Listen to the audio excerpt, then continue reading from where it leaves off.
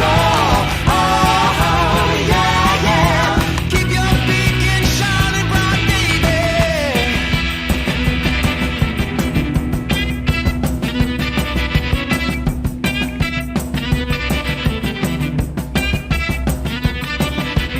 I'm on my own, still lost at sea. My thirst is dragging me down to my knees. Wave upon wave, crashing over my bow. Might be sinking, keep pulling on those oars. I keep you reeling me in. Oh, yeah, yeah.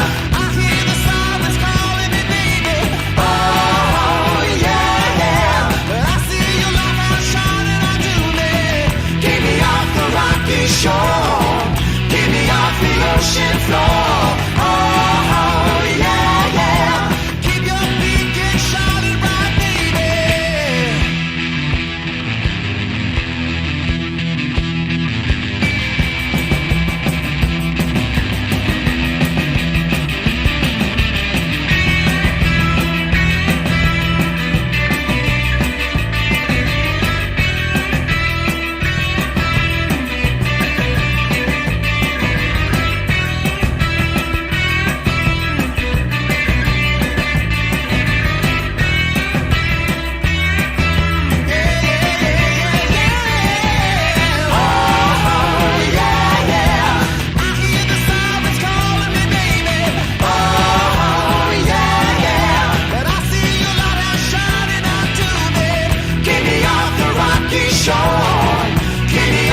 Ocean floor. Oh, yeah, yeah. Keep your beacon shining bright, baby.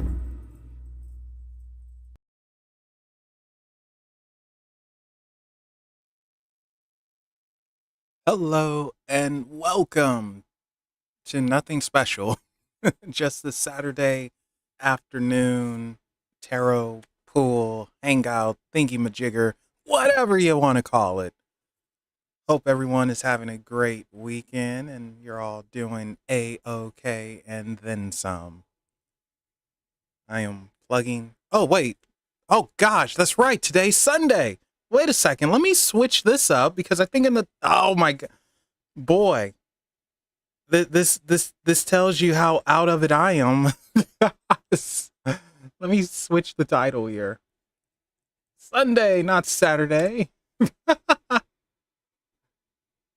No one else pointed that out to me before. Thank you, Josue. So, in my defense, I was up till like 4 a.m. So my brain isn't firing on all cylinders. But anyway, Sunday hangout, not Saturday. I hope you guys are all doing good though, and I hope everyone's having a good, great weekend and blah blah blah, yakety smackety. There you go. Swap that on over. Oh gosh. Oh, I'm sorry. I'm just stretching here.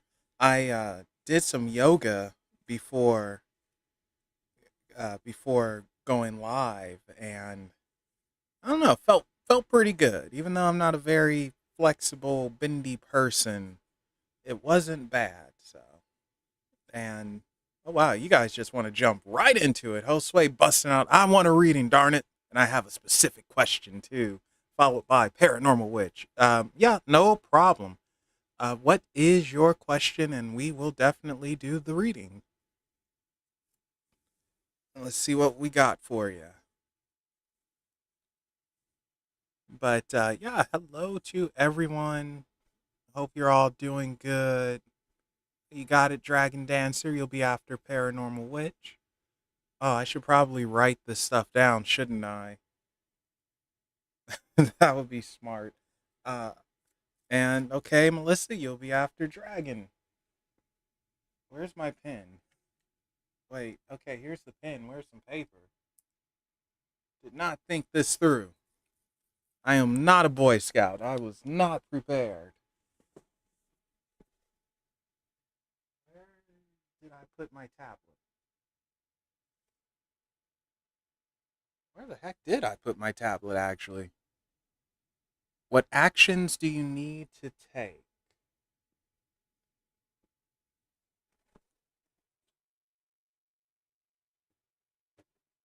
Give me 1 second, guys. I am trying to figure out where I put my tablet, where I write everything.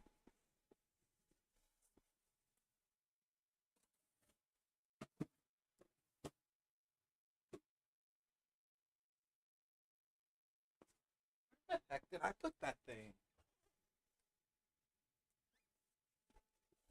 All right. So I'm just gonna say Sweet Pea stole my tablet because it is nowhere where I usually have it. So I'll just have to try to remember the order of things. Oh boy, without writing it down. All right. So Josue, what actions do you need to take? All right. So let's get this out the way. What actions do you need to take?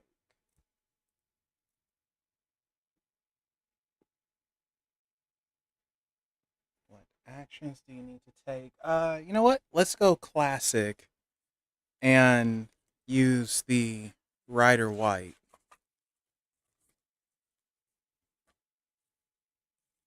Honestly, that is gonna bug me. Where the heck is my tablet? Knock that energy off. This is for Josue. What actions does he need to take in regards to your spiritual practice? What actions does he need to take in regards to spiritual practice? What actions does he need to take in regards to spiritual practice? What actions does he need to take in regards to spiritual practice? Hey, kitten. What actions does he need to take in regard to spiritual practice? All right, let's see what we got. Roll them on top. So, you guys probably didn't notice, but I decided to switch the thing to subscriber only. I think I still have it there. And part of that is to make sure bots don't randomly come in. And, ooh, and to also, try to build up some subscribers in case, somebody wants a reading and, I don't know. It's a cheap way of getting subs. Anyway, oh yeah, we hit our 700 before summer ended. That was the goal, and we freaking did it. So that made me feel good. And let's see what we got here for you, Josue. All right. So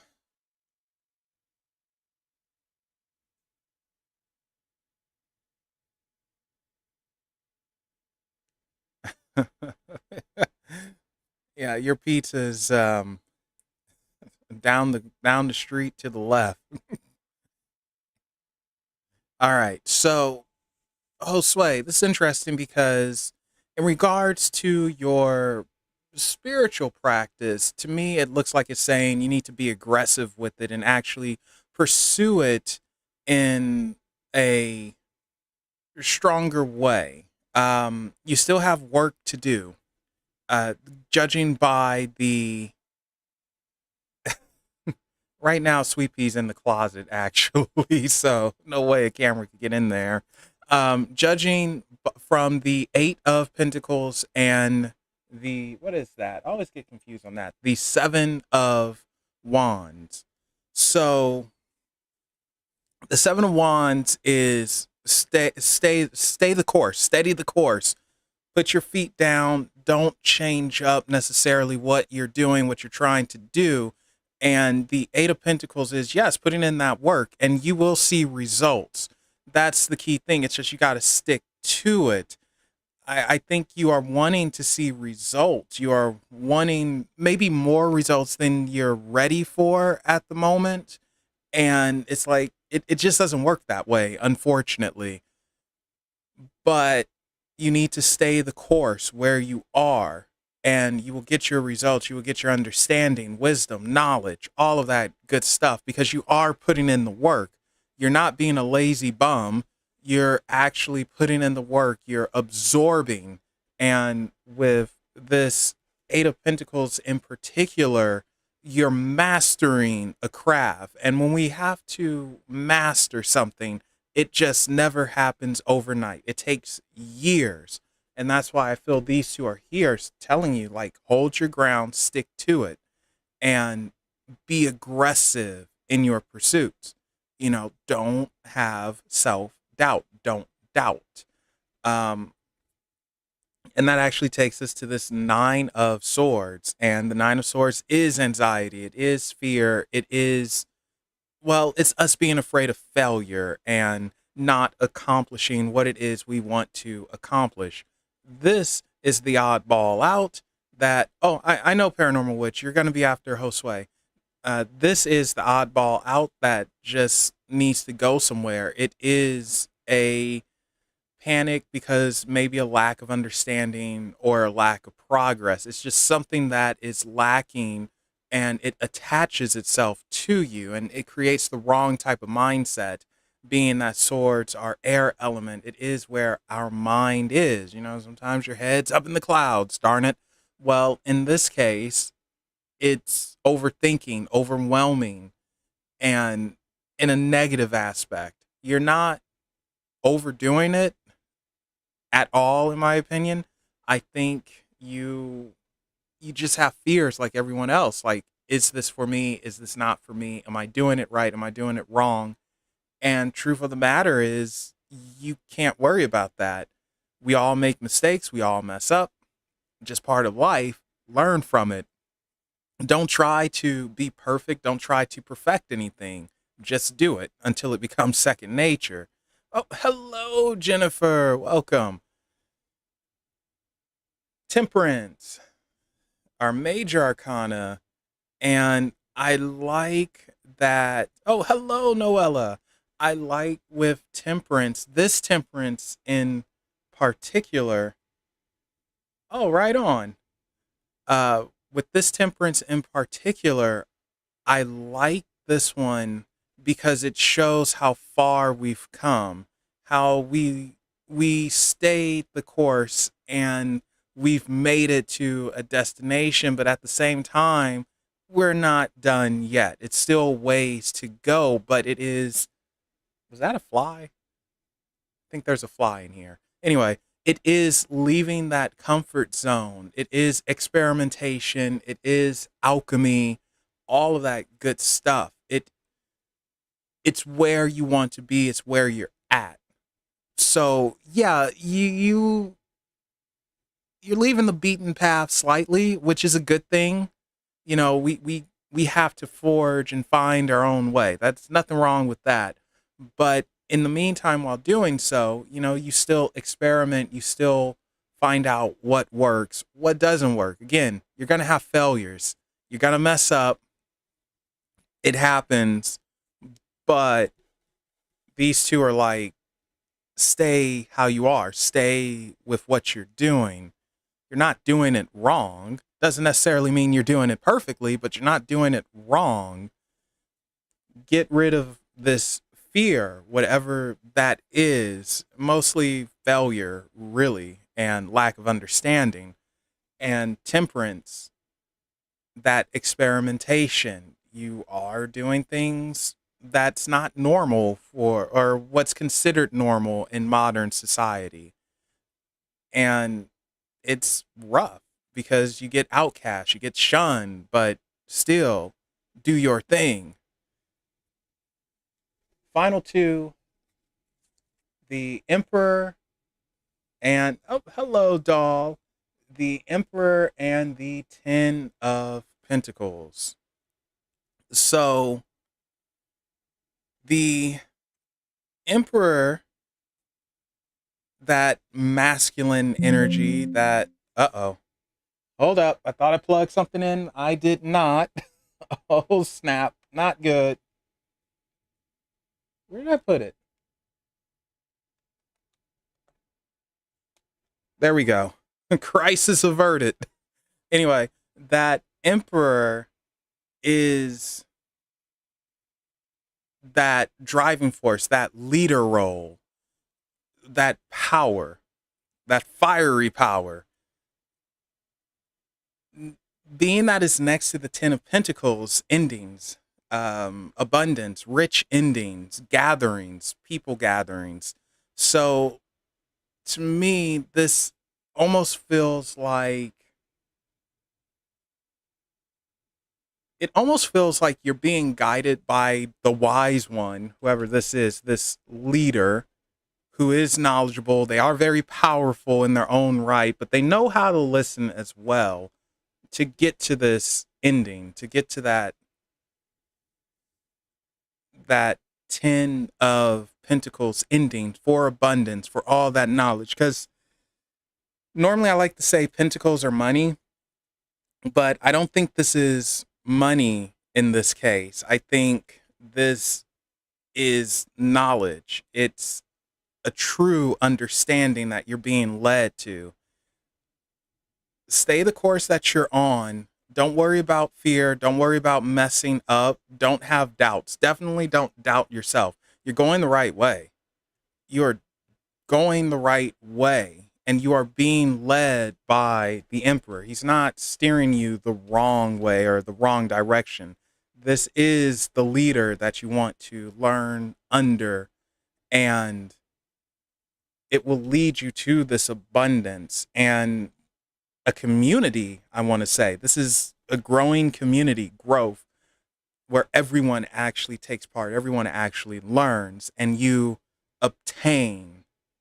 But yeah, there you go, Josue.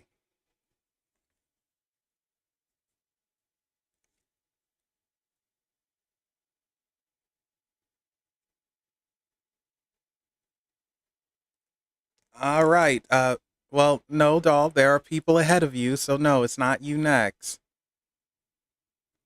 Let's find out who the emperor is for you real quick. Um, where did I put this thing? Oh my gosh, I am just messing up. Paranormal Witch is next. All right. What is yes? What is no? All right, let's reset to the middle, please. Thank you. Is the uh is the emperor someone living or someone spirit? If it's someone living, give me a yes. If it's a spirit, give me a no. I'm getting a no, so spirit, spiritual, deity. Is it a deity? Male or female? If it's male, north to south, female, east to west. If it's androgynous, just give me a giant circle. Androgynous. Okay. Formless or has form? Yes, formless or no? Excuse me. Yes, formless. No, it has no form. Yes, formless. From this planet? Yes. Formless in the sense of it has no identity? No, just formless in the sense of it can be whatever it wants. It's no straight up make. Okay, I see. Goetic? Ooh, interesting. Yes and no.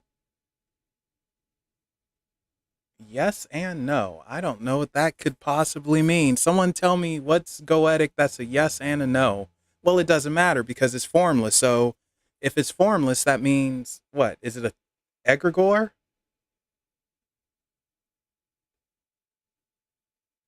No, not an egregore.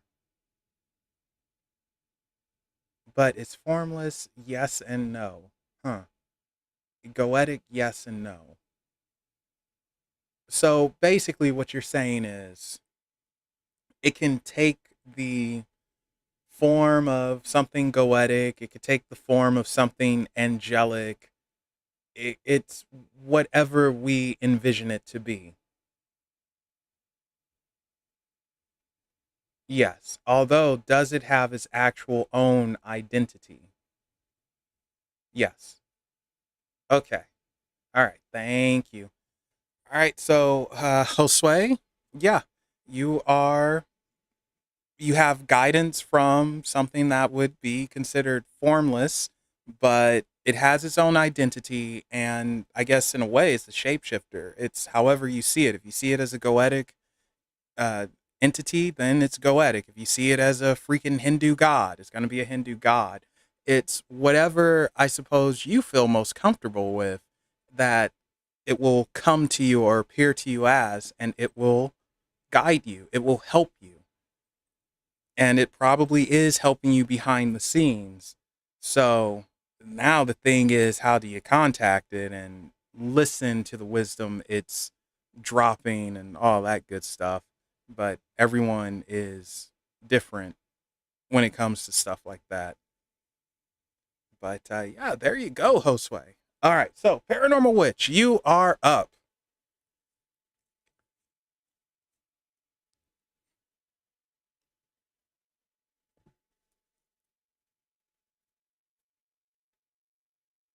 What type of reading would you like to have, Paranormal Witch? You want to know if you're going to travel. All right. Is there, and I'll stick with the Rider White for this. Is there travel for Paranormal Witch? Is there travel for Paranormal Witch? Is there travel for Paranormal Witch? Is there travel for Paranormal?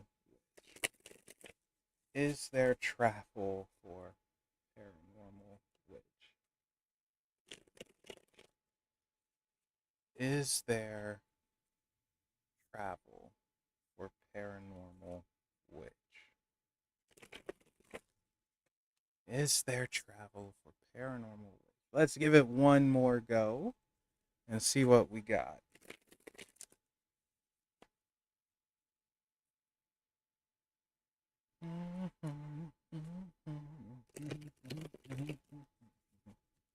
So I think for this one, I'm going to pull three cards and see. Oh, okay. Um, sort of. Ooh.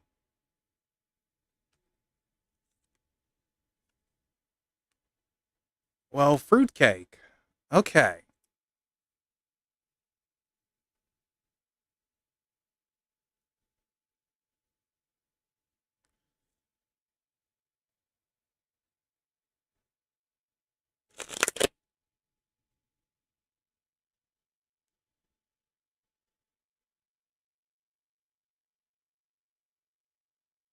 All right. So,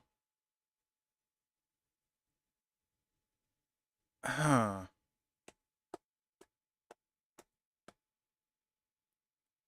Hmm.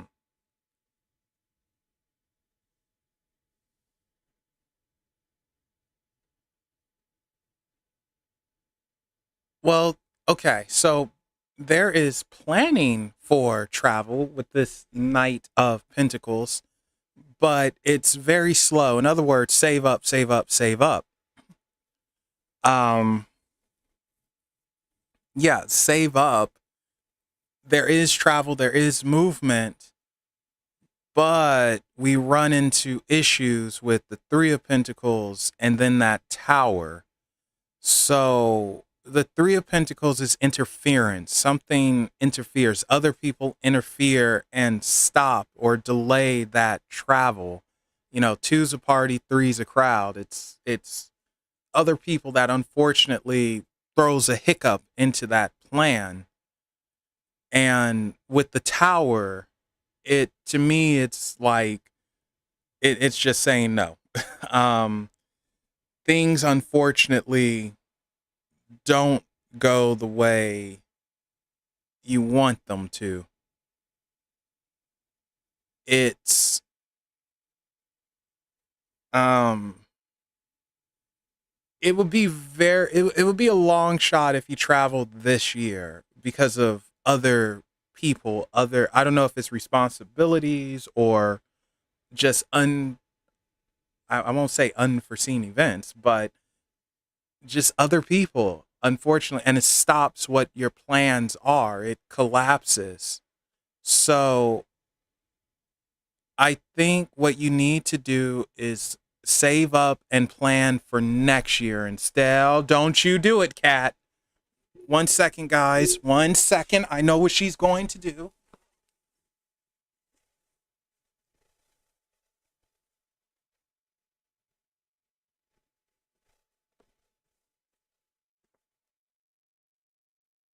I know what you're going to do. You're not having it. Not this time. Okay. Sorry about that. Um, so I think you need to. Oh, okay, that's fine. You can get on my lap. I don't mind. I think you need to save up for for next year, and I do not know Donnie Blackshigler. I know I butchered that name, but yeah, I think you need to save up for next year Paranormal Witch. I think that will be better for you because you try to make something happen this year, and it's just interference and it won't go good. Uh, it's just this causes this. Oh, hello, DK. I don't think we know one another, but welcome.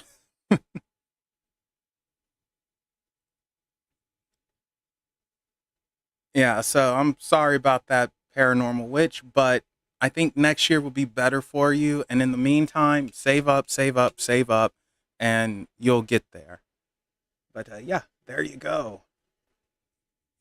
I think you need to save up. Um,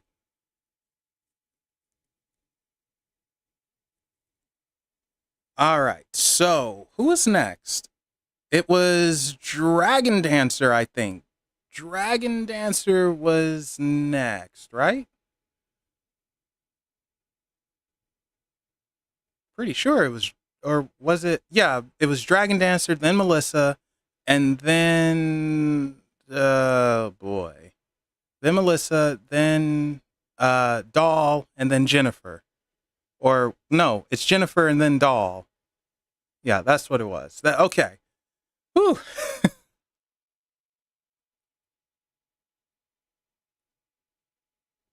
Oh yeah, of course. And from Curtis chat, see you yapping and all that good stuff. All right, General, gotcha.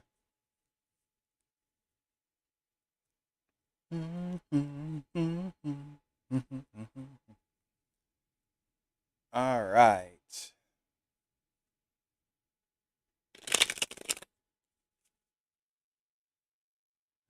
All right. Well, if you doze off, you doze off. That's all good. All right. This is for Dragon Dancer. This is for Dragon Dancer.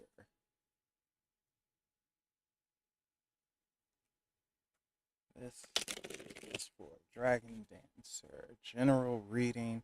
We're going to stick to the Rider White. I'm just really feeling this deck today for whatever reason.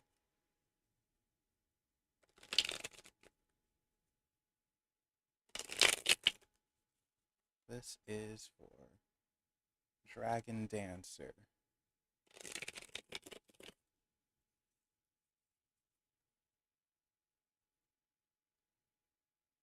This is for Dragon Dancer. All right, I got you, Jennifer. No, no biggie. This is for Dragon Dancer.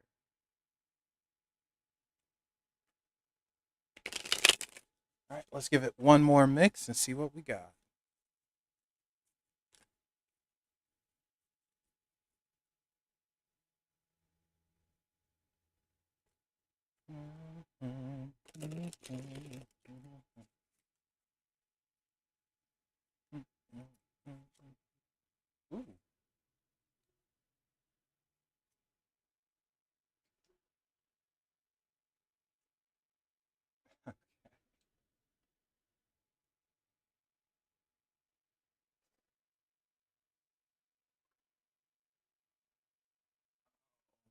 Seriously? You're messaging me now? Seriously?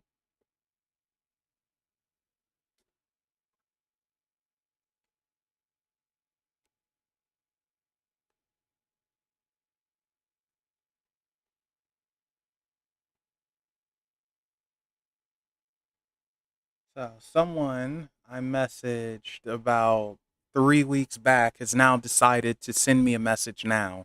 But they made me wait. I think they can wait. What do you guys say?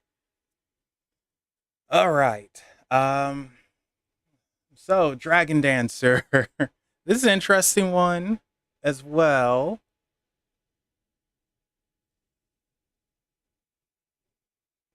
Do you like? Okay.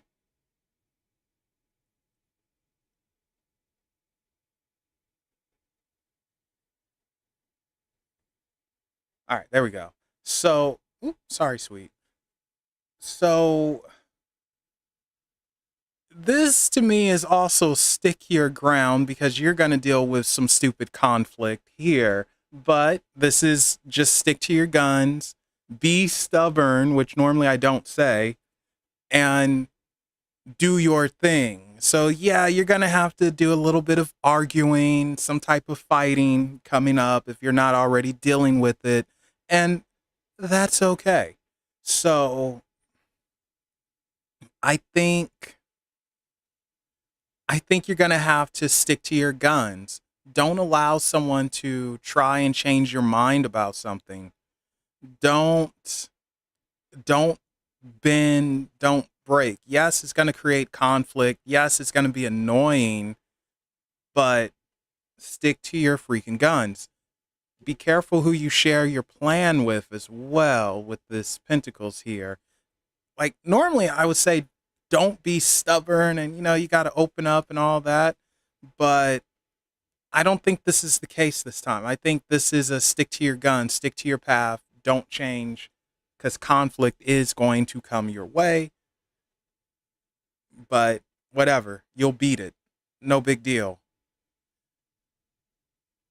Yeah, plant your seeds down and you know, it's like who are they to try and tell you what to do? Like the only one who could tell me what to do is well, pretty much the cat. She's the freaking queen bee here. But other than that, no one's going to tell me what to do. And the same thing for you.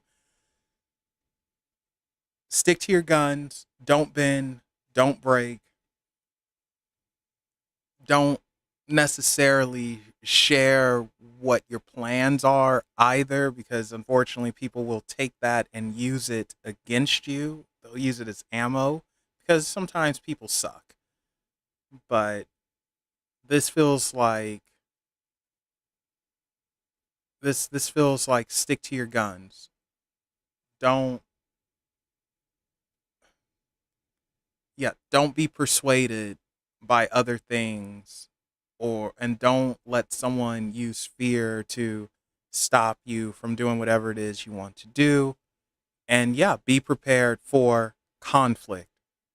Be prepared, but you know, slap them upside the head. It's like, all right, come on, come at me.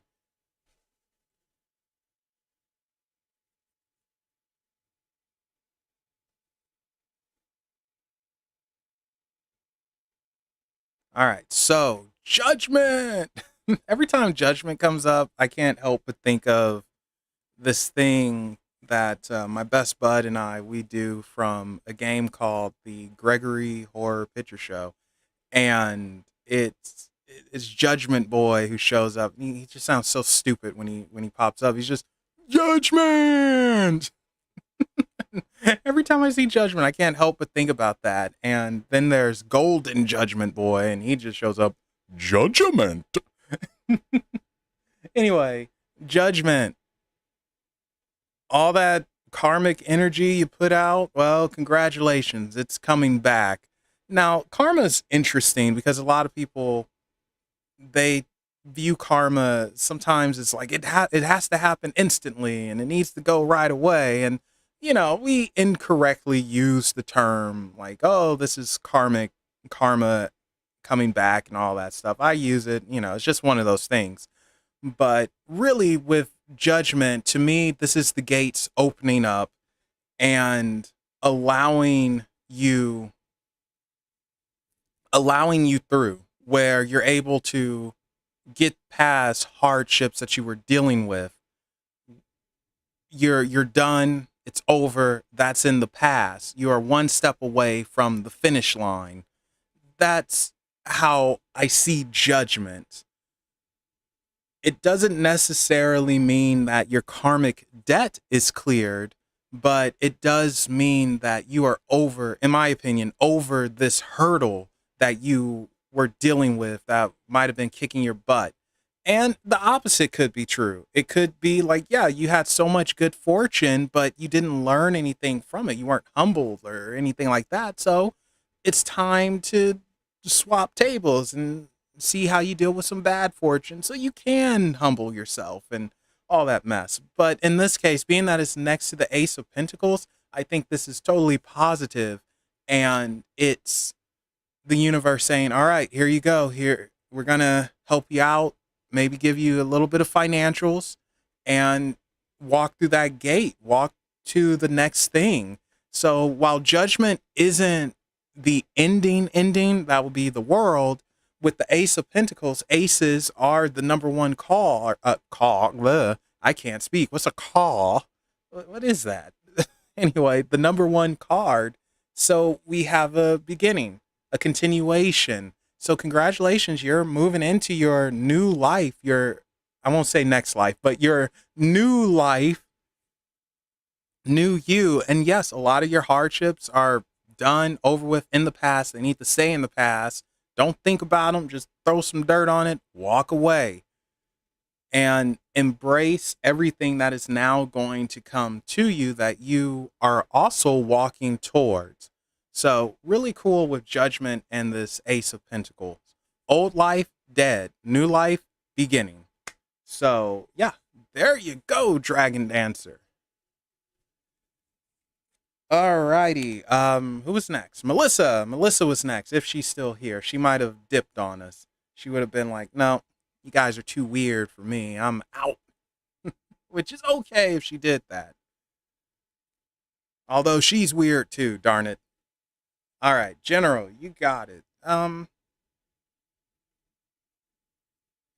know what, Melissa, you might get a little bit of special treatment because I think for you, I'm going to switch from the Rider White.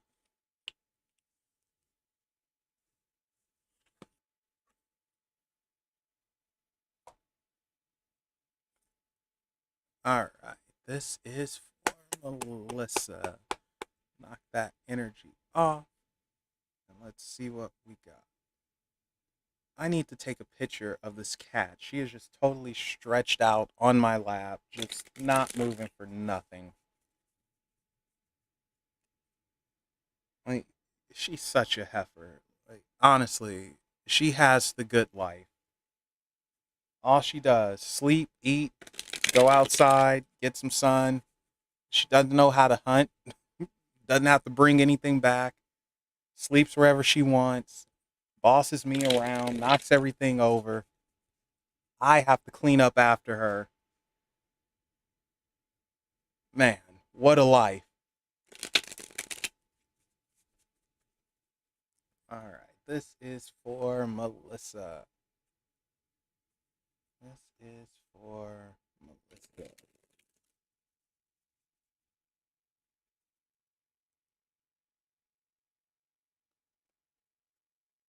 This is for Melissa. Let's give it one more mix and see what we got. Roll them on top.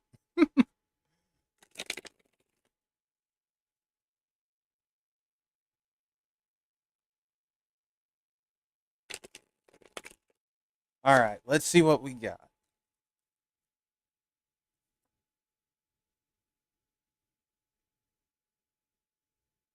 The heck is this?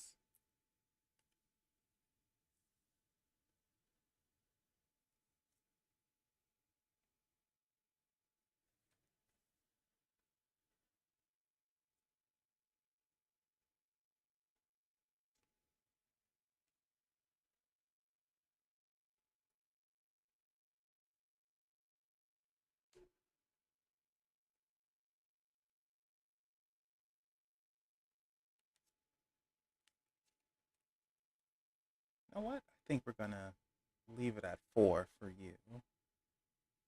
Oh yeah, this one is the Rackham Tarot. So the art is by Arthur Rackham, who did um, the images for like A Midsummer's Night Dream or whatever it's called, and Hansel and Gretel,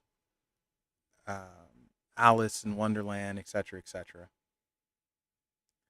So, okay, this is a weird one for you, Melissa, because I almost see it like influence, not bad influence, just influence that's going to lead you in certain directions. Again, not necessarily a bad thing. We have the 5 of Cups here, and the 5 of Cups is being drawn and oh, thank you, DK. You didn't have to send any money. Just ask, and I'll put you in the queue. But thank you so much. I really appreciate that. You will be after Daughters of Lilith. Thank you so much. I really appreciate that. What was I saying? Oh yeah. So it's being drawn in. So I think you're gonna dive further into things and be further, oh hello Nick, further drawn in. More influence is going to take hold over you. And like I said, it's not a bad thing. It doesn't feel bad, but it definitely leads to places like your whole world is, oh hello Kelvin, your whole world is about to open up and change a little bit. I almost feel like you gain confidence. Like you get confidence. Now, going from this 5, because again, the 5 is very interesting because in most decks it's crying over spilt milk, not understanding that things leave your life and what you can handle stays. So that's why I feel like it's you gaining confidence from learning from another, and their influence jumps on you in a good way. And that goes to this 10 of Pentacles and this King of Pentacles. The King of Pentacles, we'll jump to him first. The King of Pentacles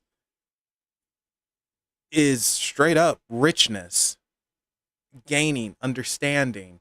So you gain knowledge from an elder. I say elder, but really I should say teacher. That would be better. But for this example, we'll stick with elder. You gain knowledge and understanding from an elder. That 10 of Pentacles is a group gathering.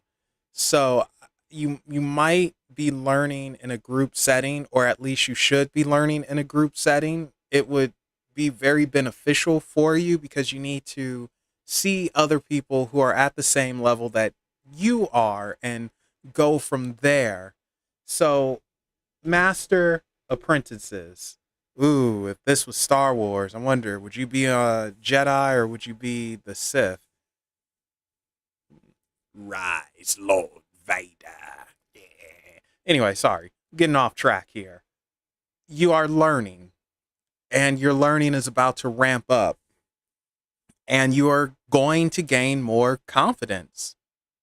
And with that confidence comes more understanding, but I think you need to be in a group setting. Like I think you are probably going to have a chance to learn in a group format. That would, oh my god, that would be so beneficial for you, and you get this confidence, something you've not had before. And that would be so brilliant for you. So very very brilliant. And this leads us to the world. Completion. the world is you learning lessons. So the next few months for you, probably even this month, it's learning.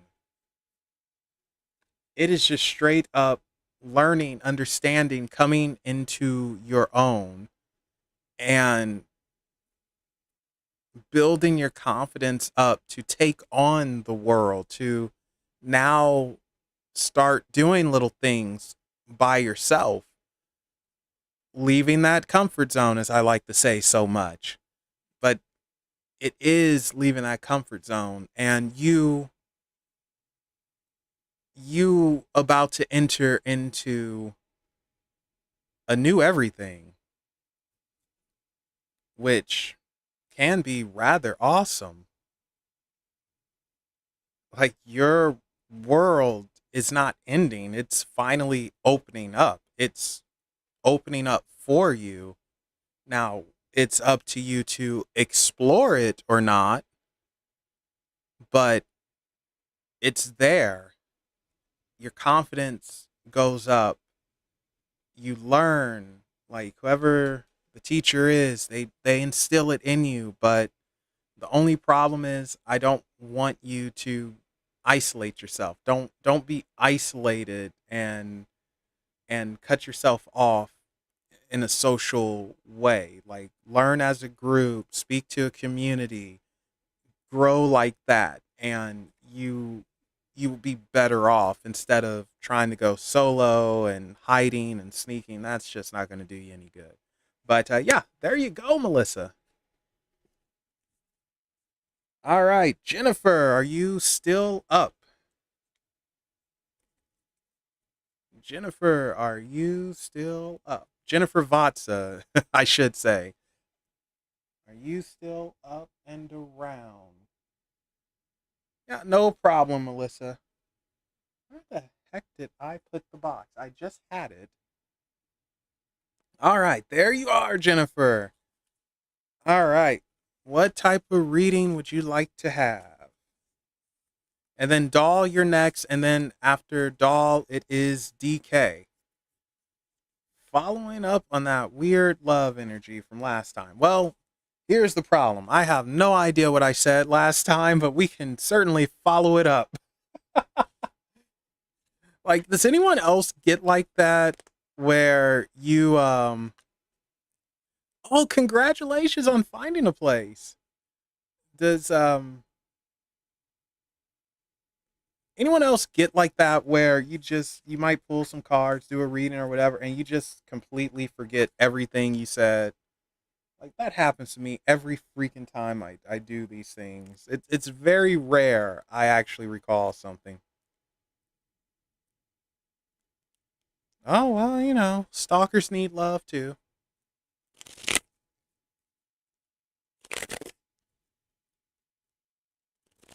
All right, what is happening with love and Jennifer Vatsa?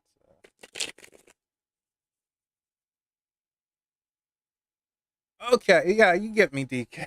I probably should do that. I take pictures of the cards for everyone, but yeah, as far as what I say, I have absolutely no clue. I just go blank. It's just a void of nothingness. Oh, and now my cat is getting annoyed because I'm shuffling the deck here. She's putting her claws in me. What a heifer. Sweet. It doesn't matter if you do that. That's not going to stop me. I would be neither. I I would I would be just a force sensitive person who walks the middle ground. All right. This is for love. Oh, thank you. It's actually a cloth that Angie got me. So I don't know where she got it from, but yeah, so anyone can get it. It's just a cloth.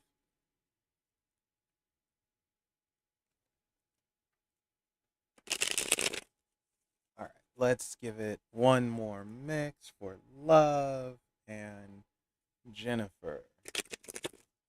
Love and Jennifer. And for you, Jennifer, because I know you're a freak, I'm using the Tarot of Sexual Magic.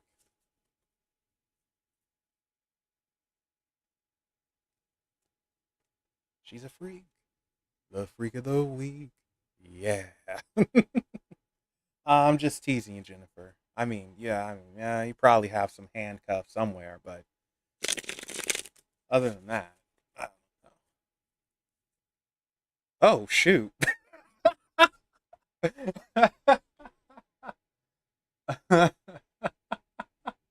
So this is the perfect card to come up.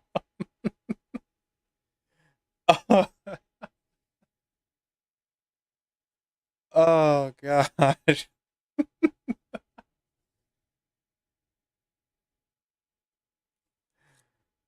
Oh, couldn't plan that if I tried.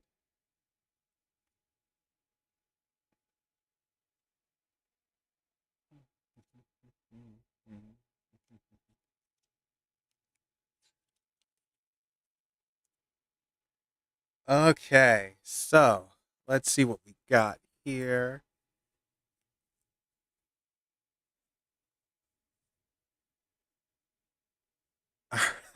Okay, so first out is the devil, and we can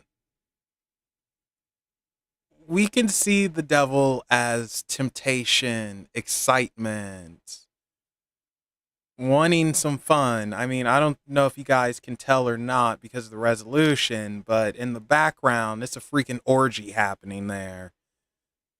And it's very tempestuous. It's very much like let's have some fun. Let's get into it. You know, this is the fun devil. This isn't the devil that's about business. This is the let loose, have some fun. Right next to that, we have the Six of Wands, victory. Victory, going forward. The ice cream truck is outside. Victory, going forward. Teasing. So, with these first two cards from, well, shoot, even the third card, which is the Knave of Wands. Again, that passion. Okay, so it almost feels like there is some type of temptation happening with love. Like maybe it's sensual, maybe it is some sexual tension and energy going on, and the devil feels like, yes, give in, you know? Give in to your dark side. Mm. You know, it feels like that. It feels like, yeah, give in to temptation, have some fun. Now, the thing is, something can come from this. This isn't just a one and done type of thing. This isn't a, I'm going to love you for today. It it feels like there is a passion there, a spark there that can turn into something else. But it all starts from temptation, which, you know, temptation is a hit or miss.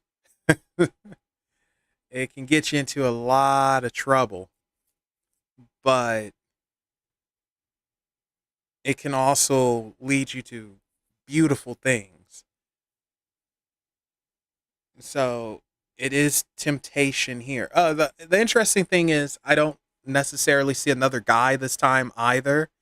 I think this is for the most part directed towards one person, and more so maybe even directed towards you more so than you directed towards him. But either way, it's it's definitely it's sexual tension building up, and that temptation is there, passion is there.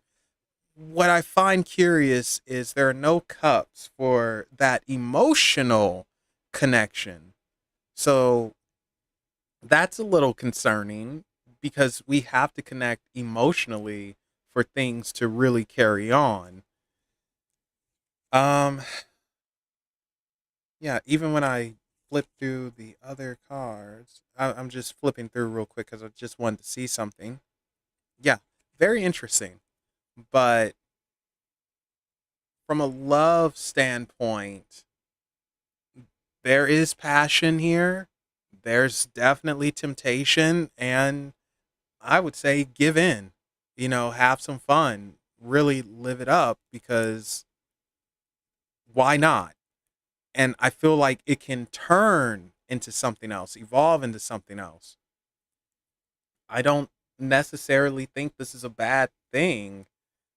I I think there's a fighting of feelings to where it's like maybe I don't want to go this deep just yet, but it's hard not to, which is interesting. And let's go to our two major arcanas up here. And we have, of course, the Hierophant and the who are you? The High Priestess. So this is funny because internal knowledge, external knowledge. We have things coming to you from outside sources, but things coming from within you as well. So you're getting blasted by information left and right. It's being brought to you. So part of it's your intuition, another part is spirit. So it could be spirit trying to say like, "Hey, stop being stupid. Come on. Let's get it on." And from an internal thing, it's we can almost see it like you fighting yourself and you want to but you don't want to. It's one of those weird things, like I remember this joke from Stephen Chow where he went on a date and the girls they're like, okay, was it a date or was it just a date? They add that double mess, like, do you like them or do you just like them? Oh, that mess. And that's what it almost feels like with you. It's like you're fighting yourself and asking, do I like them, or do I just like them? Do I want them, or do I just want them? I can't stand that mess. You either do or you don't, darn it. Well, in this case, for you, Jennifer, I really feel like you need to somewhat shut this thing up here and listen to your intuition and your gut feeling. I'm not seeing any red flags. I'm not seeing anything that says don't do it, don't go for it, except for you maybe not feeling like you're in position or not ready just yet. You need to speak with yourself, not spirit. This guy, even though he's, trying to be helpful, it's information overload. And that's why it's like, shut them up, and speak to yourself. I think you need to speak to yourself and say, all right, either I'm going to go through with this or I'm not. I don't see any red flags. I didn't see any red flags or nothing like that. I didn't see another woman. I didn't see another guy. So at the very least, feelings are there for each other. It's just you holding you back and maybe looking for that perfect sign, but not actually wanting to see that perfect sign.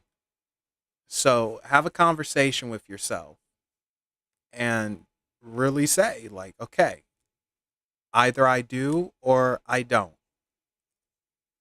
And you will get your answer because your answer is gonna come from within, not from an external source. Not this time. It comes from within, and then you'll know exactly what to do. But yeah, there you go, Jennifer. Felt like Dr. Phil here for a second. Well, Jennifer, you have to look within yourself, and once you do that, everything opens up.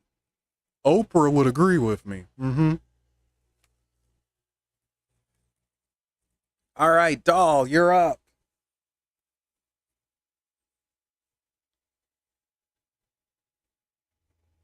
Oh, I was right. There is a fly in here. That's gonna be annoying.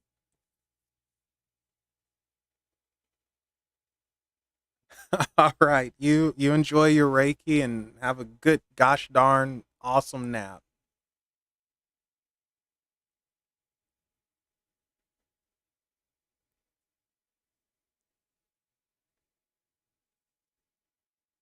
Um, doll, what type of reading are you interested in having? And DK, you're up right after doll.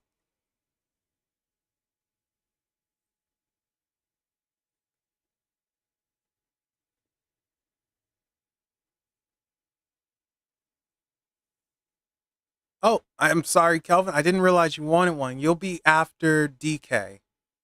Soulmate reading. Ooh, haven't done one of those in a while. All right, we can definitely do that. And I think for this we'll go with the ethereal visions.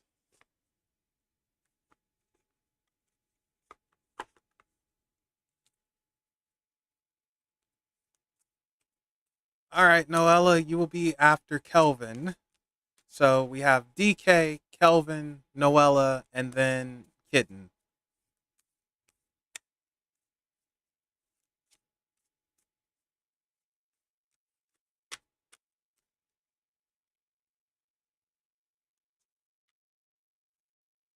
Unless I'm missing somebody. I'm probably missing someone because I can't find my freaking tablet to write everything down.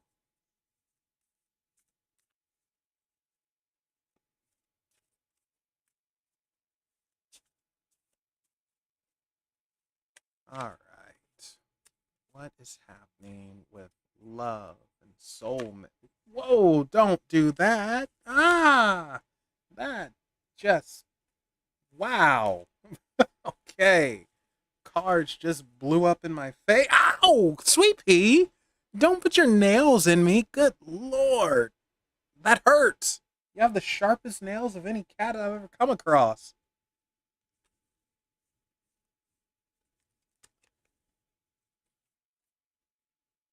All right, let's try this again. Christ. All right, let's see. Soulmates. What is going on with soulmates and doll? What does she need to know? Cat, don't stick me.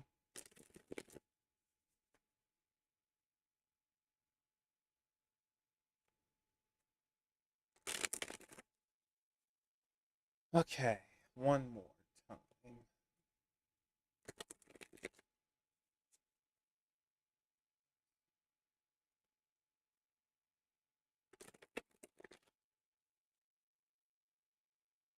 Okay, let's see what we got for you, doll.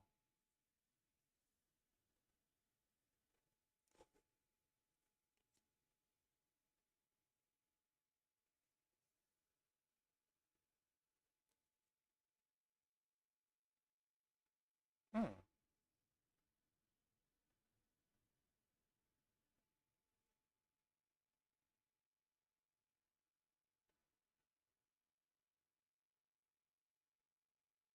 Hmm.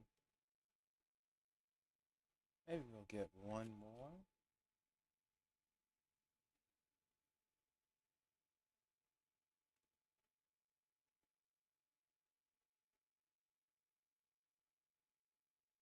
Uh,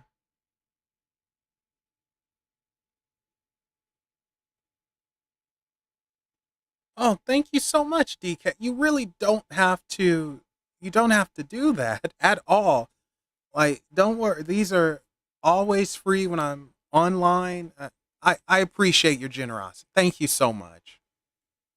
Like, thank you tons. I really appreciate that.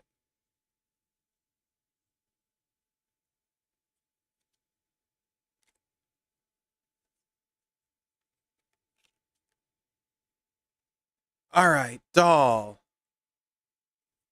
Thank you. I really appreciate it. Uh, Doll, for you, you know, this is a up and down one.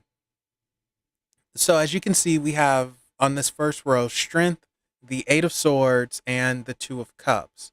So the Two of Cups we can see as love, but the Eight of Swords we see as being tied up, needing a hero, someone come and save me. And the Strength card is that inner confidence, I feel like, anyway. I Oh yeah, this is the what deck is this?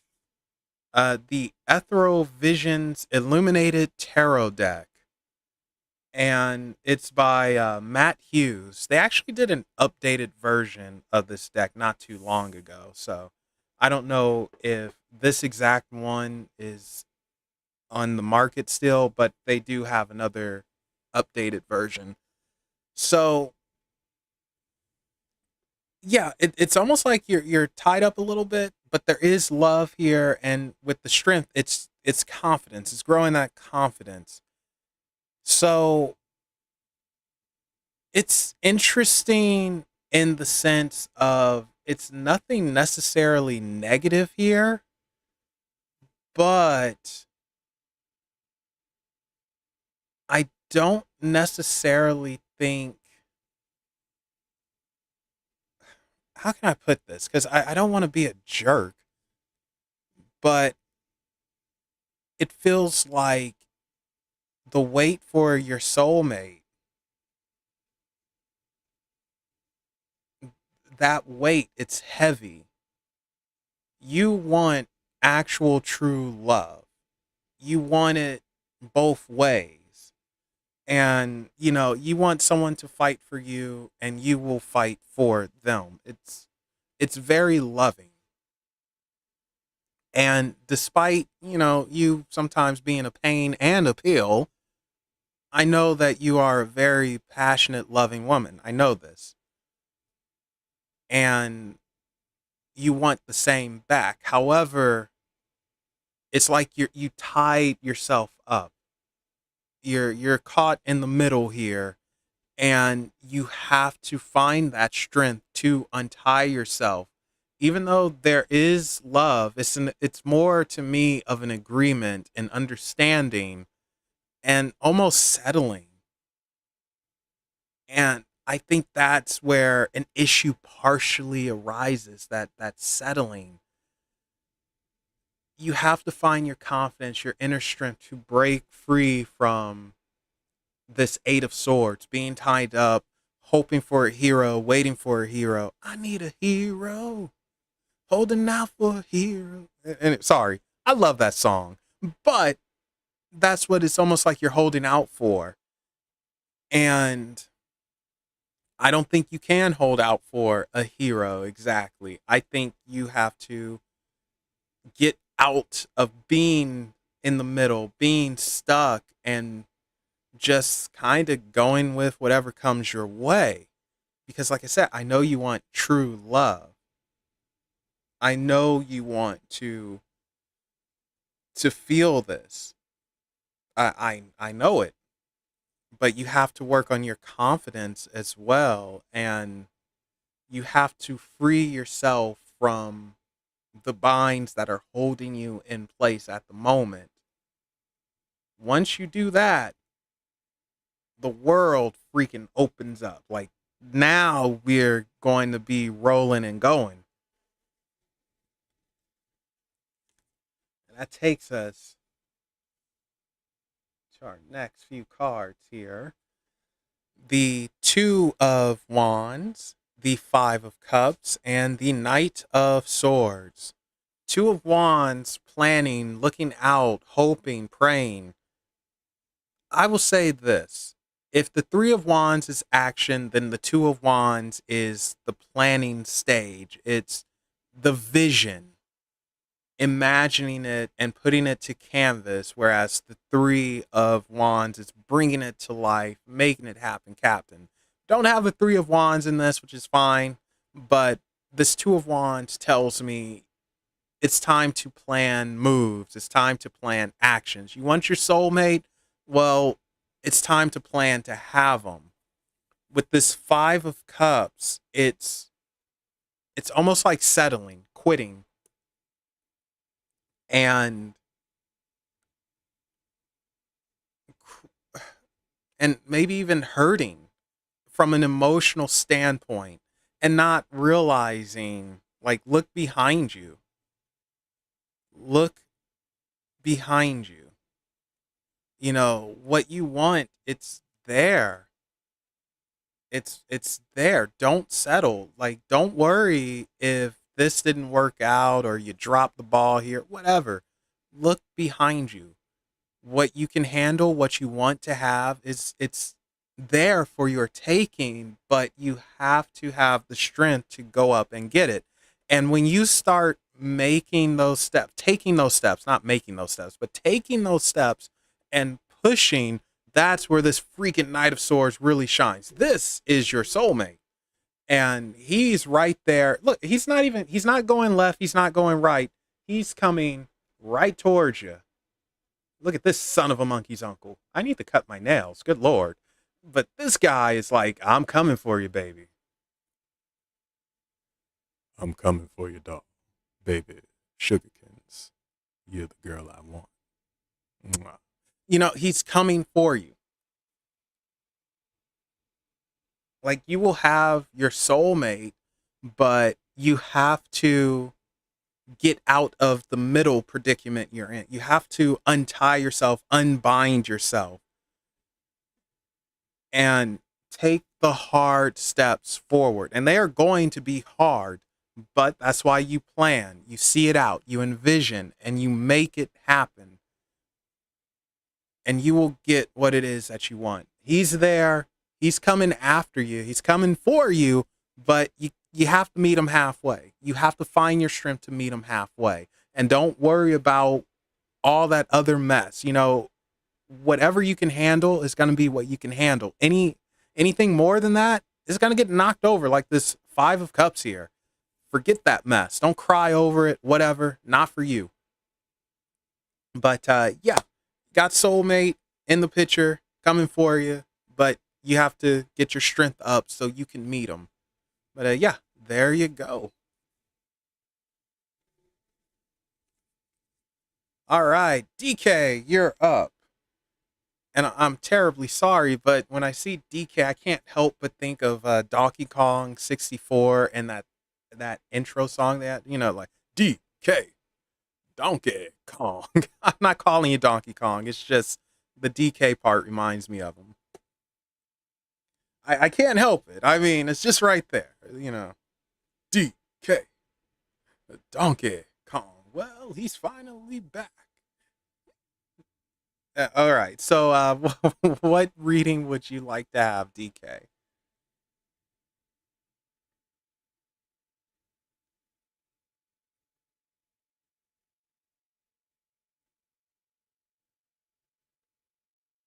Well, no, you have to wait in line like everyone else. You know, I love you, bud, but, you know, rules are rules. All right. Ex girlfriend, mixed signals. You got it. You know what? Let's go back to the Rackham for this one.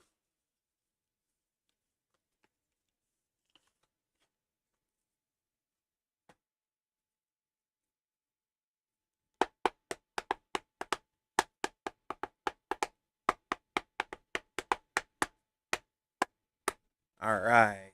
This is for DK. What's going on with the ex girlfriend? What's going on with the ex girlfriend?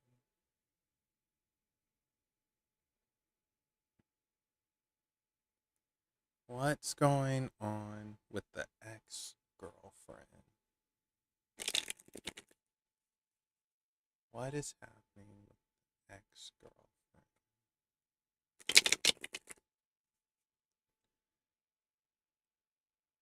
What is happening with the ex girlfriend for DK?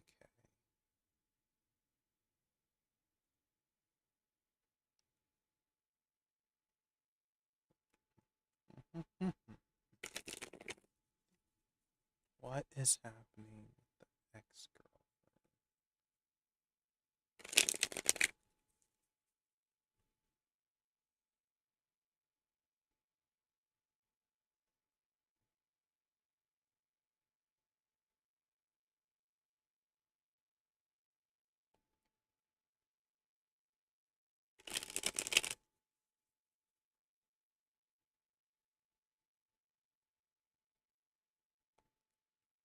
All right.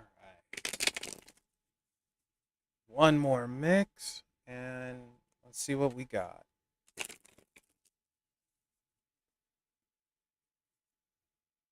Oh, shoot. Okay. Like that, huh?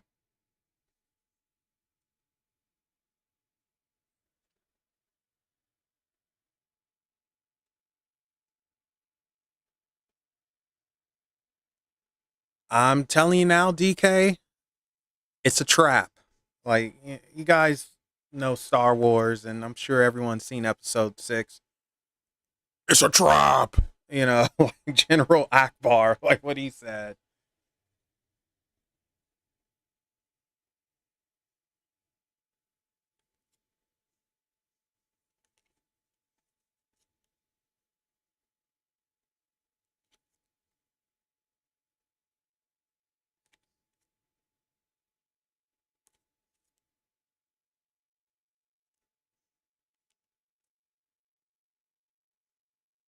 Okay, so,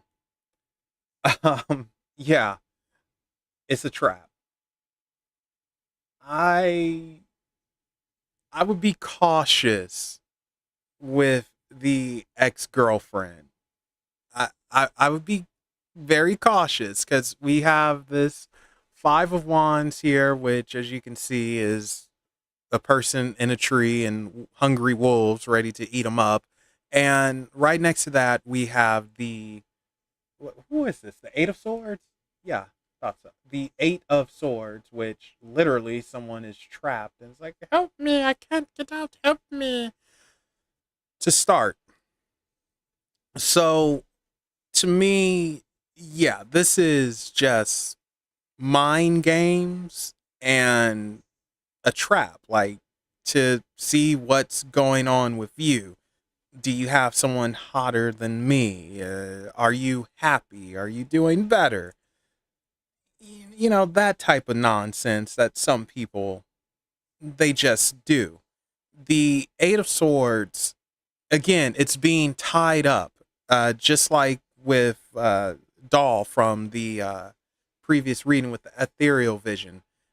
It's trying to keep you tied up, keep you in a certain space, area. And that Five of Wands is, yes, the wolf's coming out to get you and making you misstep. It's it's really not worth the energy, to be completely 100 with you. I wouldn't speak to the ex. I wouldn't speak to a friend. I wouldn't speak to the mom or whomever. I wouldn't even speak to the goldfish. It's not worth it because it's almost like it's trying to put you in a predicament and turn the tables on you, and even maybe even playing some victim mess.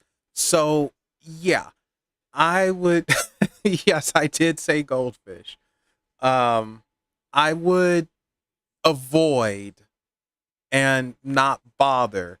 And that leads us to the world, completion, moving on, lessons learned. So the world is here because, well, they're an X for a reason. And it's like, don't give them that attention. Just move on. Like, if they can't move on, that's their problem. But you most certainly can move on and deal with whatever it is you want to deal with. You don't have to worry about them. And yeah, leave them in that old world. You learned what you needed to learn. You did what you needed to do. You handled business, and you're free from whatever this is, because this almost feels like a headache, which, hey, it happens. You have better, you have way better coming in a very interesting way.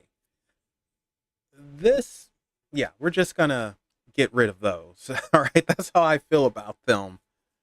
This, however, is better coming for you. There's nothing good that will come from the X. It feels like a trap. Like that's what comes to my head first. It's a trap. Not worth it. Don't bother. Now this is the better. The King of Pentacles, which, that's a lot of growth. It is beauty. It's magical in one sense. And then the Queen of Swords. So this Queen of Swords is interesting because sometimes she has the off of your head energy. And I think that is needed to deal with someone like yourself because you could probably be rather stubborn and you can't have someone who will bend to your every will, but you also need someone who's your equal mentally and intellectually. In other words, you have to be able to have a conversation with them. I think that's what you have coming, not whatever the X is. With this King of Pentacles, it is, I don't want to say royalty because it's not that, like, how can I put it? It's not in the sense of like, oh, you're so proper and prim and this and that, but in the sense of having wealth, but a wealth of personality, a wealth of knowledge, openness. That's what I feel with that King of Pentacles. And with that Queen, it is being tough. This is not someone who is going to let you walk all over them, and they like it when you don't just bend over and take it from them either. It's a bit of a temper here, because again, that Queen of Swords, she still has that off of your head energy. Oh, that's funny, Dragon. Um, yeah, but this will be, you have something else better for you. Focus on what's ahead, not what's in the past. Learn from the past so you know what to avoid when you walk ahead. But yeah, the X, it feels like it's a trap. I don't think it's really any good intentions there. And it's more or less being nosy, seeing what you're doing, and it would cause trouble. Whereas here, there still be trouble, but a different type of trouble. And it's an equal partnership and respect. That's the other thing. A lot of respect here. And a helicopter's flying overhead. Yeah, what Paranormal Witch said. But yeah, there you go, TK. Oh gosh. I want to move this cat because she's getting heavier and heavier and she's starting to now make my legs sweat. But I know if I move her, she's just going to be a heifer.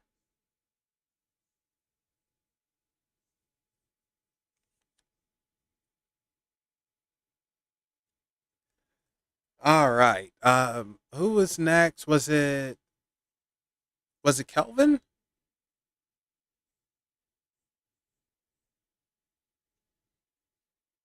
Or yeah, it was Kelvin, Noella, Doll, right?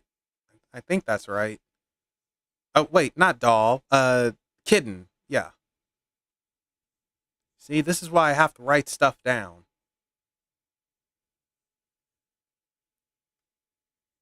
All right, general reading. You got it.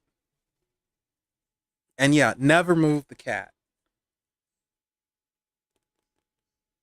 Oh, you know what, Kelvin? Give me one moment. That's right, DK. You asked for. That's what it was. See, I got to write stuff down. let me get to DK's other reading real quick, and then I'll get to you, Kelvin. Sorry. Feel like a wiener. I'm sorry. Well, that's okay, DK. I'll get to you right now since we're on you right now, and then other folks. So sorry, guys. I flaked out on that. All right, so we're gonna use the classic Rider White for the general.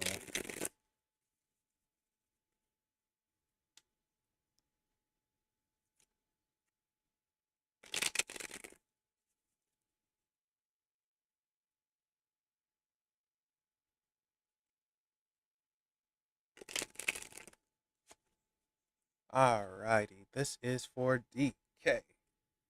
Don't get calm. I might have to play that song. I don't know if it's copyright or not though.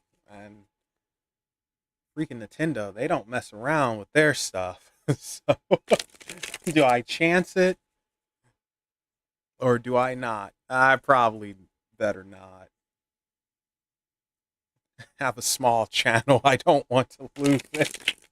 Well, I wouldn't lose it, but it would certainly be a hassle and a headache. All right. And you guys be sure to tell your friends about Unexplained Possibilities. I have quite a few things going up this week, so be on the lookout for a first impressions of um, Malice's book, aka Adius Dade. I'm trying to think, what's the book's name?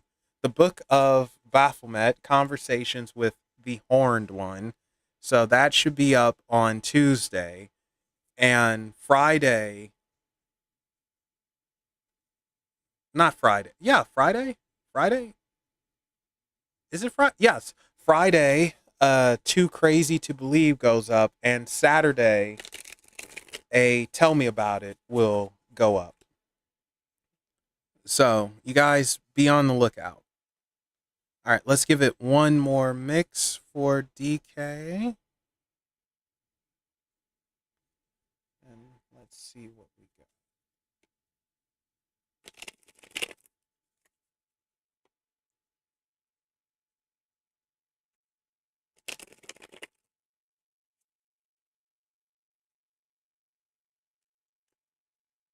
I always say one more mix and I end up shuffling more.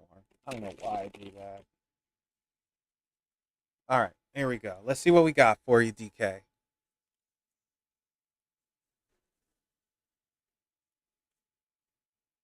What the heck? Did I not shuffle this good enough? Wait a second. Hold up. I'm tossing these back in. Let's try that one more time because that wasn't right.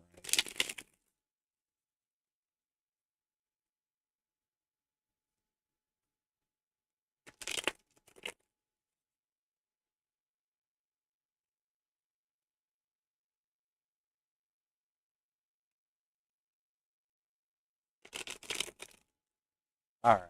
Now let's try that again.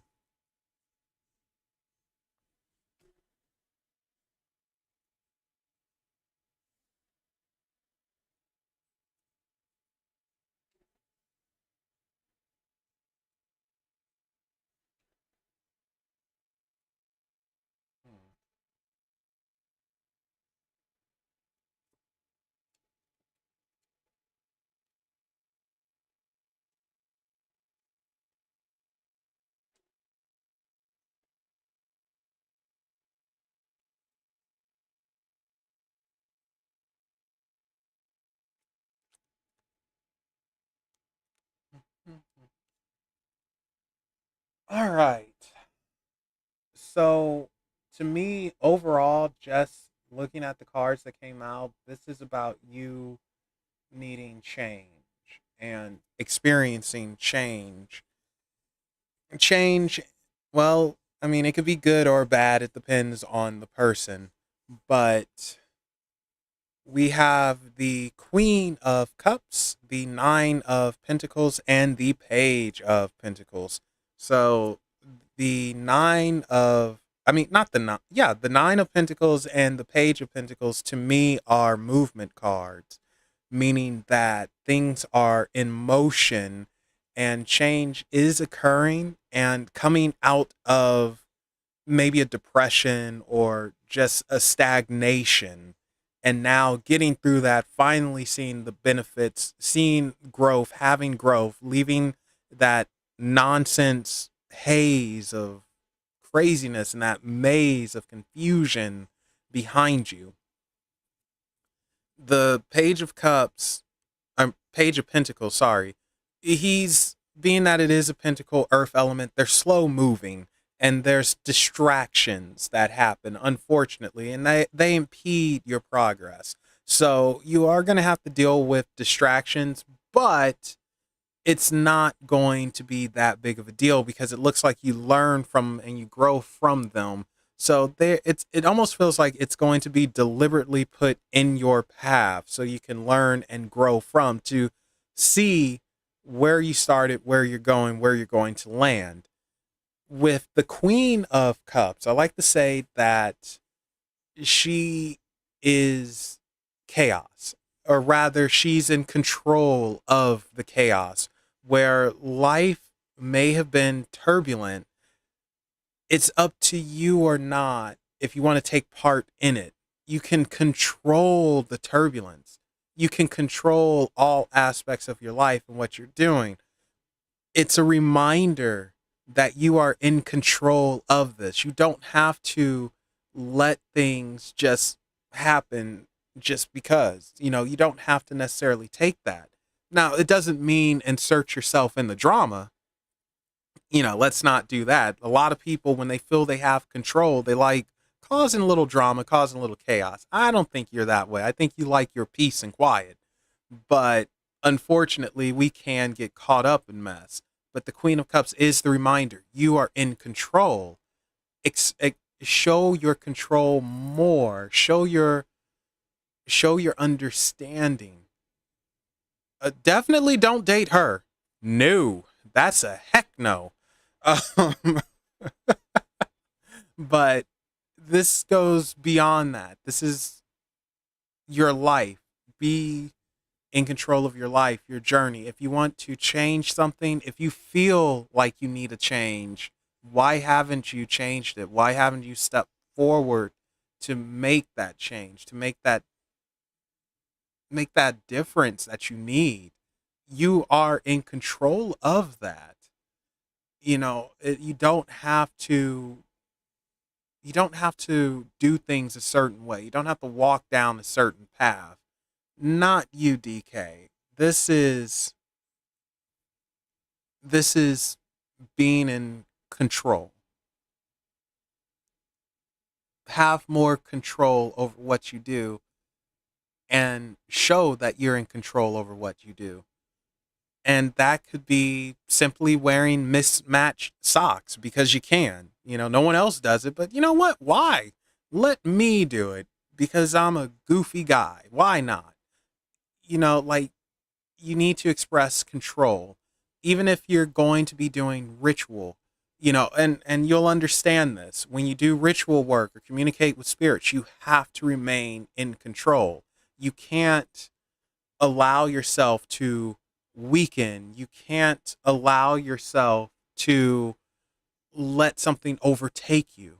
You have to remain in control all aspects of everything you're doing. Same principle with life. So flex your control more, I feel like. Now, going to our next row here.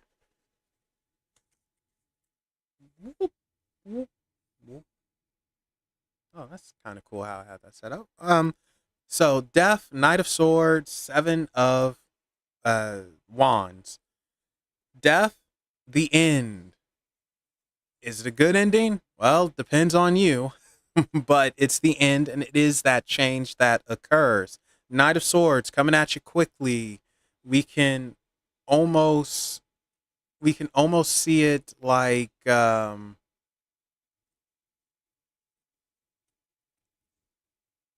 imaginations getting out of control. I Oh my gosh, Sweet Pea, you are making this so difficult for me.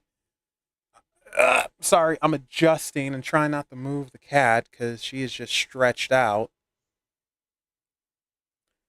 And that Seven of Wands, holding your ground, staying firm in your beliefs, flexible but firm. Flexible but firm. What is this? A bed commercial? So, with death, we are looking at this change that needs to occur for you. You are going to experience, I don't want to say hardship. I don't think it's hardship, but you are going to experience a spiritual change that you need to work towards. And this mess is coming for you. That's this is inevitable. This year in particular, you're going to experience growth, I want to say. And with the seven of wands, you're probably stubborn and you will fight certain things, which I don't think you should in this regard. Like, let's not fight the remain in control, but let's not fight it too hard. Hey, Afro Samurai, welcome. Let's not fight it too hard. Let's not see the worst right away. Ride out the wave, evolve, have your evolution, transcend. I feel like I'm not going to say ascend. I hate that word, ascend and ascension. Like, that drives me bonkers.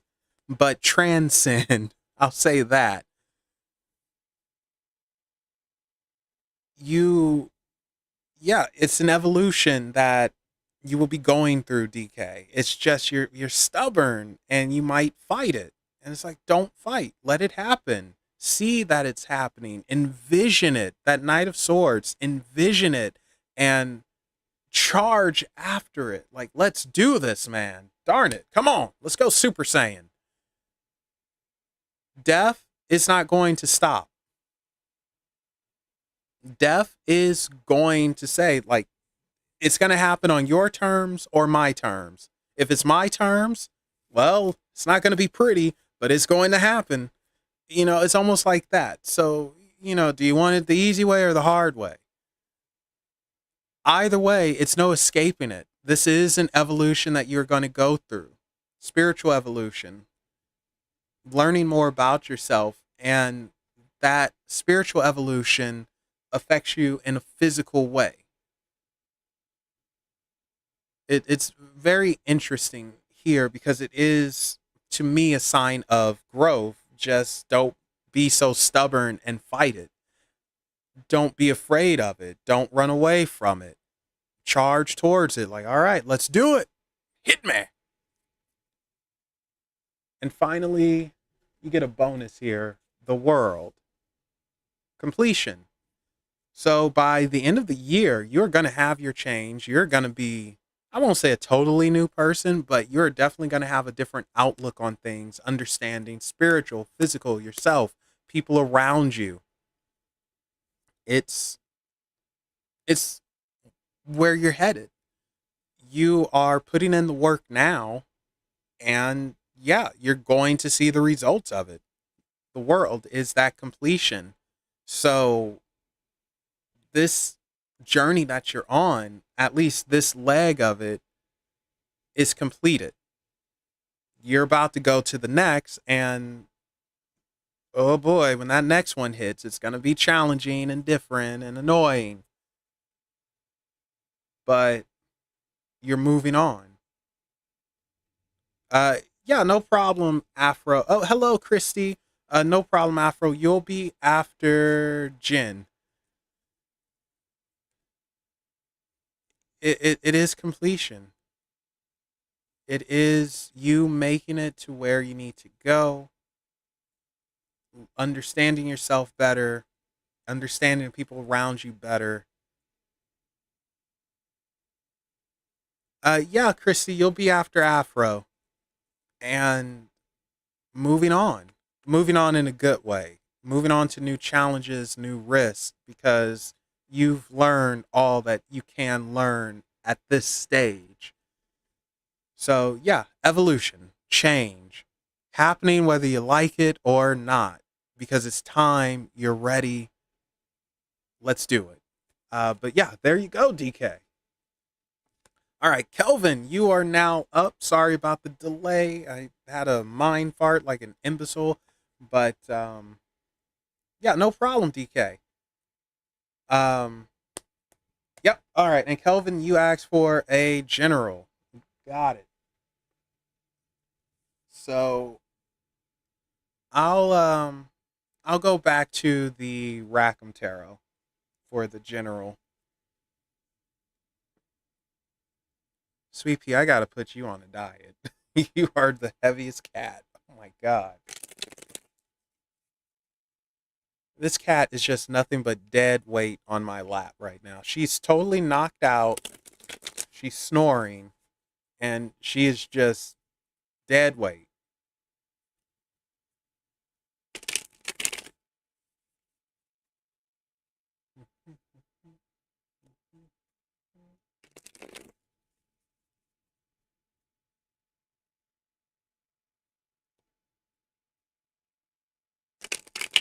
All right, so after Kelvin, it's Noella, then Jen, then Afro, then Christy.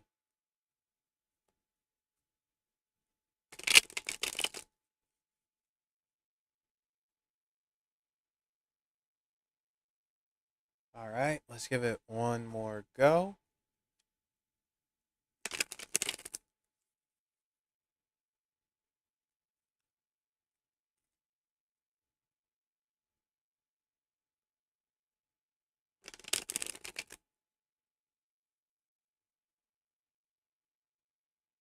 And let's see what we got. Ooh, Queen of Pentacles.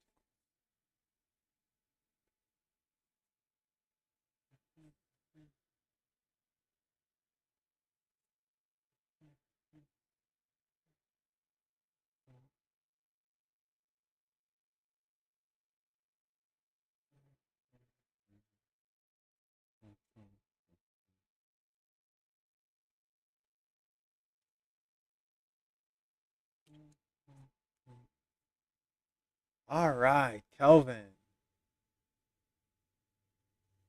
So we start off with the Queen of Pentacles. Normally, the Queen of Pentacles is a very motherly, and no, even in this deck, she's motherly. Very motherly card, very motherly energy, protection. Protection, I feel like. You're going to be with me. I'm going to protect you.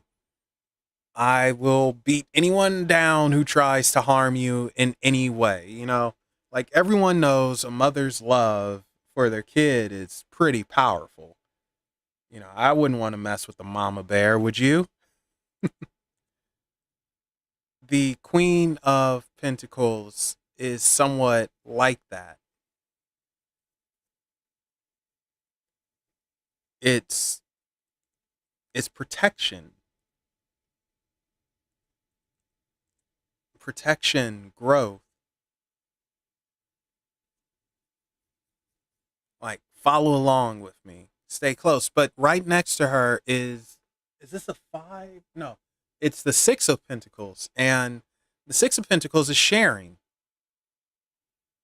And of course, right after that, we have the King of Wands. And the King of Wands is usually sitting back, relaxing, and seeing his work come into fruition. But for me, this row, it's almost like it's movement, but it's sharing within someone you trust, with someone who will protect you. So Kelvin, it almost feels like you are protected, and it's okay for you to open up a little bit, express yourself. And with that King of Wands, this is such a weird King of Wands too.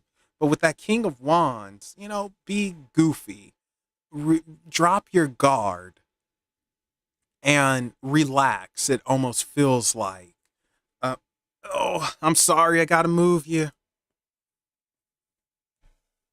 I didn't want to move you up there. Oh. So, um, yeah, it's you need to learn to be a little goofy, which is fine. Everyone can be goofy whenever we want to, but coming up, be a little goofy, be a little silly, explore. I want to say, if you can't, explore, open up more, let people. Oh, sweet pea, no one wants to see your butt. Um, let people see who you truly are and understand that you are protected. Like, you are cared about, you are protected, and I think it's going to really show and be known. But I feel like you need to open up. You need to open up, be a little goofy, silly, and push forward with that. That would be really good for you coming up. Like, that's what I keep going to. Like, open up slowly but surely, let people in that you trust, that you know have your best intention. Yeah, they have the best intentions for you at heart. So sorry for the cat here, guys. I got her off of my lap. It was a mistake, but my legs were sweaty and she was getting heavier and heavier. Yeah, Nick, you'll be after Christy. All right. So, next two, we have the High Priestess and the Page of, or excuse me, the Knight of Pentacles. So, knights are always movement. The knights are movement, and this is moving forward. This is escaping your fears, it feels like.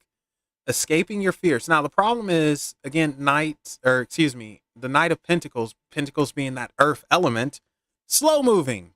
We don't want to move very quickly at all, but it is something that motivates you to like get going, get moving, grooving, go, go, go. And it could be from fear, it could be overwhelming. Dealing with an overwhelming amount of people, maybe not trusting them, whatever it is, but you do have movement. Yeah, no problem, Dragon Dancer. Thank you for hanging out. Like, you have a good one. With the High Priestess, this is that intuition that I always talk about. Whenever I see the High Priestess, I always will go to intuition, our inner knowledge, wisdom. Sometimes I'll mention opening up a third eye. And when I say opening up a third eye, I more so mean it in the sense of listening to our conscious, knowing something is wrong and not ignoring that. My cat just stole the fan. She is literally sitting on my fan. Can't win with her. Um, yeah, so you, Kelvin, have good intuition. You know who you can trust and who you can't trust. And from there, that leads you to where who you can open up with.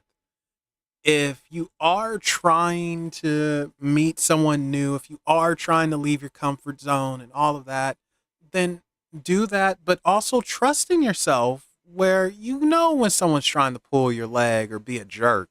You'll know. So, uh, t- t- t- t- oh, I'm sorry. I was reading what Noella said. But yeah, don't don't hide yourself because of others. Trust your instincts. You'll know who is who and open up from there. So, really, that's it. It feels like it's time for you to open up more, let your personality shine more, be a goofball. I'm a goofball. We all need goofballs, darn it.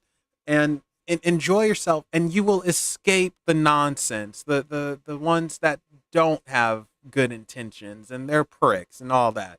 I think you're moving in the right direction in that regard. It's a process. It is slow, but you're getting there and you'll continue to get there. But just trust in what you feel and act within it. And yeah, try to open up more, leave that comfort zone, and realize that you are cared about and protected. So if someone tries something, if they try to get on your case or whatever, boy, you just sound the alarm and it's their butts. And there you go, Kelvin. All right, Noella, you're up. And then after that, it is Jennifer, or oh my God, it's too many Jens. Kitten, there we go.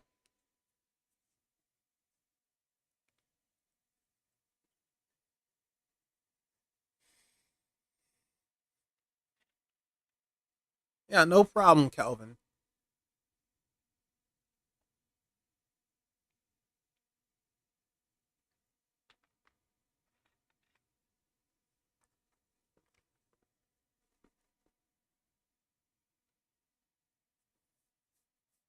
There we go. Just took a quick drink, not alcohol. A quick drink of something else.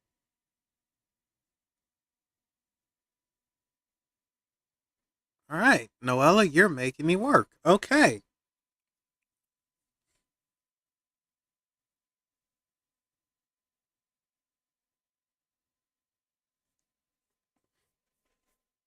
Work relationships and energies around you.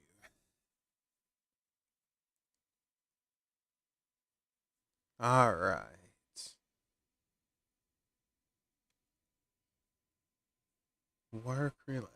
We'll go back to the Rider White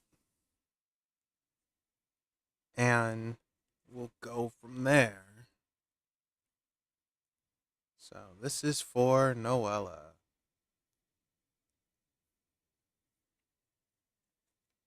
Work relationships.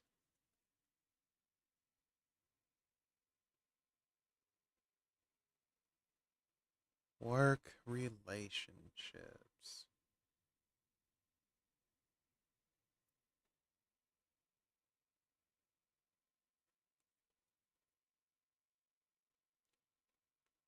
Yeah, no problem, Paranormal Witch. You have a good one. What is happening with work relationships and oh, that sounds good, Christy. I'm so freaking hungry. I haven't eaten today. I I've been busy with a few other things and I was telling Kitten the other day that I have a craving for egg rolls. I love egg rolls. They are so good. I haven't had any in a long time. And I don't know. They're just everything is so expensive now and I dislike it. Well, everyone dislikes it unless you're filthy rich and, you have no concept of a dollar. But oh well. All right. But yeah, I would definitely jack those country fried steaks.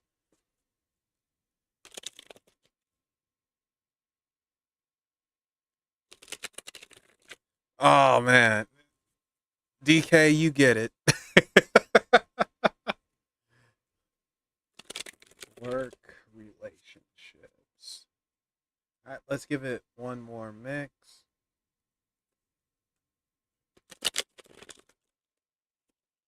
Let's see.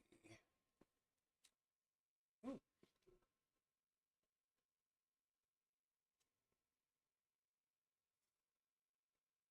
okay.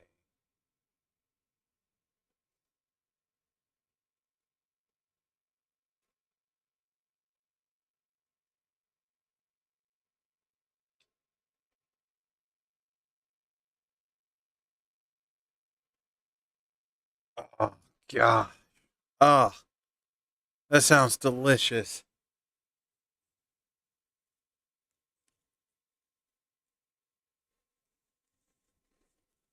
All right. So, Noella, work relationships. So, honestly, to my surprise, it's pretty positive. Very positive.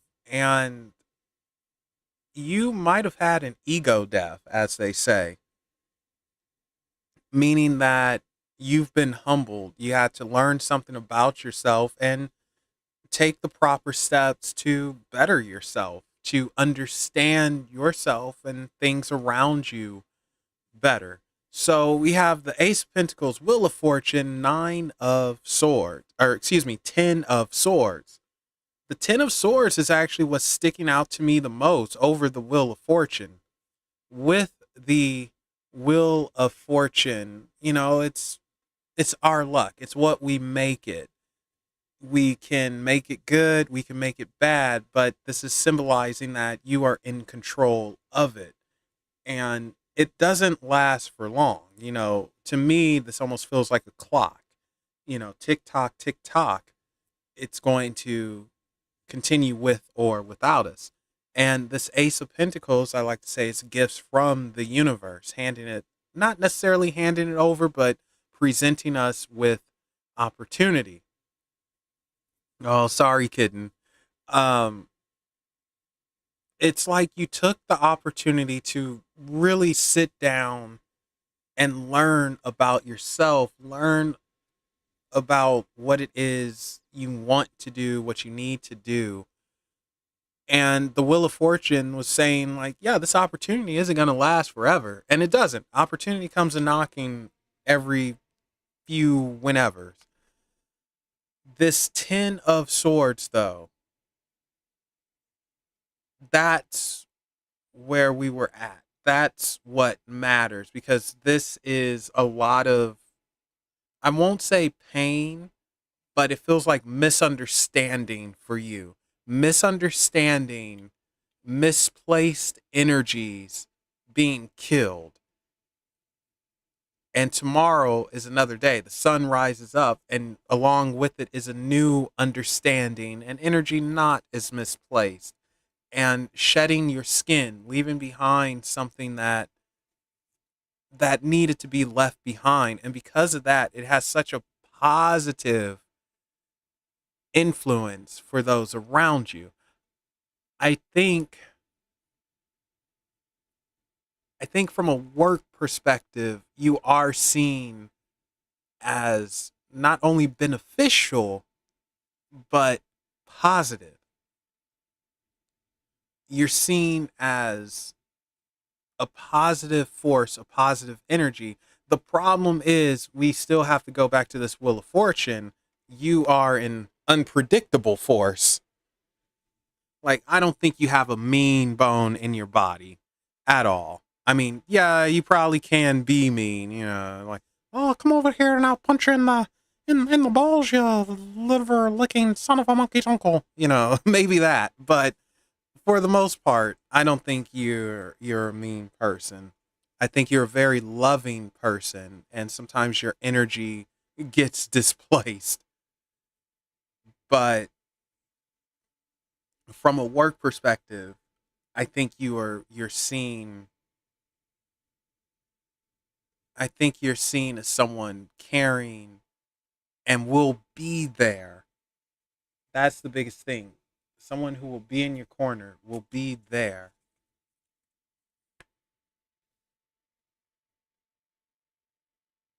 All right. So next up, the Two of Cups and Queen of Wands. The Queen of Wands is a witch, and the Two of Cups coming to an understanding. So it looks like you actually had to separate certain things in your life. It could be the magic from, we'll say, reality. You had to establish a working relationship away from the magic. So you might be two-faced here. And when I say two-faced, I don't mean negatively. I don't mean you're going to stab someone in the back, but two-faced two-faced in the sense of it's two versions of you.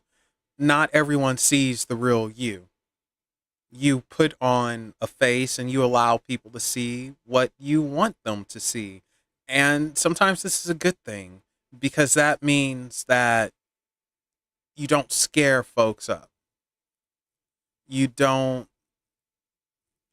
want to, frighten everyone or give them the wrong idea, which people can easily do. but I think people know they can come to you. Like I said, I don't see anything negative from a workplace perspective for from a working relationship. It feels very positive because you've separated who you are in your private life, your spiritual life versus the work life. And you've come to that understanding, and that actually will bring justice here because that is the balancer. That is like, okay, let's work this out. Let's see how we can get it to work.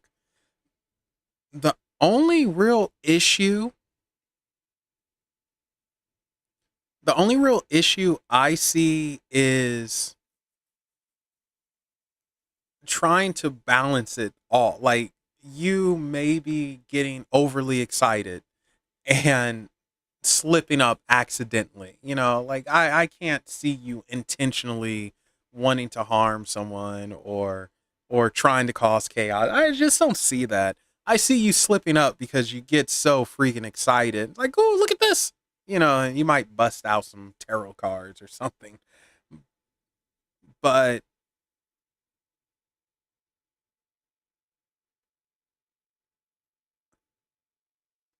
mm, I don't think you have anything to worry about work relationships. Well, I think everyone likes you. I think you have the balance perfectly. What about people I'm drawn to in my environment? Can I call? Well, no, because you know what lines to cross and what lines not to cross.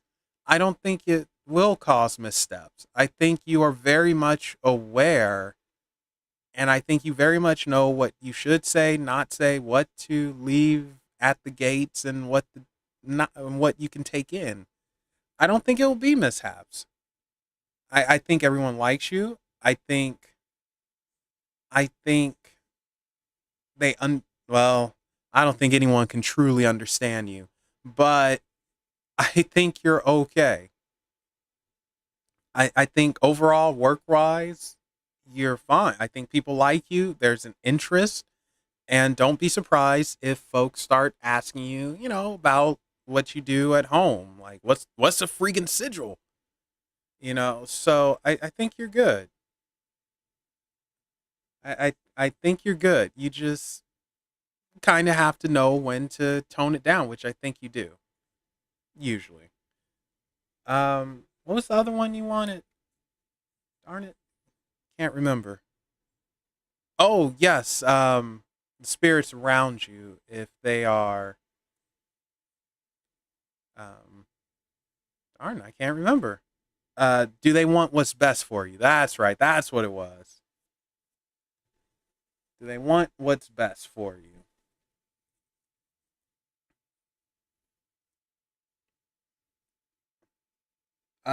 We'll use the ethereal vision, and for that, we'll just draw 3 cards. And Sweet Pea is back on my lap.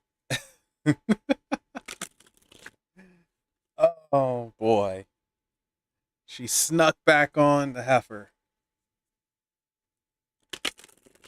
I am just her couch, and I am wanting some Chinese myself. Mostly wanting egg rolls, but I will take some orange chicken. Actually, okay, so what, when you guys get Chinese, what's your go-to thing? Over here, you're able to get 3 entrees, or wait, 2 entrees and whatever. You can get 5 freaking things. So I always get half chow mein, half fried rice, orange chicken, kung pao chicken, and sweet and sour pork. What do you guys get? What's your go-to for Chinese? Right. Are they looking out for no?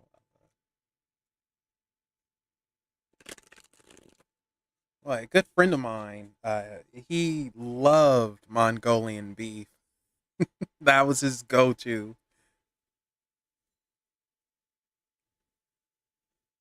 Sweet and sour chicken egg roll. Nice.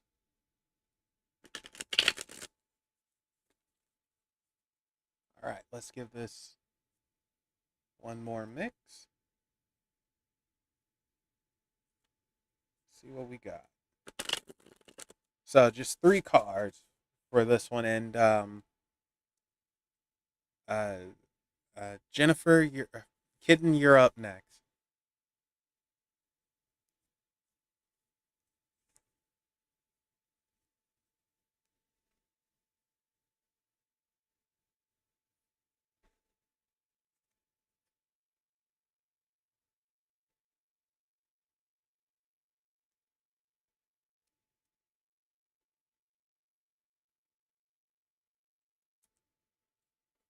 Oh, funny you mentioned fortune cookies. I actually have a fortune cookie here. I have two of them.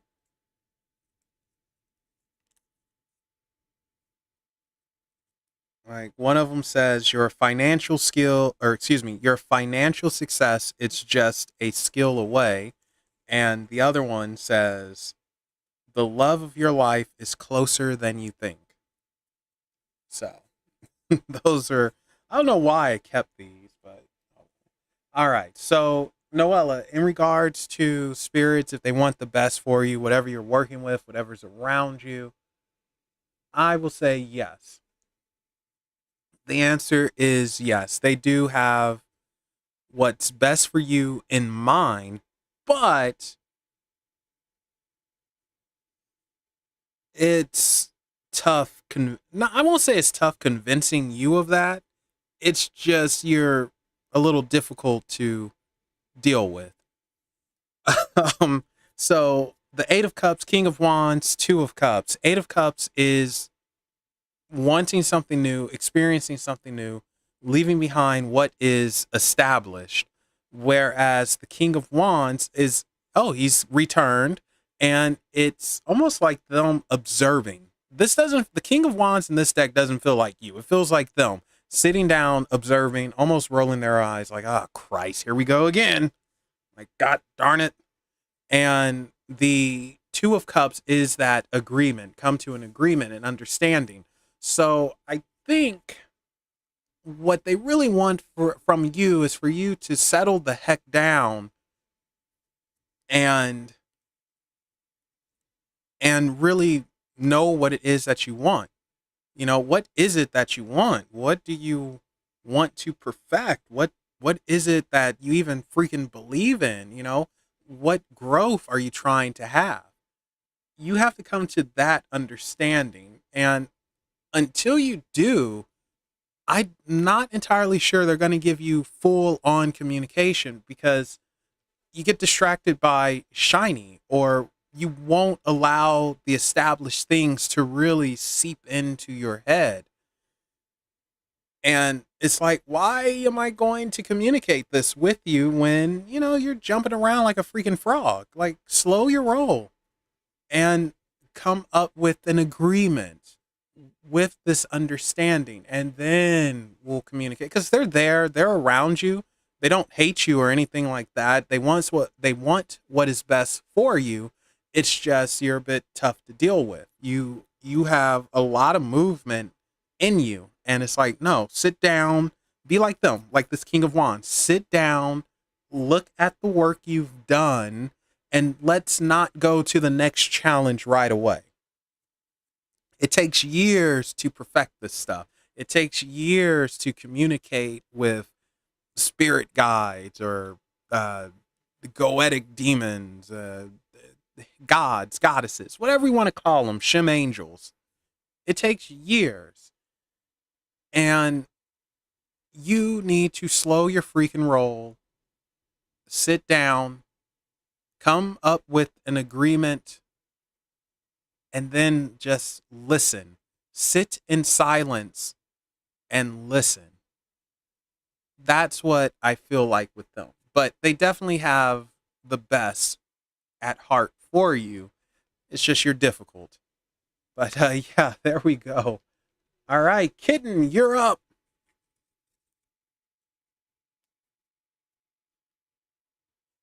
And then after Kitten, Afro after Afro, um, Christy after Christy, Nick, if you're still here, Nick, which I hope you are.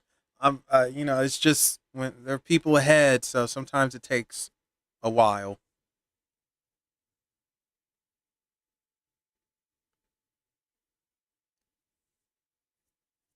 All right. So you want love. Ooh. All right. Let's go the love route. Let's see what we got for you. And we'll use the Tarot of Sexual Magic just because, kidding, let's be honest, you're a closet freak. I know you have some handcuffs and some whips and all that, man. You're probably wearing a leather outfit right now. Oh, they're saying my name isn't Jen. Don't call me kitten either. It's Mistress Veronica.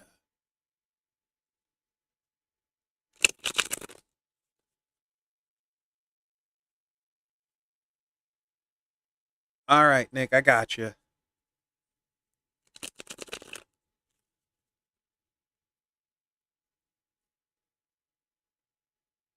Well, you didn't say I was wrong.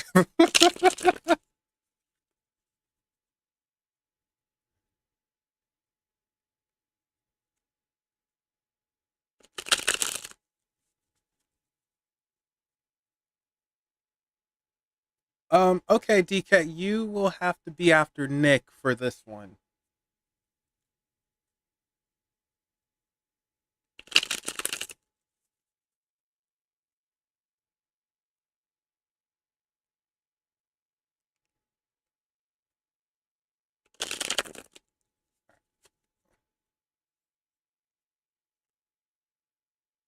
All right, let's give it one more go.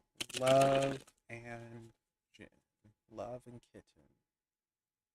Kitten love. Love for kitten. Love for kitten. Kitten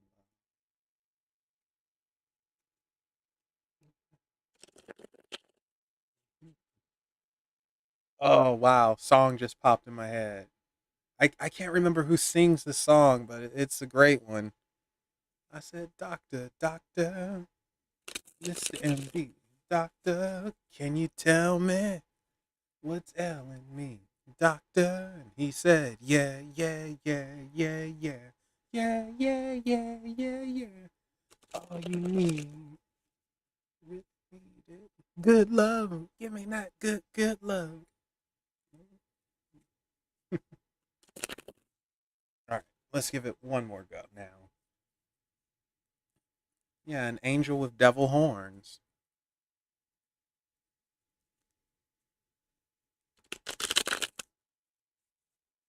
All right, let's see what we got. Oh, shoot. Okay. Thank you, the rascal. God, that was bugging me. Thank you.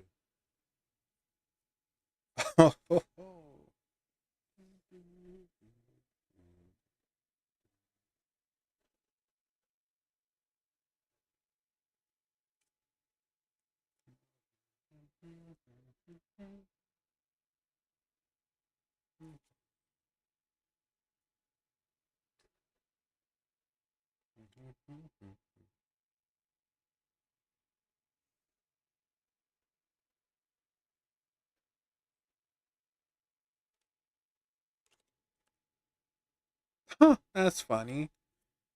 All right. Well, normally for these type of readings, I wouldn't do this, but because you wanted a love reading, and I decided to look at the bottom of the deck. We have the lovers.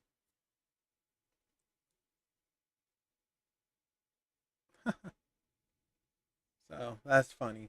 All right, let's do this. So we have the Knight of Pentacles, the Four of Wands, which is woo wee, and and we have the Death card. So I can tell you now, if you want love, you have to continue changing yourself. You have to continue the process of evolution. Love, mm, I won't say it's not coming to you, but it's coming with stipulations, and that is for you to continuing to better yourself, continuing to change yourself. This Four of Wands is, yeah, it's pleasure, but it's more than that. It's like really taking things to that next level, that next chapter. And the Knight of Pentacles is that love coming for you. So you do have love coming to you. And because of this Four of Wands, it's not like just the quick lay or anything. This is legit relationship. I really care about you type of thing. It's just this Knight of Pentacles is it's taking his time because of the Death card, because you still have to go through more changes. You have to be mentally, spiritually, physically ready, which I don't know if you are just yet. But you put it out there. The beacon has been set. Things are in motion. You might have already actually met someone, and you funny, he just said, have I met them? You might have already met them, and it's going through that process right now. And that's the thing, it is a process. And I think as you continue to change, then they will start to make a move more and more and more. But things are in the process. However, you have to continue with your change, your evolution. So this also means no sitting still, no going back to who you were, no worrying about not having. This is staying positive and pushing forward and obtaining what it is that you desire. Oh, don't worry. What one does, the other does. I think they're probably going through their own process as well. So I wouldn't worry about that. But this Knight of Pentacles to me is like, yeah, already in the vicinity, but it's like things still have to continue happening. But yeah, I think the process has already started. And eventually you're gonna get here and watch me get a phone call like, woo wee, Melvin, you know what I just did? I'll be like, what did you do? I rode me a cowboy.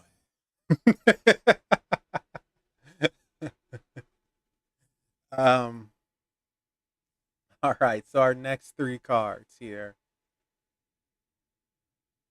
The Magician, the Two of Pentacles, and the Ten of Pentacles.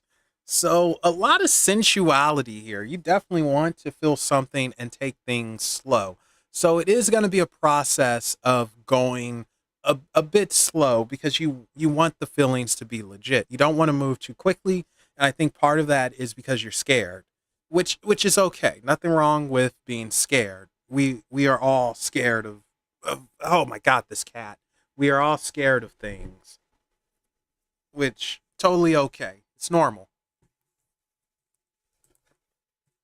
Um, with this magician going through the journey, mastering everything, understanding. So this is someone who has dealt with nonsense themselves, and I believe they're going to actually understand you. And that is so important. Understanding our partners, understanding where they're coming from. So it's not only that, but they are going to be magical in a sense. They really? You're gonna scratch yourself right on the microphone? They're gonna be magical in a sense. And they're gonna open up to you. That's gonna be the sign when they open up to you, and they're gonna share some harsh truths that they had to deal with, and you're either going to accept it or not. With that Two of Pentacles, normally the Two of Pentacles is about balance, but I'm just seeing physical attraction. So they're definitely going to be attracted to you physically. And it's going to be tough for them because they're going to have to manage, not wanting to grab your bum, but not wanting to grab your bum. So it's one of those weird things where it's like, okay, I have to impress her. I have to be a gentleman, but my God, do I want her?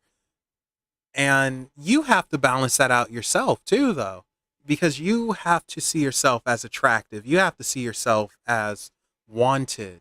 And that leads to this 10 of Pentacles, that abundance, an ending, good ending, abundance, having it all. So, yeah, you're going to have a relationship.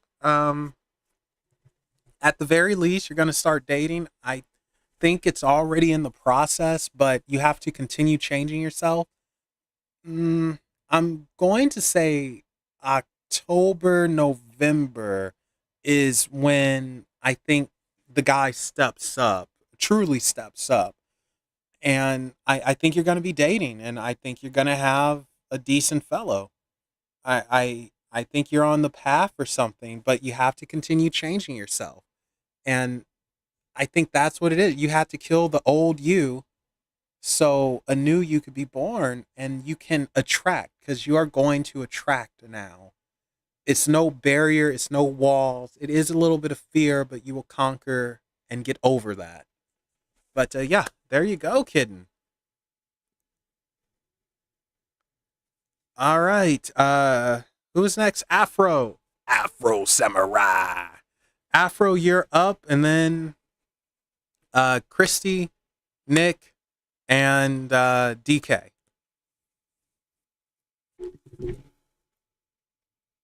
Oh, right on, kitten. All right, Afro, what type of reading would you like to have?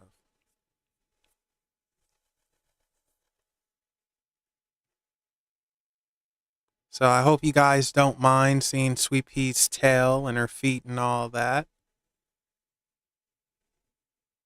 because she wants it her way.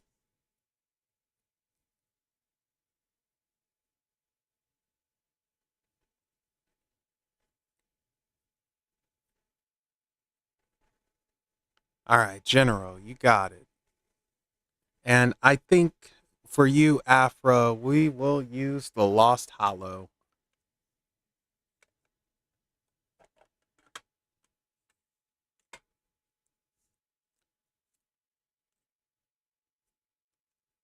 And now I'm going to have to fight the cat because she's laid down, she's relaxed, and she does not like being moved.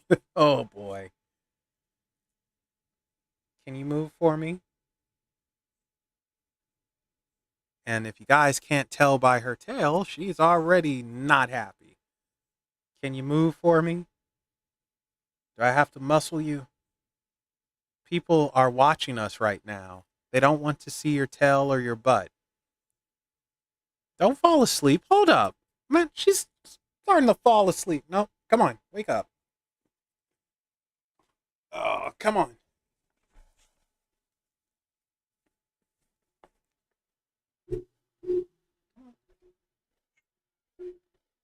Come on.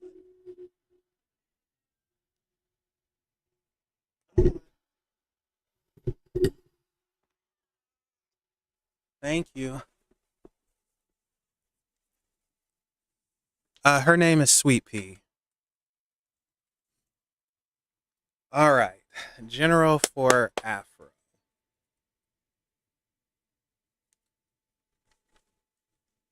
Oh, send me some, please. A kitten.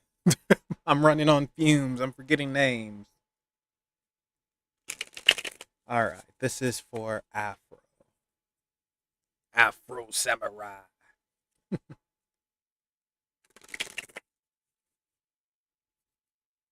All right.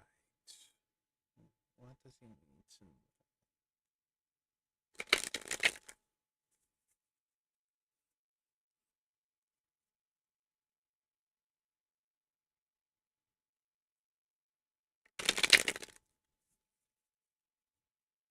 All right. Let's give it one more mix. Oops.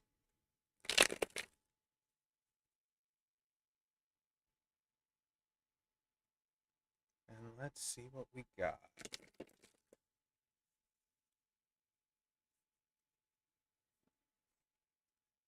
Okay.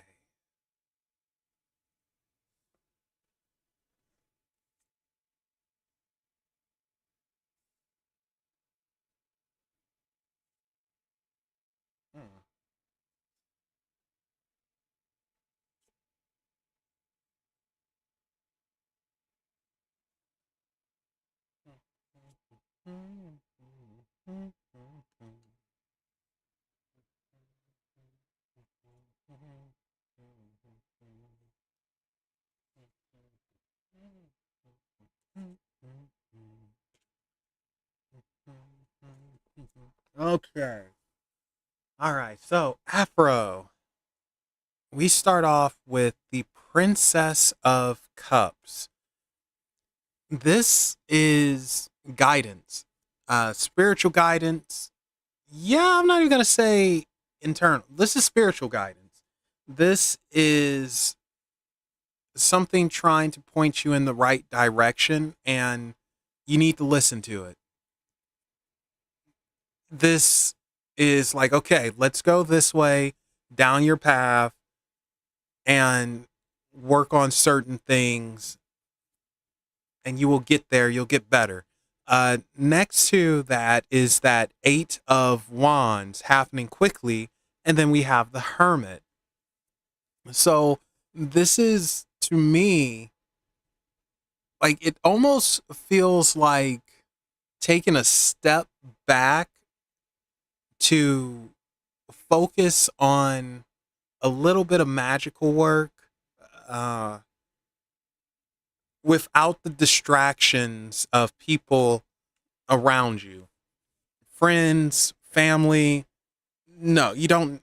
They're distractions. This is taking a step back so you can do some solo stuff. And I don't necessarily think this hermit is here in a negative way, because sometimes when the hermit shows up, it's to tell us that we need to isolate ourselves and get away from everyone and just reflect and reflect on lessons and what went wrong, blah blah blah. I don't think that's the case with this. This one feels more fun and whimsical.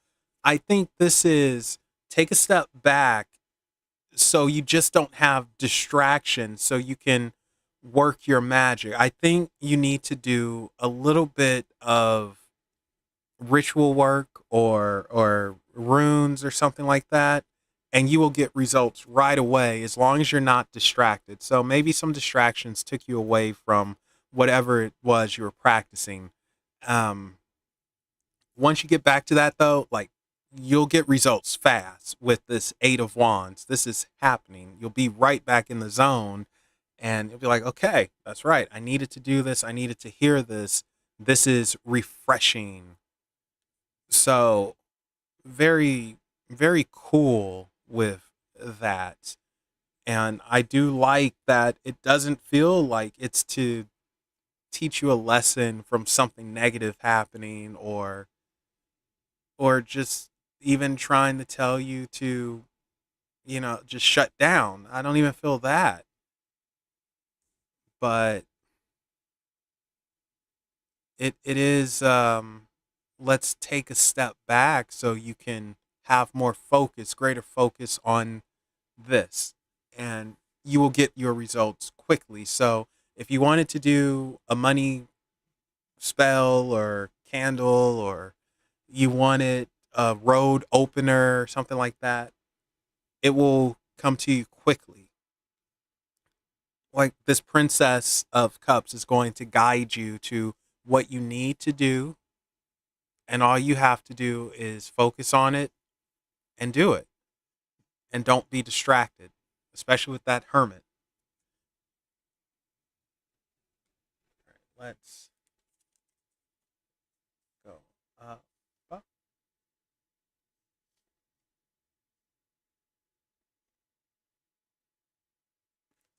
Okay, so Nine of Cups, Ace of Cups, Princess of Swords. Princess of Swords looks crazy, doesn't she? Freaking Medusa. She's just ready to tear off some heads. Now, here's the question. If Medusa was hot, would you date her? Well, at one point she was hot, but she got done so dirty. Like she unfortunately got done wrong with Poseidon messing around with her in Athena's temple, and Athena, which is weird for Athena to do something like this because normally she's very just and understanding, but to turn Medusa into a gorgon, like come on now. And then give her like, all right, just to protect yourself, you could turn people into stone who gaze at you, but it's just kind of messed up. I don't agree with that, Athena. And then getting her head chopped off by Perseus. Man, what a rotten life she had. But anyway, let me get to this. So, the Nine of Cups, well, the key word is happiness. And right now I'm on Afro, Samurai, then it's Christy, Nick, and then you. So, we're slowly moving down. The Nine of Cups, like the key word is happiness, but this to me, it's not only happiness, but it's showing off what you've accomplished. Be proud of your goals, your accomplishments. So, Afro, expect accomplishment. With the Ace of Cups, this is almost like the universe giving you a trophy. Like, hey, look, you did it. Here you go. Your cup this runneth over. So, I think you're about to enter into a manifestation zone to where what you want, you get. What you desire, you have. What you need, it's there. I think you're entering into that type of thing. I can't really explain how or why, but it's like you're on top. It's just going back to that Princess of Cups. You need to give that your focus so you don't miss out on it. Like when you're hot, you're hot. Use it while you can. And with that Princess of Swords, which is the equivalent to a Page of Swords, it's like, yeah, be aggressive with it.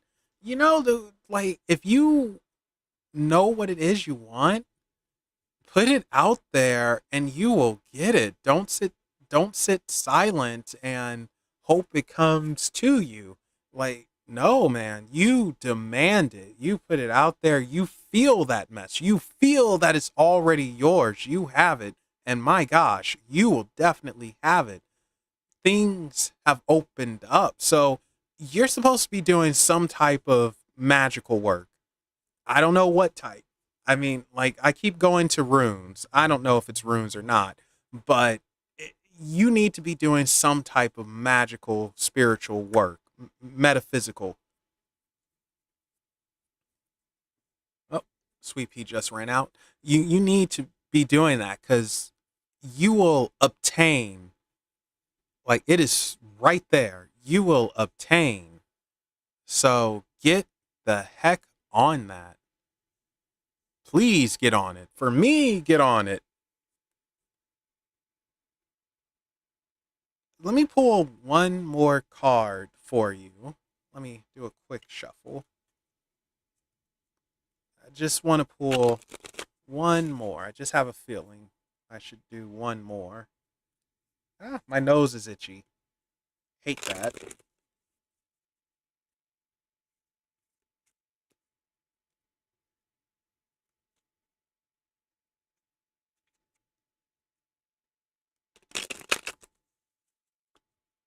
All right, let's see what we got. Ah,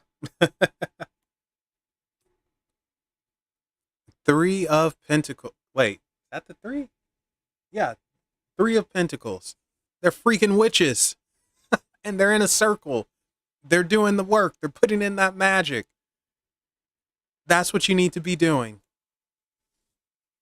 You need to be working magic. Like, definitely get your manifestation going and flowing. Get your rune work happening or alchemical practices, whatever it is. Get it going, and you will benefit.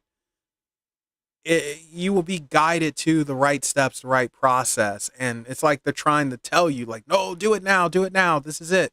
Maybe it's because of that super blue moon Maybe that's what it is. That's the driving force behind it, and everything is opened up for you. Whatever it is, take advantage while you can. But yeah, there you go, Afro. All right, Christy, you are up. What type of reading would you like to have?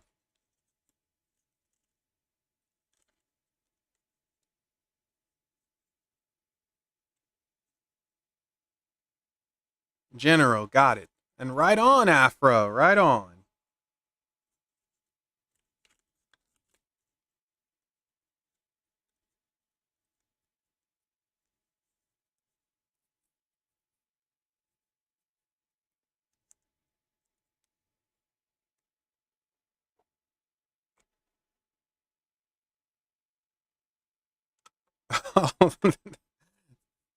you just do you, my friend.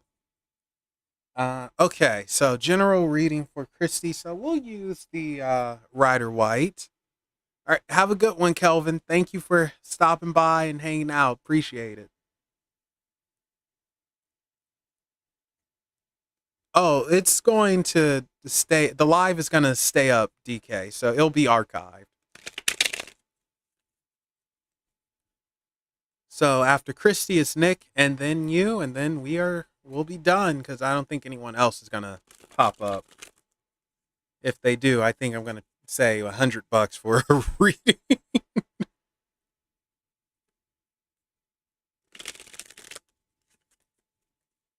All right, General for Christy. General for Christy.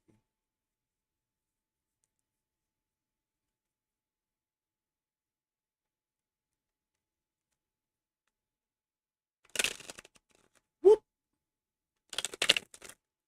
Let's try that one last time.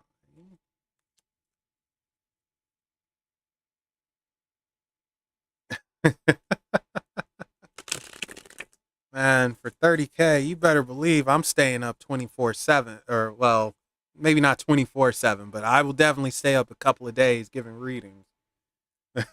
Gosh. Oh my God. Yeah. Heck yes. And just give me a root beer, some strawberry lemonade, and some shrimp. We'll get it done.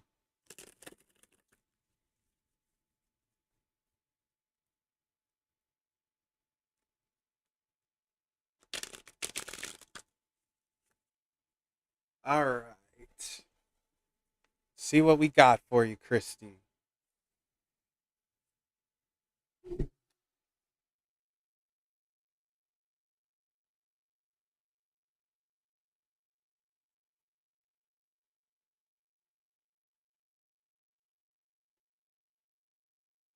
I've not seen that, but honestly, it sounds like torture.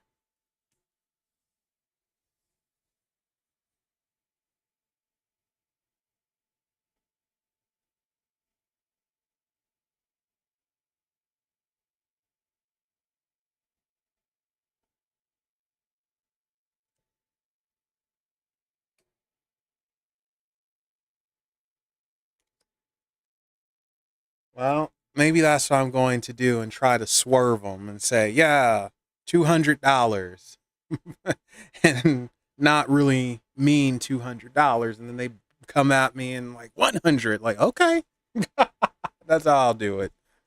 So, yeah, someone give me $200. We can negotiate. Yeah, yeah, yeah, yeah. All right. So, Christy, we have the Page of Swords to start off, and the Page of Swords is a continuous journey, a journey continuing, similar to the Fool, but not as influential. And it's almost like not looking at what's coming in front of you, being caught up in the past a little too much because you're afraid of the future, of the present. And being that it's next to the Two of Wands, it almost feels like you need to look forward. You need to plan ahead. Don't get caught up in the past and what you can't control. Don't get caught up in things you can't control. N- Look, oh, you skank.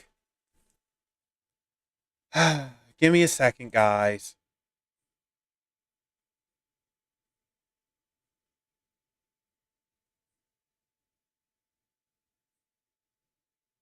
Oh, you heifer. Oh, I wasn't calling you a skank, Christy, by the way. Just the cat here. You did that on purpose, didn't you? Hey. Oh, don't ignore me. Oh, you heifer.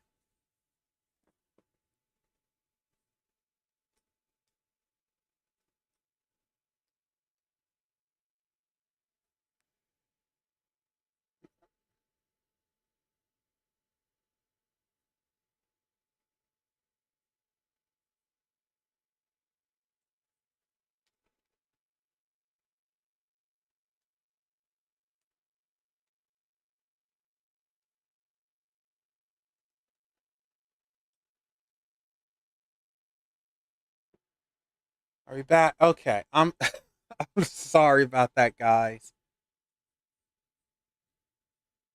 I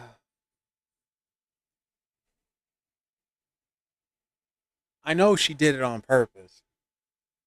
You did that on purpose. Now she's ignoring me, cleaning her foot and mess. Anyway,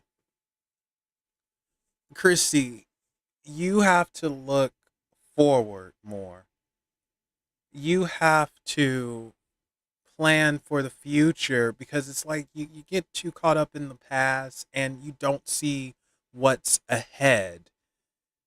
And you take on too much energies and it tires you out. And that's actually where this four or which one is this? Yeah, this four of swords comes into play.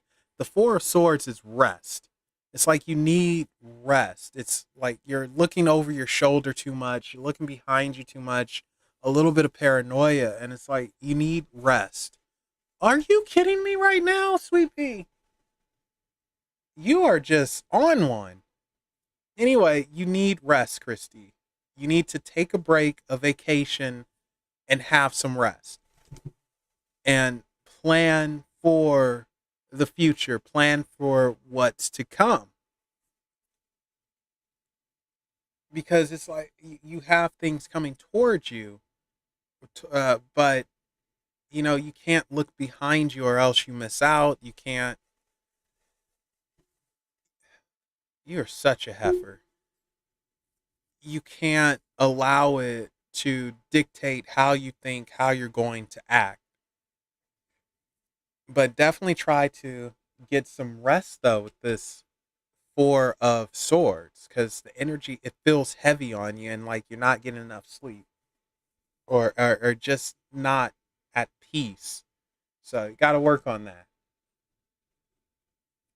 Next up, we have the Hangman and the Hierophant. And my neighbors are playing god awful music. So the Hangman is being caught in the middle, not going forward, not going back.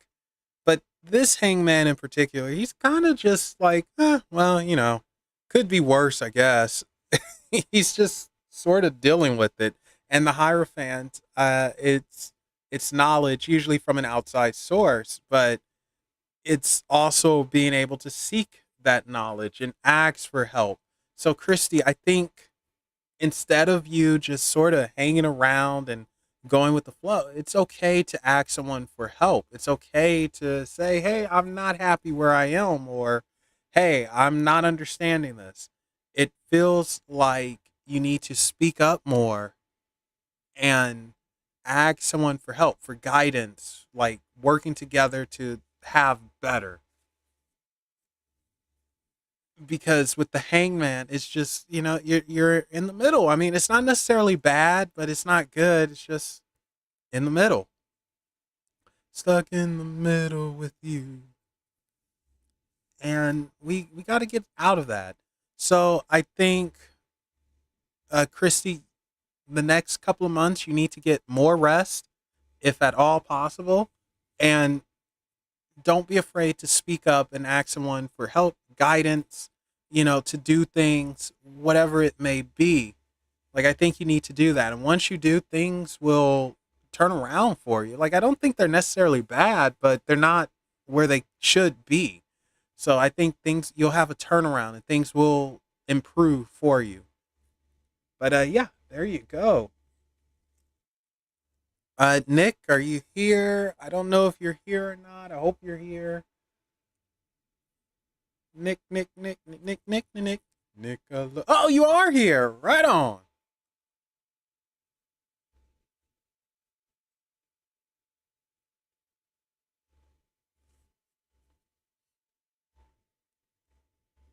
All right, we can definitely do that. Let's see.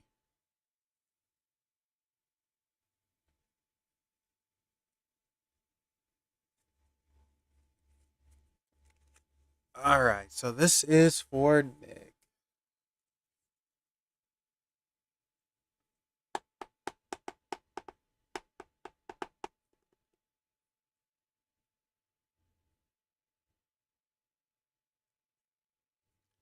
All right, how serious is this? What is happening here? What is happening here? This is for Nick. This is for Nick.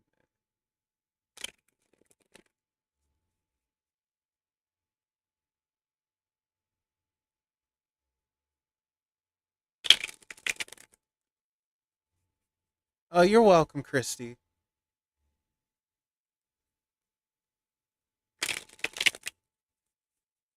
This is for Nick.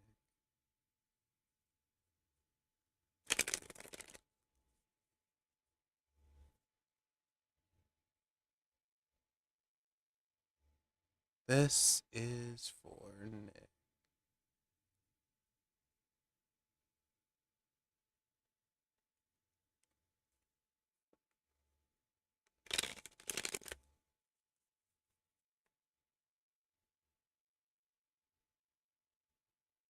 This is for Nick.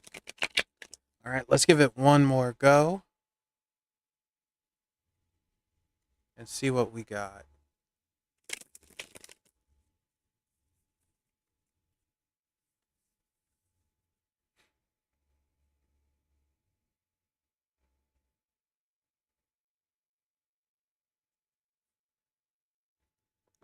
Gonna be a little tough with the cat. Oh shoot.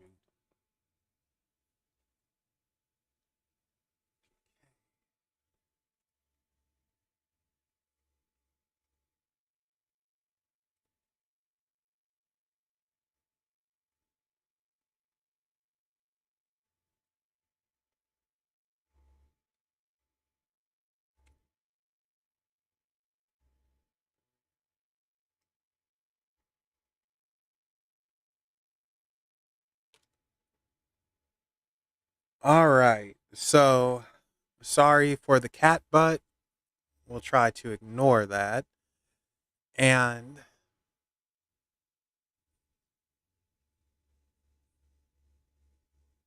oh, hello, Chile. I'm probably butchering your name, but hello and welcome. So, Nick, I would. Oh yeah, you have a good one, Afro. I would take this extremely seriously. So we have the magician that came out first, but this magician is different than every other magician because it's Pandora's box, and we all know what happened when Pandora opened that box. Right next to her, we have the Queen of Swords, and this Queen of Swords is a warrior, and next to her, we have the King of Swords. So I'll get to the magician in a second, but the queen and king of swords together is aggression. Be aggressive. The king of swords cuts through BS, he cuts through lies and nonsense. The queen of swords chops off your head. She gives you one chance and then she will cut your head off. The King of Swords, he won't cut your head off, but he will break down your argument and point out the contradictions, the flaws, the nonsense.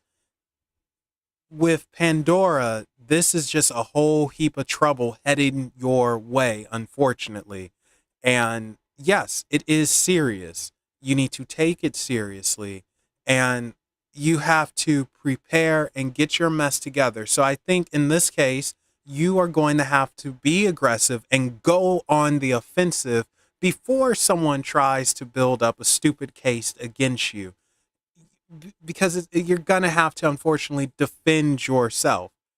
And I mean, I don't mean unfortunately in the sense of like, oh, it's bad to defend yourself, but in the sense of this shouldn't be to begin with. I don't know.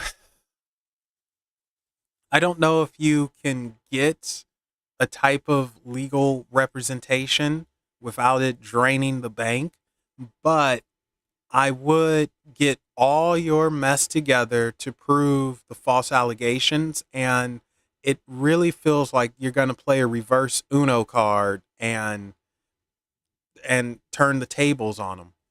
So take it very seriously, but go on the offensive. Do not get caught on the defensive, especially with the Queen of Swords here and the King of Swords. It feels like you need to be proactive, speak to whoever you need to speak to, and you will have help on that side. With the magician, this Pandora's box, the it almost feels like it was intentional. You know, someone is setting you up, like it intentional. That's the only way I could put it. Someone is trying to play a long game. I don't know if you made someone mad or what, but it feels intentional.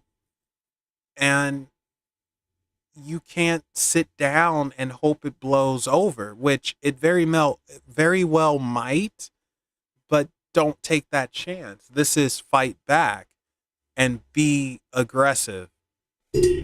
Oh, did you? The cat just hit the mic. Um, because now that this is open, it's not going to stop until you do something. And if you show weakness, that's when they really just bite down on you. They hammer it down. So you can't show weakness. You can't show nervousness. You have to be aggressive. You have to show strength, and you have to show like, I'm not taking this mess silently. No, I know what's up, and this isn't going to fly.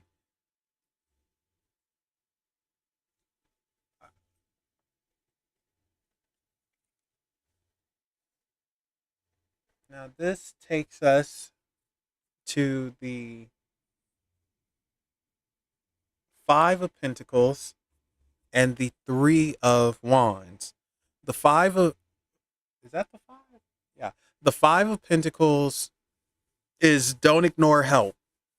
Don't do this by yourself. That's the biggest mistake you can do. Don't sit quietly and don't do this by yourself. Involve other people, speak up, let them know, because this Five of Pentacles is symbolizing, usually when it comes up, ignoring help, even though it's right there. Don't do that. Don't stay quiet. Be vocal. The Three of Wands is handle business. You know, you are now putting things into action. The Two of Wands is the planning, the Three of Wands is the action.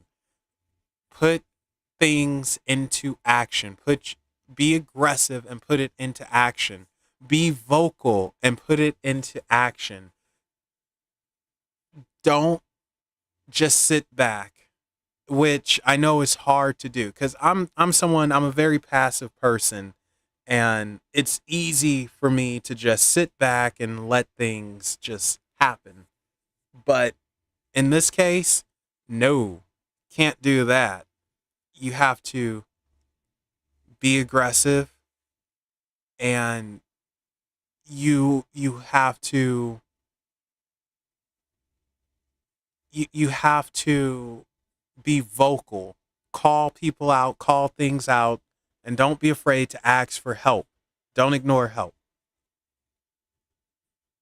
I believe it's the leasing office, not the feds.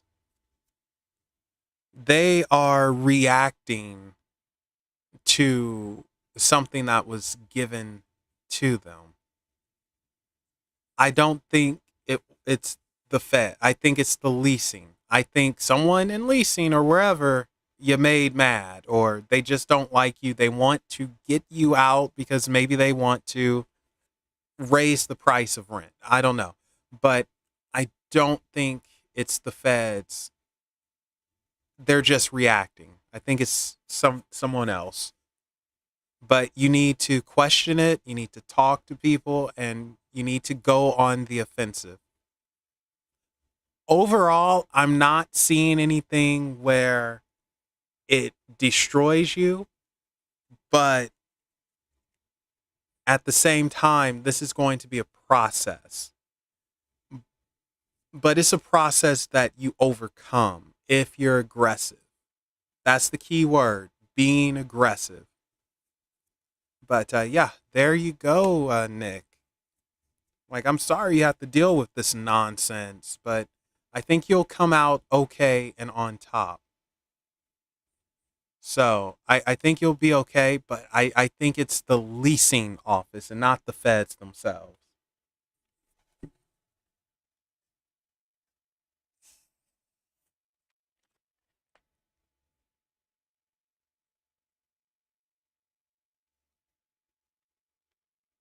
Yeah, no problem, Nick.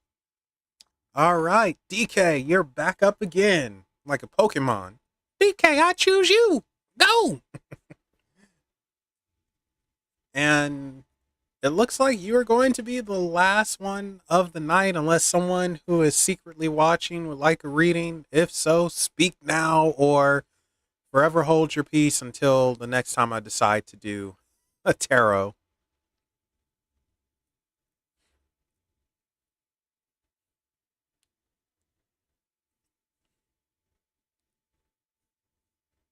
Not to mention, this cat is getting more and more annoyed as we go on.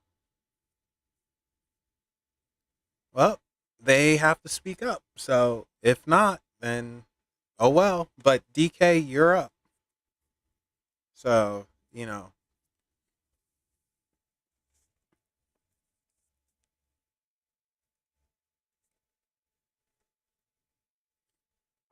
Whoa. Let's see. Oh wow, we've been going for 3 hours. All right. We can do that.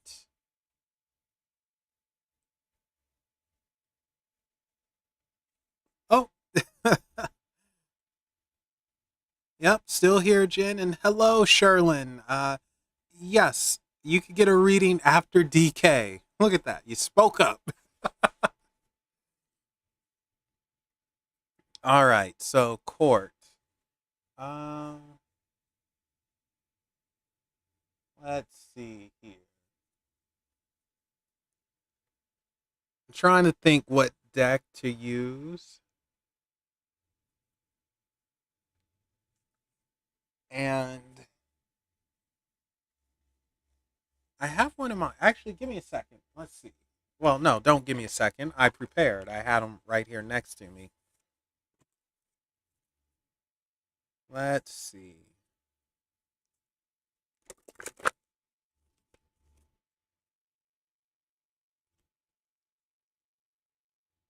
Let's see what we got for DK. Let's see what we got for DK. What's happening with court? 18 days. Let us know what is happening with DK.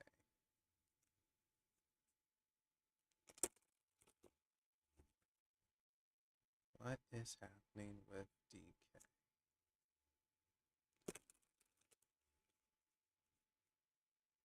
All right, one more mix. And I'm going to pick from the top and bottom for this one.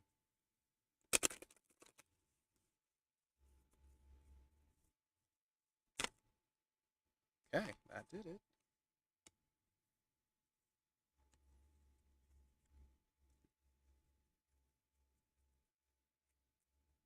All right, give me 1 second.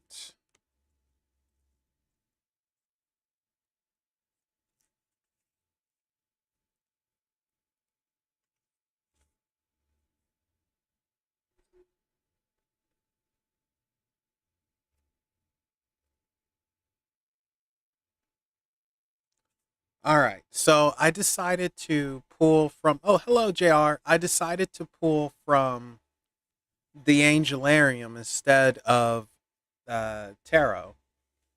And from the Angelarium, we have Hod and Zadkiel.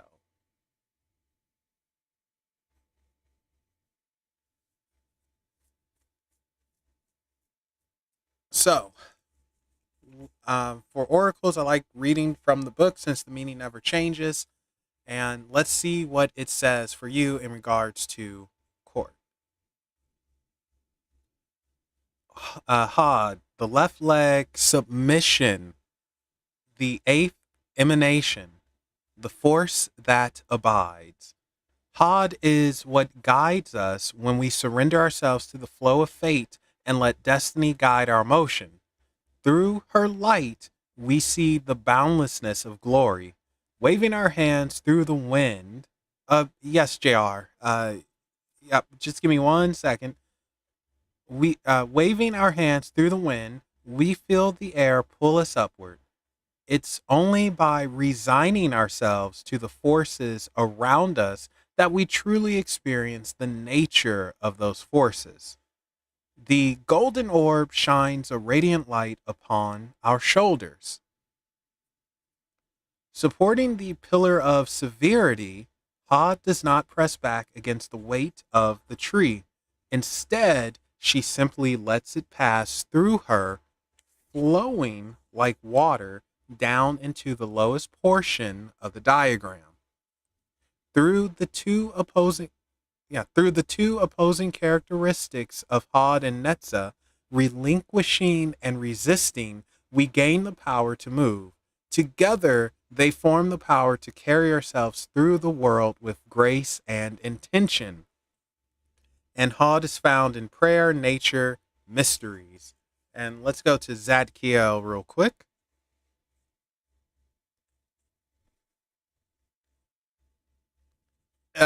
Pretty much, yes. Stop resisting, stop being stubborn, and just go with the flow. Um, all right, let's see what Zadkiel has to say. Zadkiel, angel of mercy, the one who meets our the one who meets our forgiveness, and the one who judges transgression. Zadkiel is the swift gavel as well as the crushing hammer. Oh boy. Yeah, that's the right one for you. Those who have sinned against your fellow man, Zadkiel may relieve you of your punishment, but in asking you, submit yourself to the scales of the angel's judgment and wrath. Zadkiel sees all the cracks and seams of the soul, finds all the things we cover up to convince ourselves of the illusion of a moral existence. Zadkiel reminds us to reveal our failings openly and be judged by those that have the power to forgive. It is only the just who may make such reckoning. And Zadkiel is found in scales, rising smoke, a gavel. Okay, so these two together to me are basically saying, like, if you messed up, you got to pay the price. You might get another chance, but you have to acknowledge that you done goofed. And evidently with Hod, this is like repeat things. It's like, why are you making life harder on yourself? Why are you doing stupid mess that you know better? You're not an idiot. So why are you doing this? And with Zadkiel, it's like, okay, I hear you. So, what are you going to do to make up for this? What are you going to do to avoid this punishment? Because you have to admit to yourself that you, again, done goofed. You are not the moral person that you claim to be. None of us are. And you have to accept that and be truthful to yourself and understand that, yeah, I have flaws. Like, why am I going to try and be perfect when I have to deal with this? Acknowledge your flaws, point them out, and learn from them. Learn from the mistakes. So, essentially, to me, it looks like you're going to get a chance, like literally just one chance, but you have to acknowledge your mess ups. You have to acknowledge that you did stupid stuff, and you can't resist that, especially if you actually did something. You can't resist it, because the harder you resist, then the stronger it's going to come back and punch you. So instead of fighting it, you go with the flow and you adjust to it. With Zadkiel there, it's, the heck was that? I'm sorry, I heard something. With Zadkiel there, it's, I'm going to make sure everything is fair. You know, it's going to be balanced, it's going to be fair. If you get off the hook, which you have a very good chance of, then you owe it. You owe it to yourself, and you have to do better. And there is going to be a punishment regardless. And you know what? The interesting thing is the punishment could just be feeling nervous and scared of the consequences. You know, that feeling alone is punishment. They often say when someone's on death row, it's not the day they die that bothers them. It's not death itself. It's the wait. You know, that's what does it. That's the punishment. It's like, man, just get it done and over with.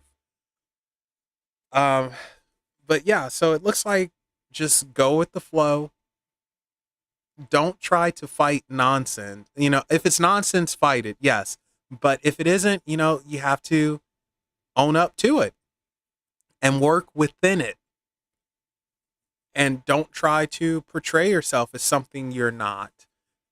And Zadkiel will appreciate that and will probably help you when you acknowledge your own wrongs and flaws and make a promise to yourself to course correct and do better. But yeah, there you go, DK. The name of this deck is the Angelarium Oracle of Emanations by Eli oh gosh, names. Minaya and Peter Mohabacher. Close enough. All right. So who's up? Sherlin, you're up next. And then after that, JR, if you're still here, you're up. So, whew, had a nice busy day, didn't we? Been going 3 hours, 10 minutes. Not too bad.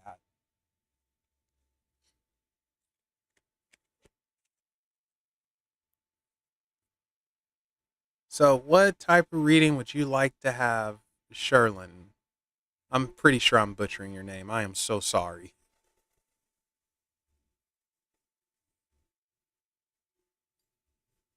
Yeah, no problem, Noella.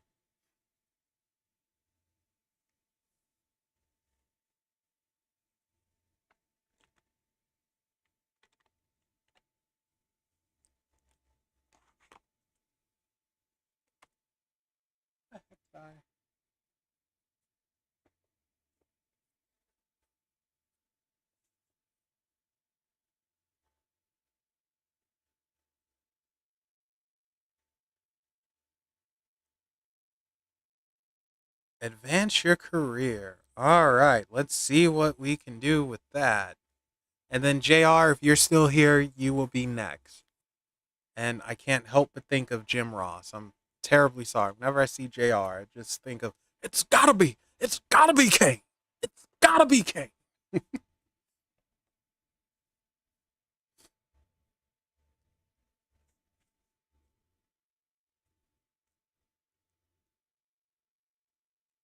Oh, thank you so much, DK. I appreciate that. Thank you. Thank you so freaking much.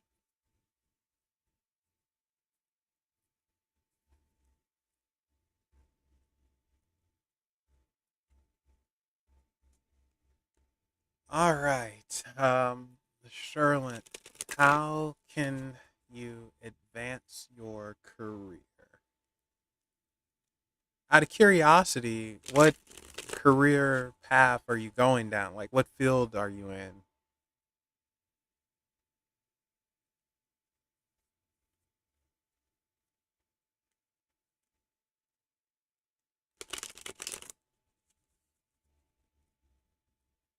Oh, okay.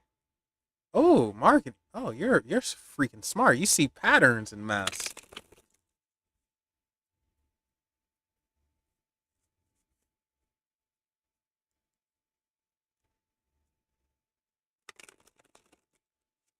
All right, let's give it one more go. And sorry for the cat in the way.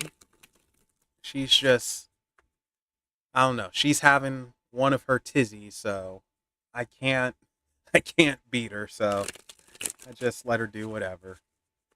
When I say beat her, I don't mean physically hit her. Just beat her like in competition.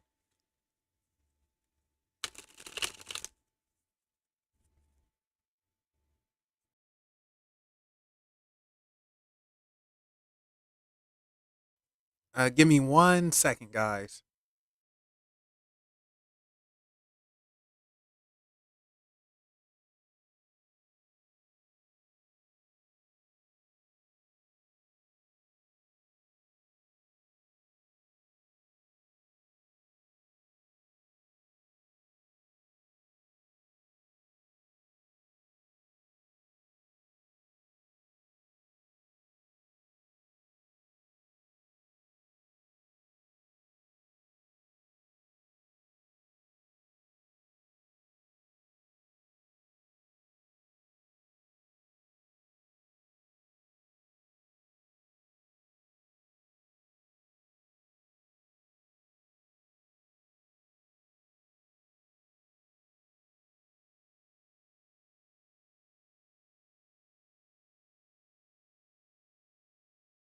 Sorry about that. I just went on a sneezing fit, but I think it's all out of my system now.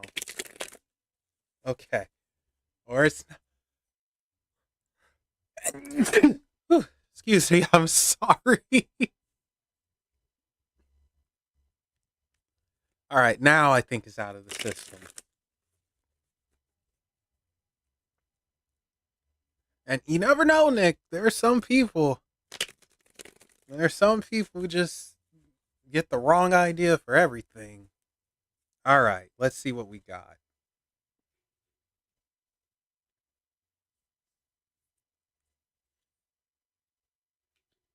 Oh,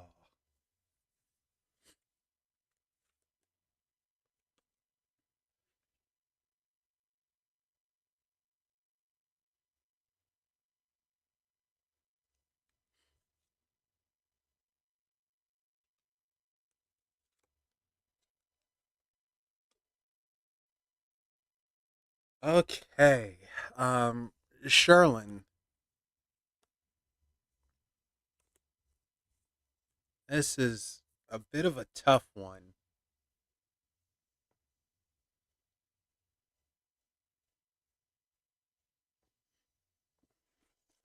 So we start off with the Knight of Cups, and the Knight of Cups is it's carrying, it's a cup, but we can almost see it like a trophy,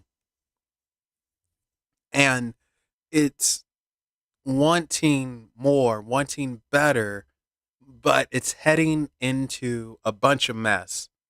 And even the Hermit is heading into a bunch of mess. And the Hermit is someone who works solo. It's competition with this Five of Wands. Lot of competition. And it's almost like entering into Mortal Kombat. Who is the best? Who will rise up among everyone?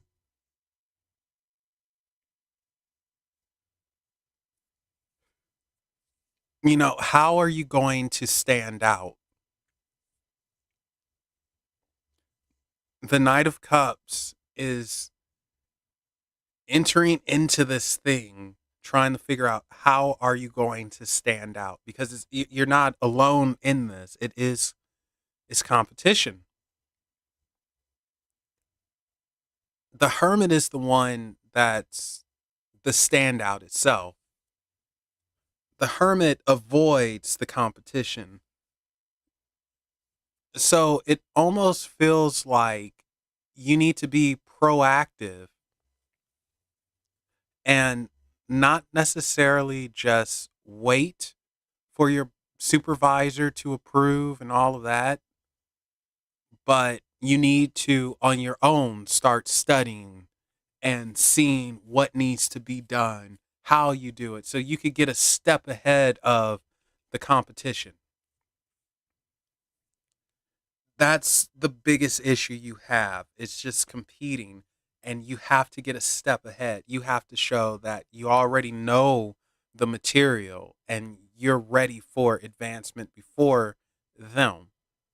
That's what I feel like with these three. If you want your promotion, if you want that advancement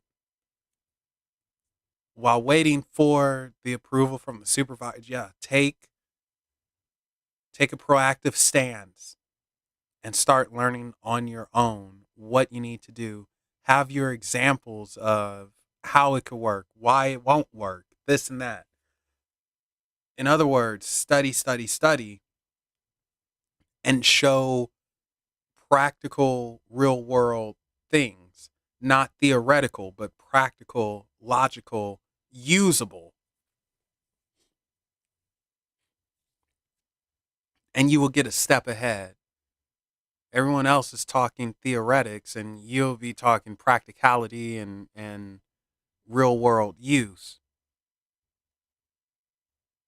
But you have to overcome the competition. That's going to be the hardest thing, because you have to beat out several people while you're in your training program and learning, and uh, that's rough. So you have to come in with a different outlook as well. The Knight of Cups is very balanced, whereas the Hermit is a bit more world weary. Like the world beat him down. A little more cynical. You have to go in there almost with a cynicism and realize that this is cutthroat and no one is going to have your back. They all want the same position you're gunning for. And you have to understand that, realize that. It's now saying that doesn't mean cut someone's neck or anything like that, but understand that you are in competition and you need every advantage you can get. Coming in like the Knight of Cups, balance, going to be fair, and this and that, that's not going to do it. Got to go in like the Hermit, knowledge of the world, knowing that people suck, and keeping your guard up, but also coming in with pre knowledge, understanding, able to handle mess. Uh, Excuse me. Sorry, guys. All right. Next up, the Ten of Wands and the Eight of Pentacles. So the Ten of Wands is an ending, but it's carrying so much weight. So you're gonna have to do almost twice the work of everyone else to get ahead um, in your career, which it's not cool, but it is what it is. You're going to have to pretty much do things before it's even asked of you. And that's a lot of burden to put on you. You have to emerge as a leader before you're even chosen as a leader. With this Seven of Pentacles, not eight, sorry. With this, wait, what is this? I can't see the, yeah, Seven of Pentacles, sorry. I don't know why I said eight. With the Seven of Pentacles, it's having patience. Excuse me. So you're already on the right track, Sherlin, and you are having growth as we speak. It's just you're not there yet, and you're going to have to put in twice the work. Yeah, JR, we could do that. You're going to have to put in twice the work as other people if you want to get ahead. Otherwise, you get caught in the crowd and you blend in while everyone is competing. This is don't compete, just already have them beat.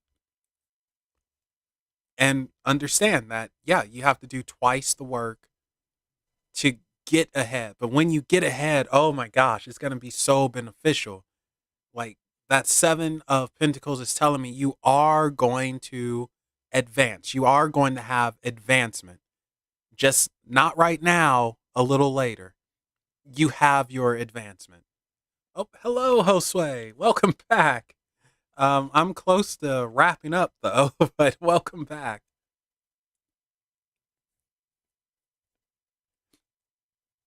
So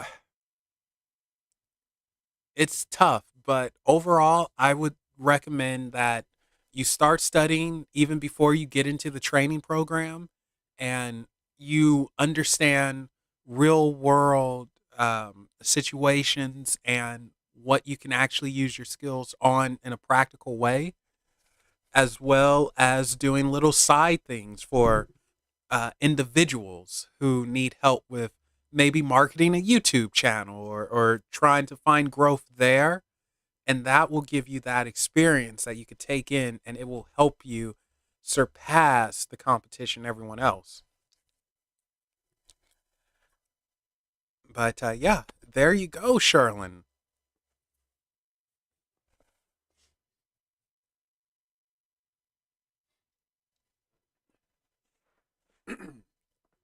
All right, JR, you are up. And what would you like to know with love?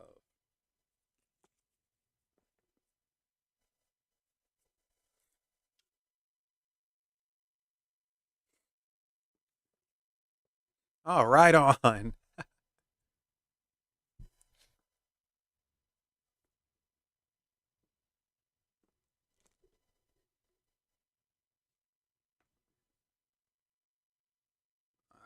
there we go, sweet. All right, back on my lap. I don't want her knocking the camera off again.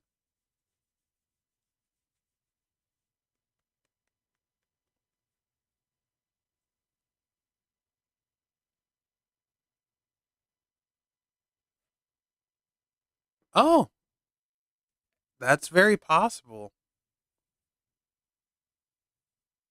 That is, yeah, that's very possible.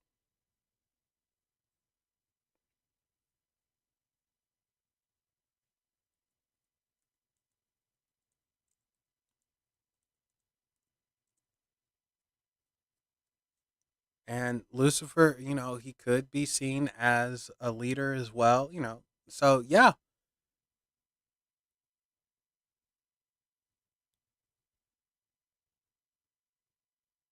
and Lucifer, he can be tough too.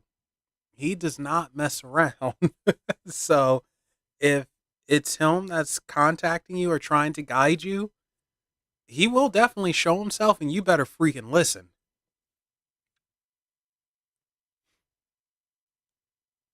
JR, you there?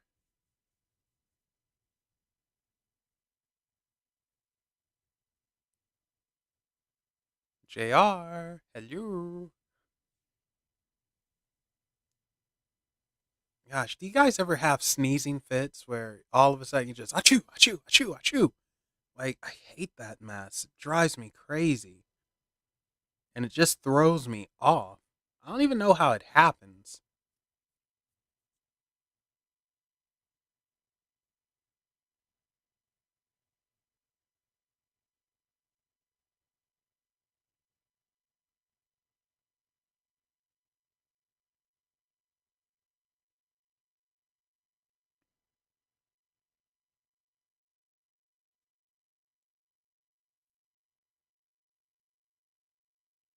Yeah. Oh, so annoying. I mean, and then while you're meditating too, you're in the zone, you're feeling whatever you're supposed to be feeling, and chew. Like, gosh darn it, totally takes you out of it. JR, did you leave us? Where you at? I need to know what type of love reading you'd like.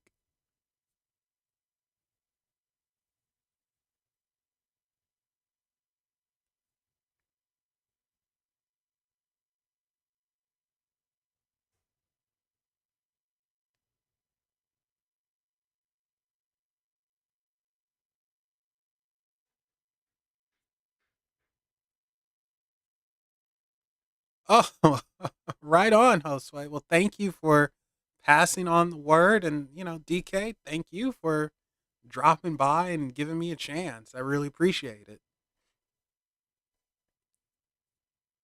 I'm not super, I'm not a occultist or anything. I like talking about this stuff. And of course, I have my podcast that I do every now and then. But yeah, for the most part, I hope everyone leaves entertained.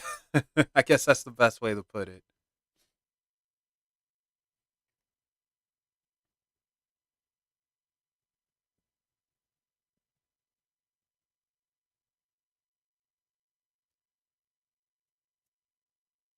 All right, JR, I'm going to give you 2 more minutes and then I'm going to have to call it a night because I am starving. Like, I have not eaten all day. So,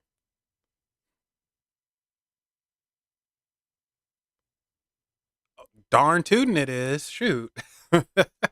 You're lucky you live by a buffet, man. I'd probably be over there every single day, walk in, just man, oh, yum yum yum, walk out weighing 300 freaking pounds.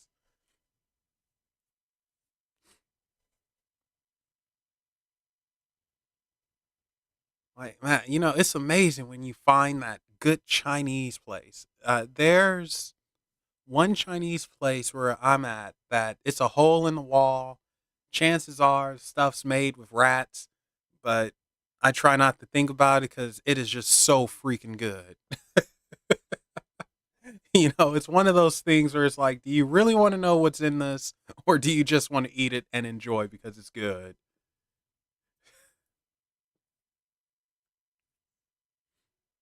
So I choose the latter. I just don't tell me, just let me eat it. I don't want to know.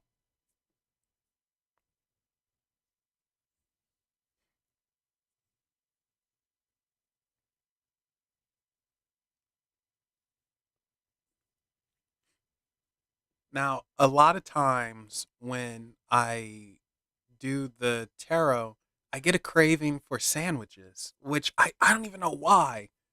I get those cravings. Like I love submarine sandwiches, but when it's that craving hits me whenever I do tarot. It didn't hit me today.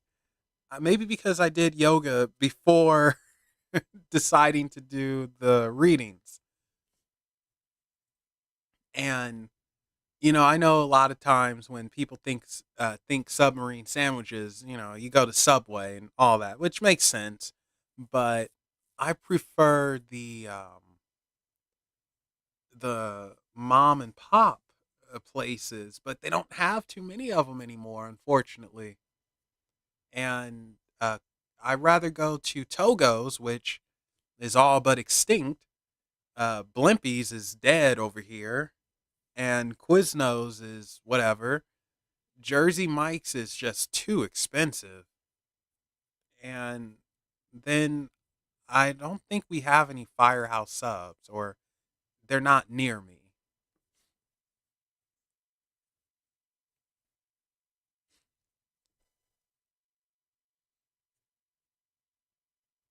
Ooh, I'm not sure what one of those chopped sandwiches are, but it's probably darn good looking.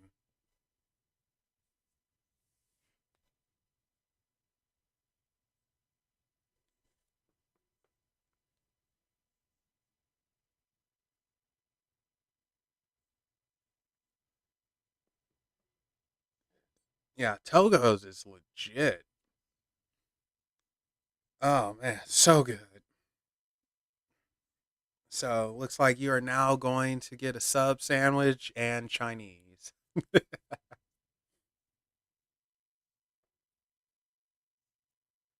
Uh, Los Angeles, we'll say.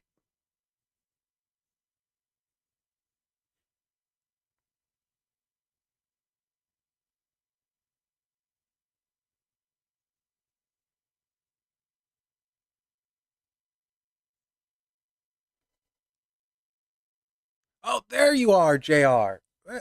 Jr. I need to know what type of love reading do you want? Gosh darn it!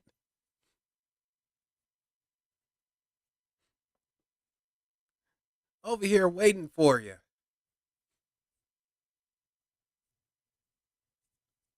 All good. I didn't want to leave you hanging, but I'm happy you showed up.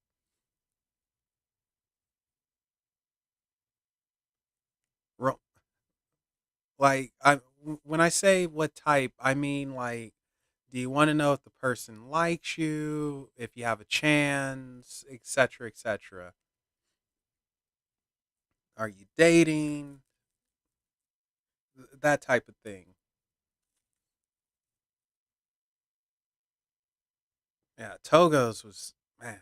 Yeah, I think out of the fast food sandwich places, Togo's was definitely number one, and then I would say Blimpies, and then Quiznos, and then Subway.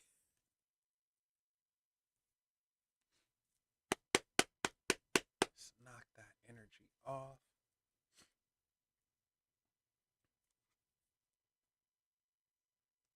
All right, let's see what we got for you, Jr. So for this, we're going to use the Tarot of Sexual Magic.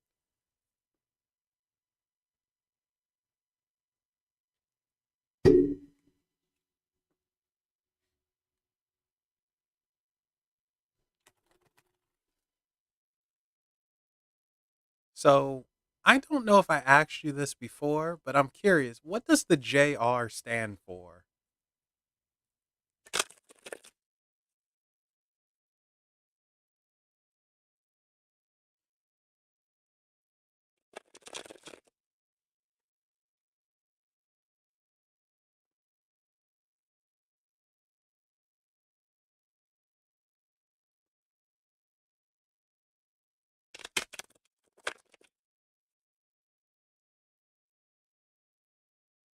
Don't you straight up know the number, DK?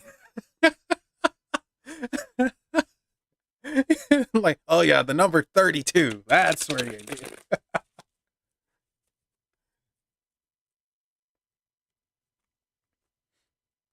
Oh, I love that. That is funny.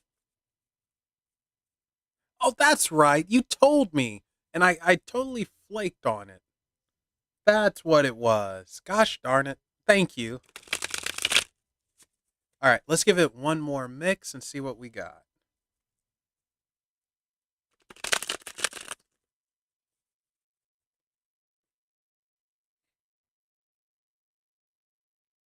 Oh,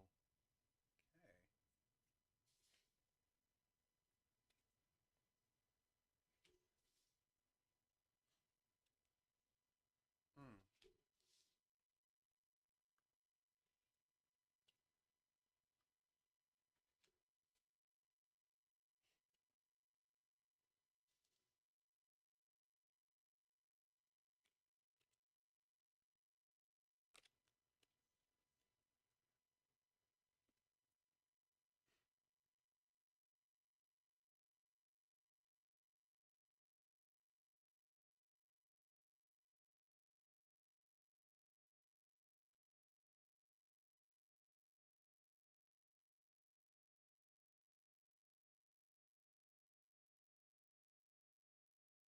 Okay. Um, this is an interesting one, JR, because it's a little all over the place. For one thing, there is hesitation and a little bit of fear. So I don't know if you felt like you wasted your time with someone before, you were cheated on or what, but there is hesitation and fear and distraction as well. The Five of Swords is that distraction. So you're probably dealing with loneliness and, oh, sorry, my cat. You're probably dealing with loneliness and you need a distraction. You need to feel wanted. You need to feel something. With the sun, it's almost like a returning energy, but that Seven of Cups is that distraction. So, I mean, not distraction, that hesitation. So, you can definitely have love. It's going to come to you. The sun is that returning feeling, but it looks like it starts off from a distraction. Like you need, it's almost like you feel like you need something for companionship and not fully for the right reasons at the moment, not right now, but it can turn into that. Uh, the sun is definitely saying returning energy, what you thought was lost has now come back. So, yes, you can have love, you will have love, but you have to get over the hesitation as well. That fear of being hurt, that will cause you to back up, back away. And you got to make sure that doesn't beat you into submission. You don't want that. You got to beat that. Now, going, oh, hello, Tiffany. Going to our next two here.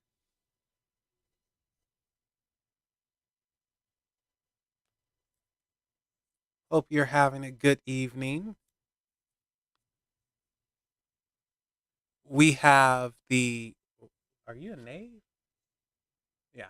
We have the Knave of Wands getting freaky on the dance floor and the Two of Wands. So, what we see here is with the Knave, it's passion, passion, passion. So, JR, you might want to get freaking laid. Which is okay if you do, nothing wrong with that. And with the Two of Wands, this is almost like being a teenager playing footsie and planning. So to me, I would say that this year is the planning year. I don't think you're ready for actual love yet. This feels like a planning stage, but if you can have a, I'm sorry for the cat. If you can have a little naughty fun, wink, wink, have some because you got to get your confidence up. You have to feel good about yourself. You have to feel wanted, and that will lead into better things for you. That Two of Wands, that being a teenager, playing footsie and planning for something better and deeper. So this year it feels like getting your feet wet. Next year, I think that's when you'll have love. That's when you'll truly have it. This year, get your feet wet. Next year, you'll have love. That's how I feel. So, dating will be okay. I just don't think you'll have something serious right away. It could turn into that, but I don't think you should go in looking for something like I need a serious long-term commitment right now. I don't think you need that right now. I think you just need to get your feet wet. I think you do need a little bit of a distraction to help you not feel so lonely, and I think that will lead you into your love, because by then you'll know exactly what you want. You'll know what you certainly won't deal with, and you'll have your confidence back, knowing that you are wanted, you're beautiful, you feel good. So, but yeah, there you go, Jr. Oh, I'm sorry. I Give me 1 second. I have to blow the damn in my nose.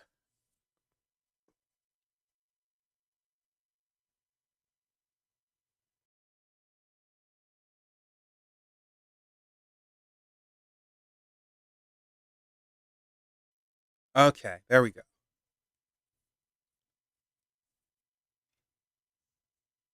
Yeah. Oh, good. Oh boy. Yeah. So I think you'll get what you want. It's just you got to get your feet wet first.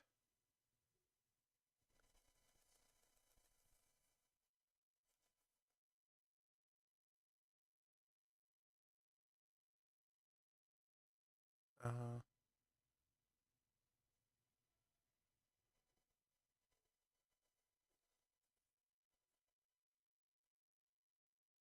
yeah. No problem, DK. You have a good one. Yeah. No problem, Jr. Tiffany, I don't know if you're still here or not. If you'd like a reading, let me know now, or I can call it a night, and you would probably be the last person if you're still here. If you want a reading, if not, then well, I'm speaking. Yeah, okay. You will be officially the last person. What type of reading would you like to have?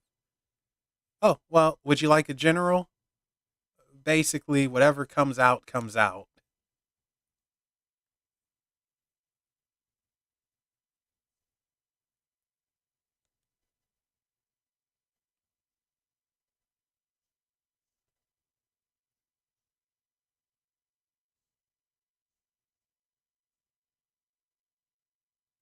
Yeah. I'm sorry. I just realized she's cleaning herself in front of the camera. Oh my god, you are shameless. Come here. Come here, sweet. Oh, there we go. I'm sorry. Oh my god.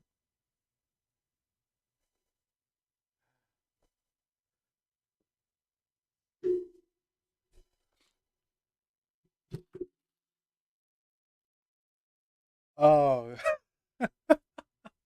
Anyway, yeah, I'll give you a general reading. We could do that. And I'll use the Rider White.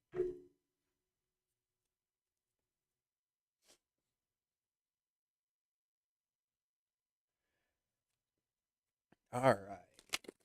This is for Tiffany. This is for Tiffany.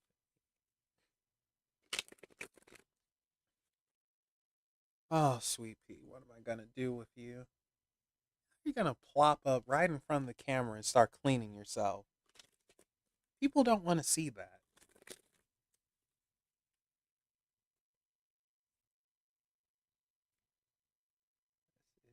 is for Tiffany.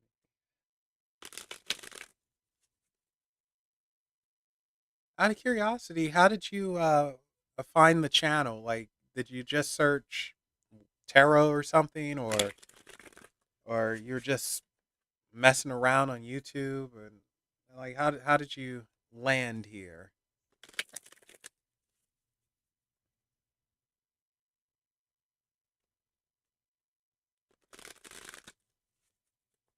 Ah, okay. Well, I appreciate you joining and giving me a shot.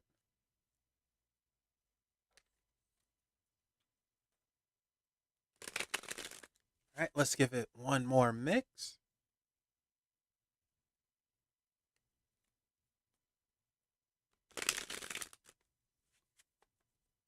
See what we have for you.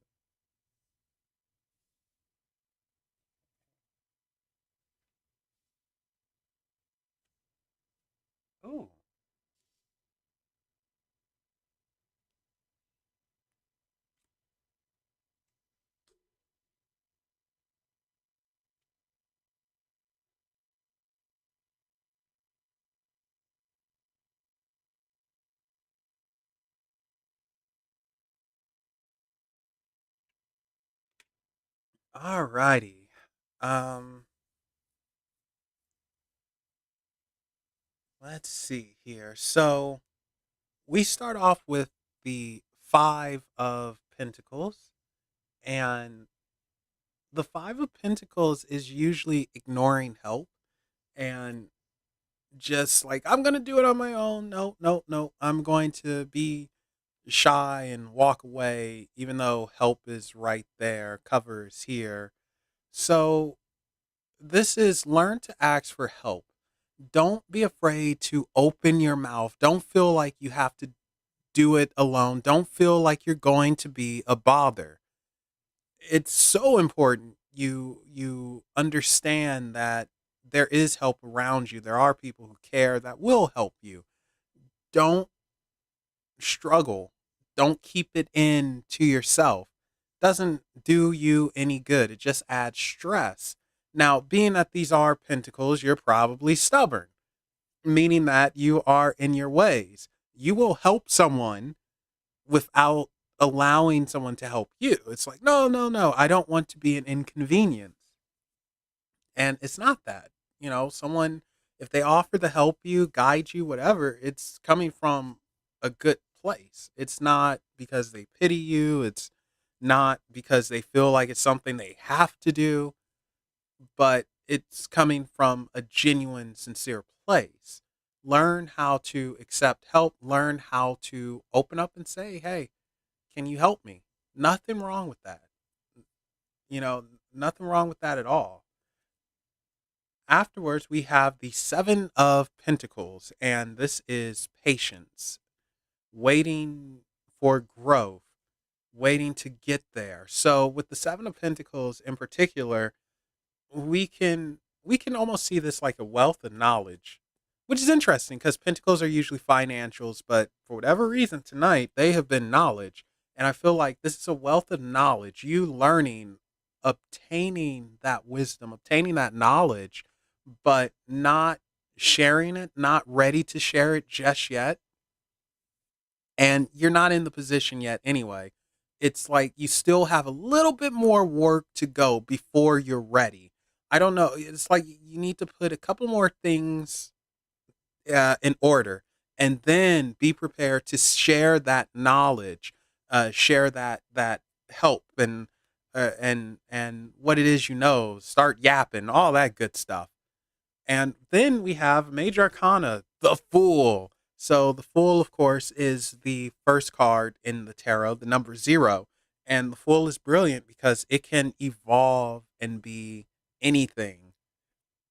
But the Fool is inexperienced and sometimes has his head up in the clouds. So you got to watch that. You romanticize. So don't have your head up in the clouds. Try not to romanticize too much, but also don't be afraid to go out and try something new. Get out of your comfort zone so you can start a journey, so you can do your thing, your passion, whatever that may be. You have to start from somewhere. We all start from zero. Oh, hello, Stephanie. We all start from zero. And it's important you remember that. No one starts from the top. We all have to work our way to the top. And that's what you have to remember. So again, try not to romanticize. That's the biggest thing with the Fool, and be ready to put in that work. All right. Our next two.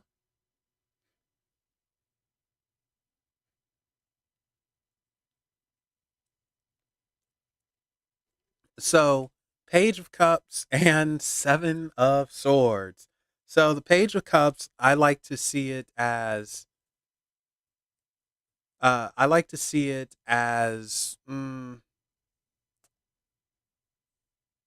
having guidance, having guidance, being pointed in the direction you need to go in. Now, whether you listen or not, that's a different story. It's always something trying to give us a message, trying to help us. And we as people, we're just so freaking stubborn. And it's like, I could do it myself. I don't need this. Or we ask for signs, and when we get them, we ignore them because they're not the signs we want. And then we go back and say, why didn't you give me a sign? Where were you? Well, no, I gave you a sign. You just weren't paying attention, or you wanted something else. And it's so important that we do have an open mind, open heart, open spirit, so we can receive these signs and we can go in the right direction that is pointing us. So you are probably receiving signs, Tiffany. You probably had a couple and you've ignored them, or you just didn't follow through on them. And this takes us to the Seven of Swords. And this is a handful. I mean, sometimes it's trying to get one by on somebody, just being a sneak thief and a prick. In this case, I think this is you taking on too much and more than you can handle. Like you take on more than you can handle, you probably overwhelm yourself, and then you crash and burn. And we don't need to crash and burn. Everyone does that. Like, let's not do that. It's okay to do one thing at a time. Don't try to fill your hands up with everything. Why? What's the point? You're not going to get done quicker, and it's just going to be more of a hassle because you're going to drop everything. Be patient when you're learning. Be patient when you're doing anything, and do it. Oh, you have a good one, JR. And take it a step at a time, one thing at a time. Don't overwhelm yourself. Don't feel like you have to know everything at once, do everything at once. Heck no. Whoever says you does, kick them in the balls. Take everything a step at a time, but more importantly, take that first step. And yeah, with that, there you go, Tiffany. How are you doing tonight, Stephanie?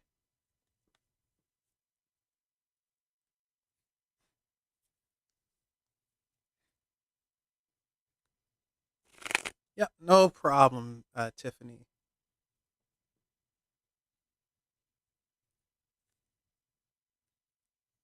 Right.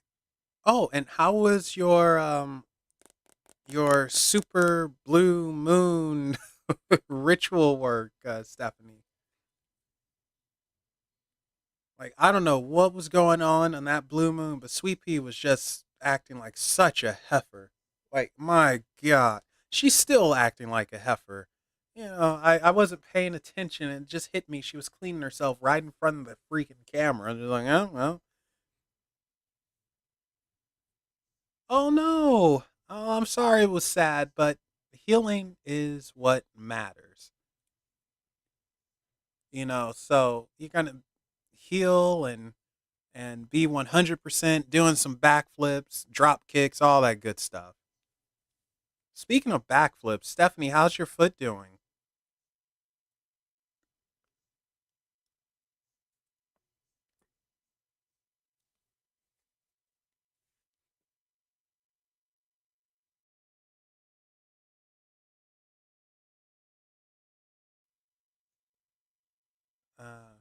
6 week. All right, right on. All right, so I'm expecting you to do a backflip after that 6 weeks. No, like I said, I want you to do a backflip. That's our goal.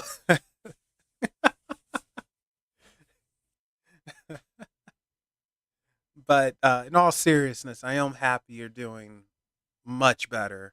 Like that seemed like such a pain, figuratively and literally.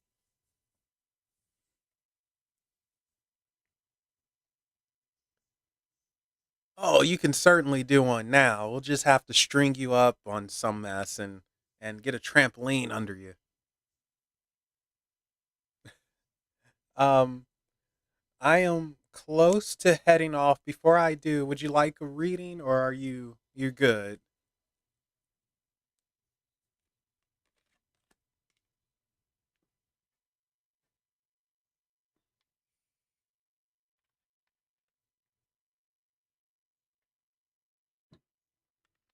All right, we will give you one. Okay. So Sweet Pea is going to help me out with this. And is there anything in particular you'd like to know, or whatever comes out, comes out?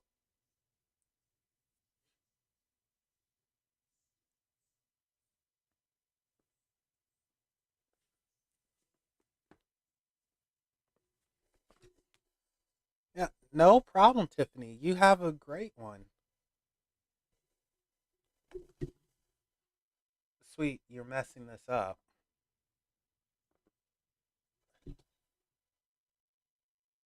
Like I said, this cat is on one tonight. Okay, so I think we will use the ethereal visions for you. Oh, gotta stretch out. Yeah. I I was doing some yoga before I started today, and you know what? I think that's something I'm going to practice before doing tarot. Oh, thank you so much. I appreciate that, Tiffany. So I hope you enjoy the content here. Thank you so much.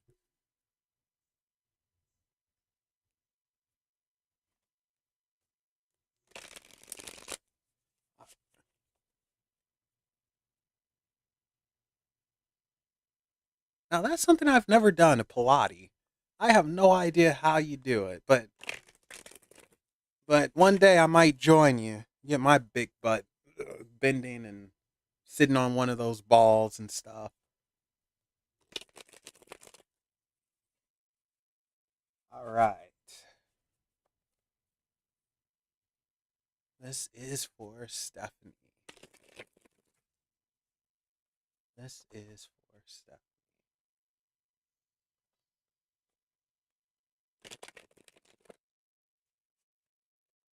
Let's give this one more. Oh, well, I thought you had to use like those big blue balls or something, like the Pilates balls.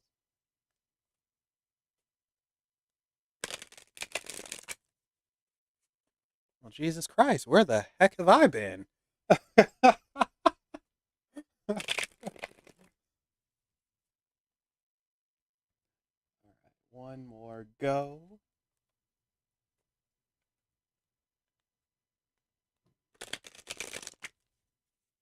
All right, let's see what we got. Ooh.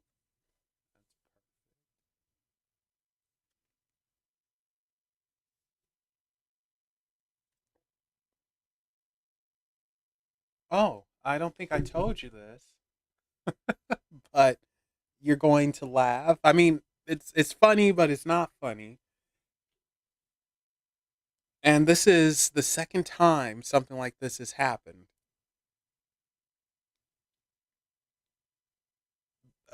I needed someone to sign some papers so for compliance, so I could finally get paid. And the papers are on his desk and everything. He steps outside, sit down, do whatever. He died.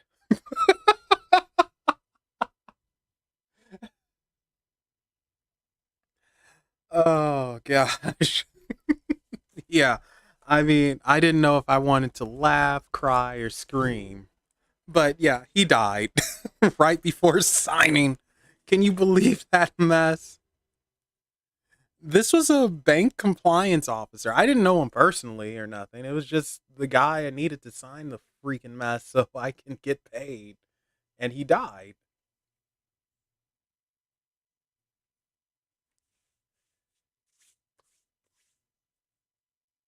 So I don't know. That one, it's like second freaking time. But anyway, let's get to your reading.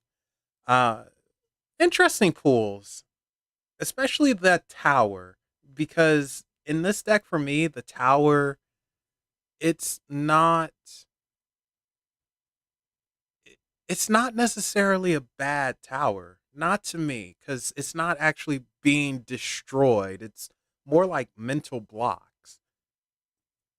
But let's do this. So we have the Queen of Wands, Six of Swords, and the Page of Cups. So this first row is, well, it's kind of like Tiffany's. It's guidance. It's connecting and being guided in the direction you need to go. And the Six of Swords in particular to me is a clearing, getting away from chaos, which is literally impossible for you, but getting away from chaos to a clearing, to an understanding, and that Page of Cups leading you. So being led in the direction you're supposed to go. So definitely this month into, I would say October, no, I would even say the rest of the year, you're being led. You are not only connecting, but you are trusting. And it's like, okay, I'm opening myself.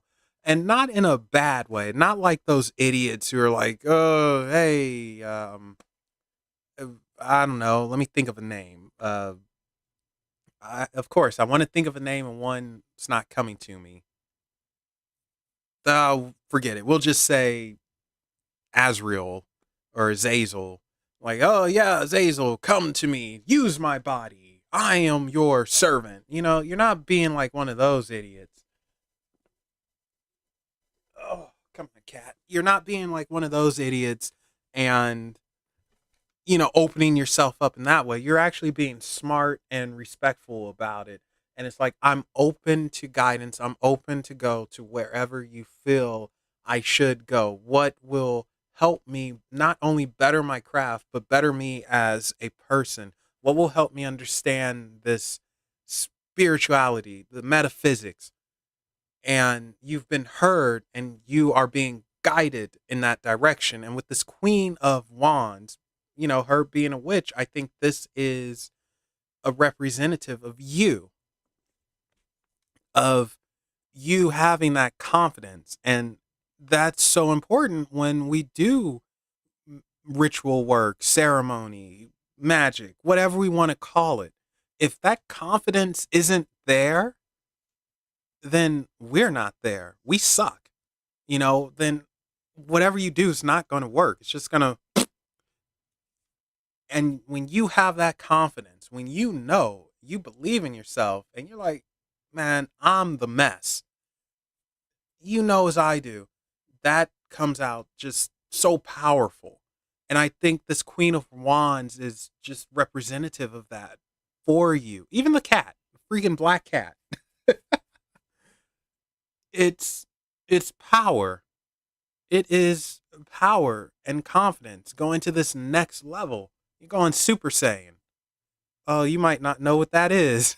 You're not a nerd like me, darn it. But it's a good thing. It means you are unstoppable. And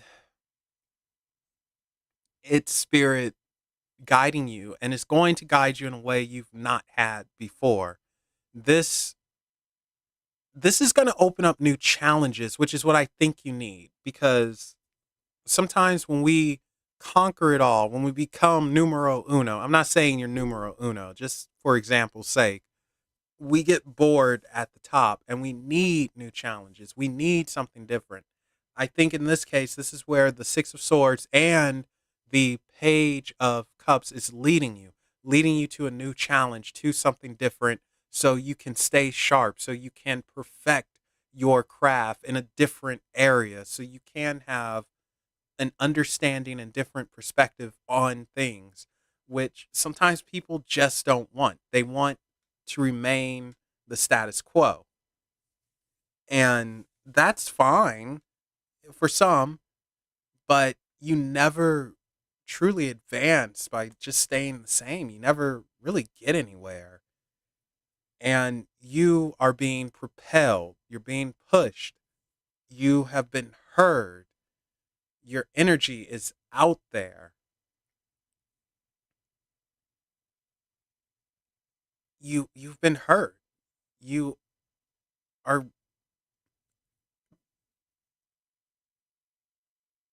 yeah, you prepare for new challenges. So it's interesting here. And I think it's very much a good thing. I don't see this as a negative at all.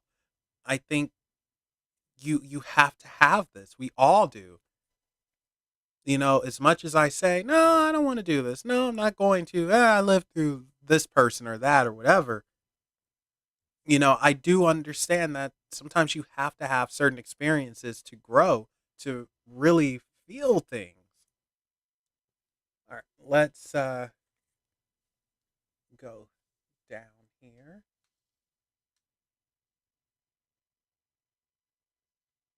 All right, so we have the King of Cups, the Tower, and the Ten of Cups. So the King of Cups, I like to say, is the calm in the storm. So you have stirred up some chaos, and you are in the middle. You're unaffected in the sense of you're not going to be hurt, but things are definitely happening around you, and you are in the center, and you're observing, you're taking it in. It's cool, I think. And it's to understand. Like, that's the biggest thing. Understanding. Huh. That's something people don't necessarily get. They'll do without taking it in or knowing the formula. They don't see what it actually is. They don't care enough. They just like, okay, this person said do it like this. I'm gonna do it like this. And they're missing out. They're not understanding the order to the chaos. With this King of Cups, to me, it's trying to say, look at the chaos and understand the order around it that creates it. I'll skip the tower for now. We'll come back to that sucker. With the Ten of Cups, tens being that ending. And this is an interesting Ten of Cups because, the cups itself, it's not actually part of the image, it's part of the border, which I like about this deck. I don't know, it's weird. But tens are that ending. And with this, it's like giving birth to a new idea, having not only an evolution, but a revolution. Fighting yourself, fighting what you think you know or what's cemented in you to have a change, to learn differently. That is so tough. Fighting ourselves and viewing things from a different angle when you know 2 plus 2 is 4. And that's the only way you get the 4 until someone comes along and says, well, you can get there with 1 plus 1 plus 1 plus 1.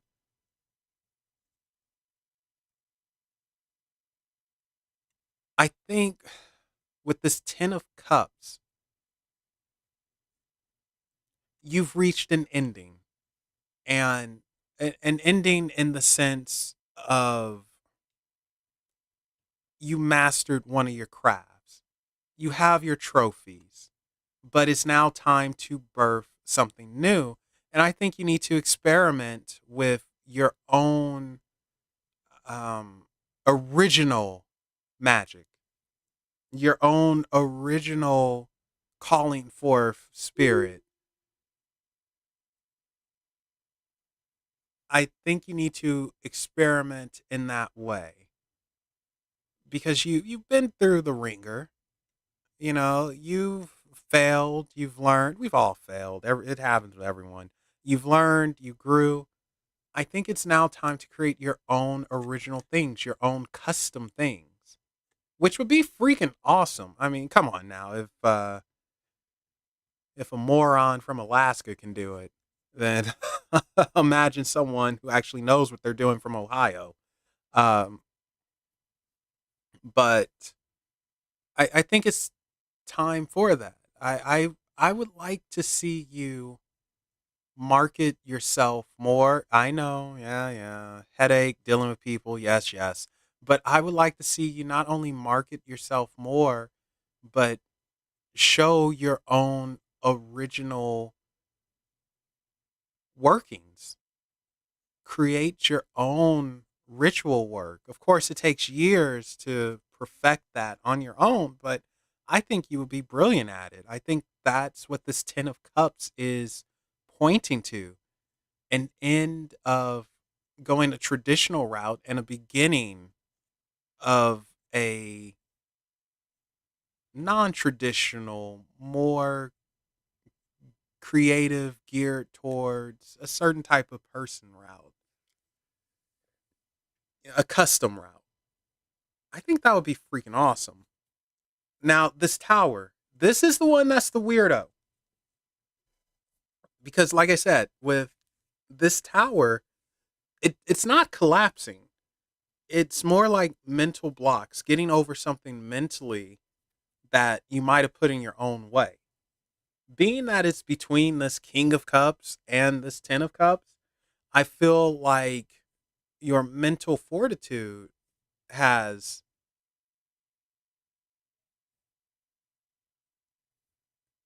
Oh, okay.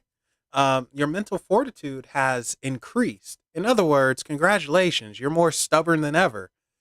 And I think you had to fail at something. Like I don't know if you messed up recently or what, but it is a failing. It is okay, I crashed into this, but it doesn't feel bad. It just feels like I got to find another way through to break the mental blocks that's on me. This is a breaking of what do they call it, Stephanie? Break.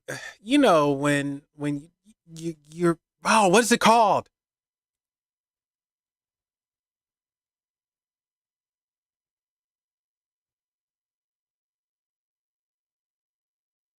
Oh, that's probably true. Um, but no, not a brain fart. It's breaking through the barriers. There we go. Like mental. What is that? A fly?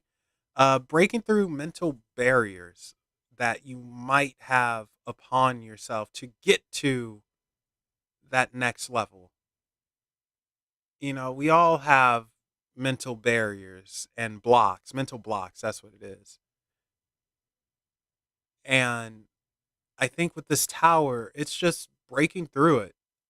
I don't feel like it's you, I don't feel like it's you being held back by spirit. I don't think it's Sweet Pea just fell off a box.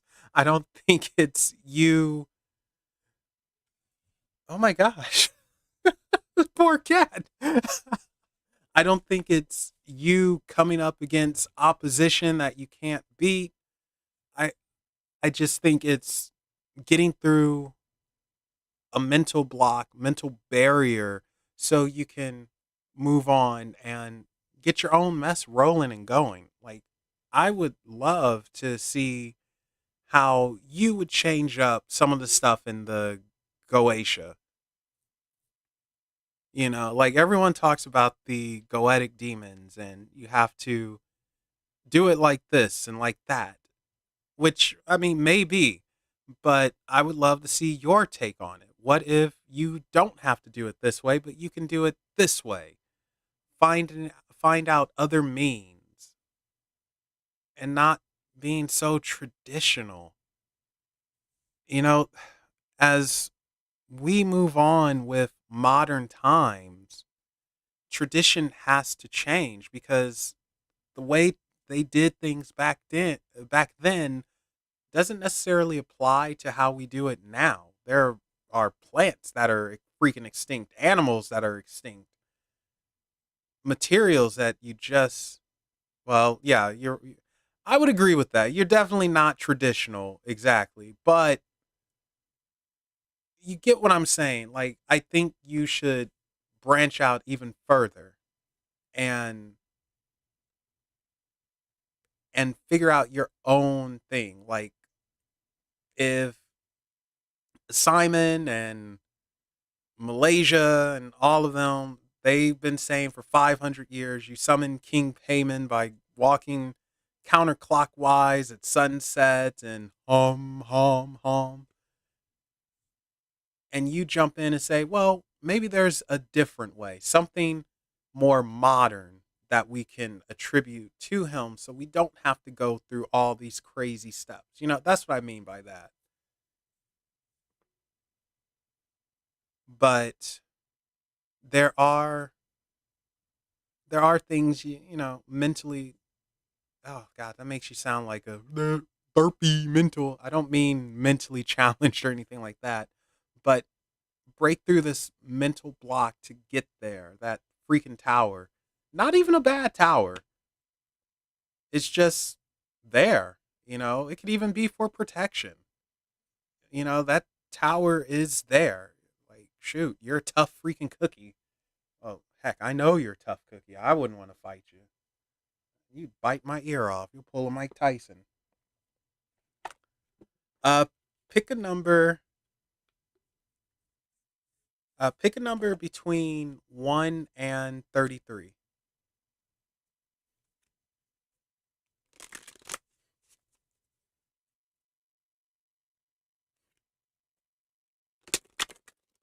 18. Okay.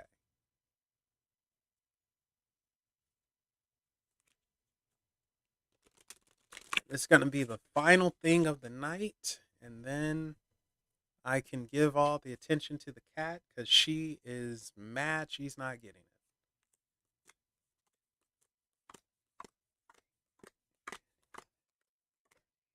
14. 18. Ah! Oh, interesting. All right. You have Yasad, root, connection. So let's see what it says here.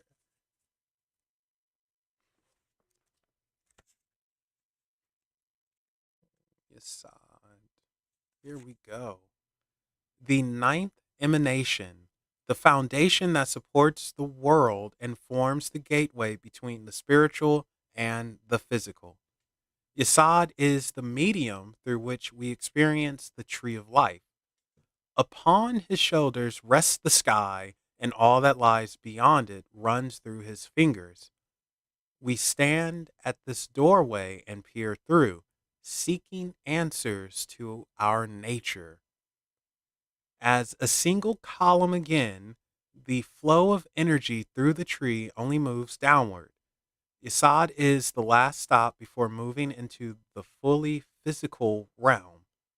He is the looking glass through which we examine ourselves, and he's found in new life, speech, a doorway. Holy cow. Well, Stephanie, it looks like you have definitely opened the doorway to something then. Congratulations, you probably are at that next freaking level. Meaning that deities are going to come to you. You are going to attract. That door is open. Not only is it open, but the good thing is you're grounded, meaning that, well, you already know what grounding means, but you're not going to lose your head dealing with mess, and you know how to say, shut up and go away.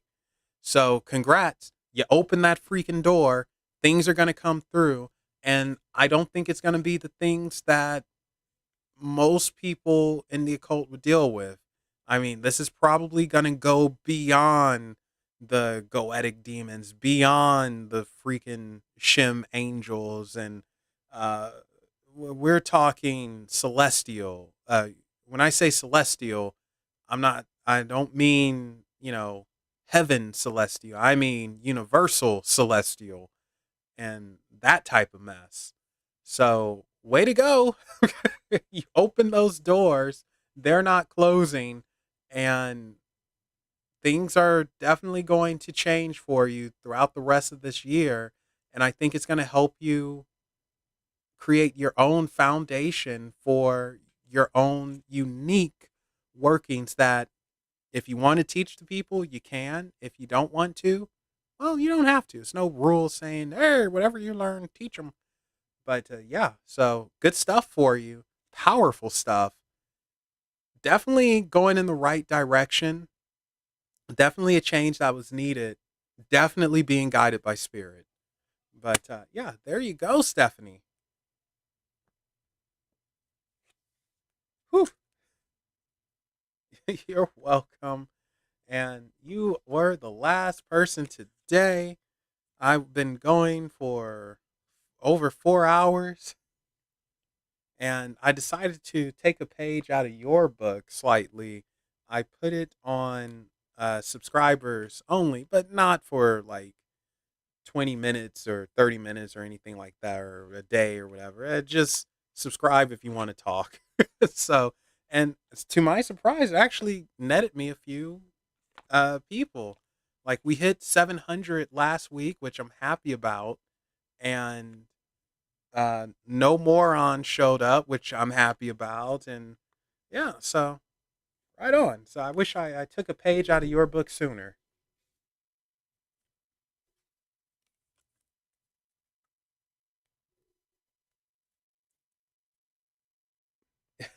Yeah, that's a good way of putting it.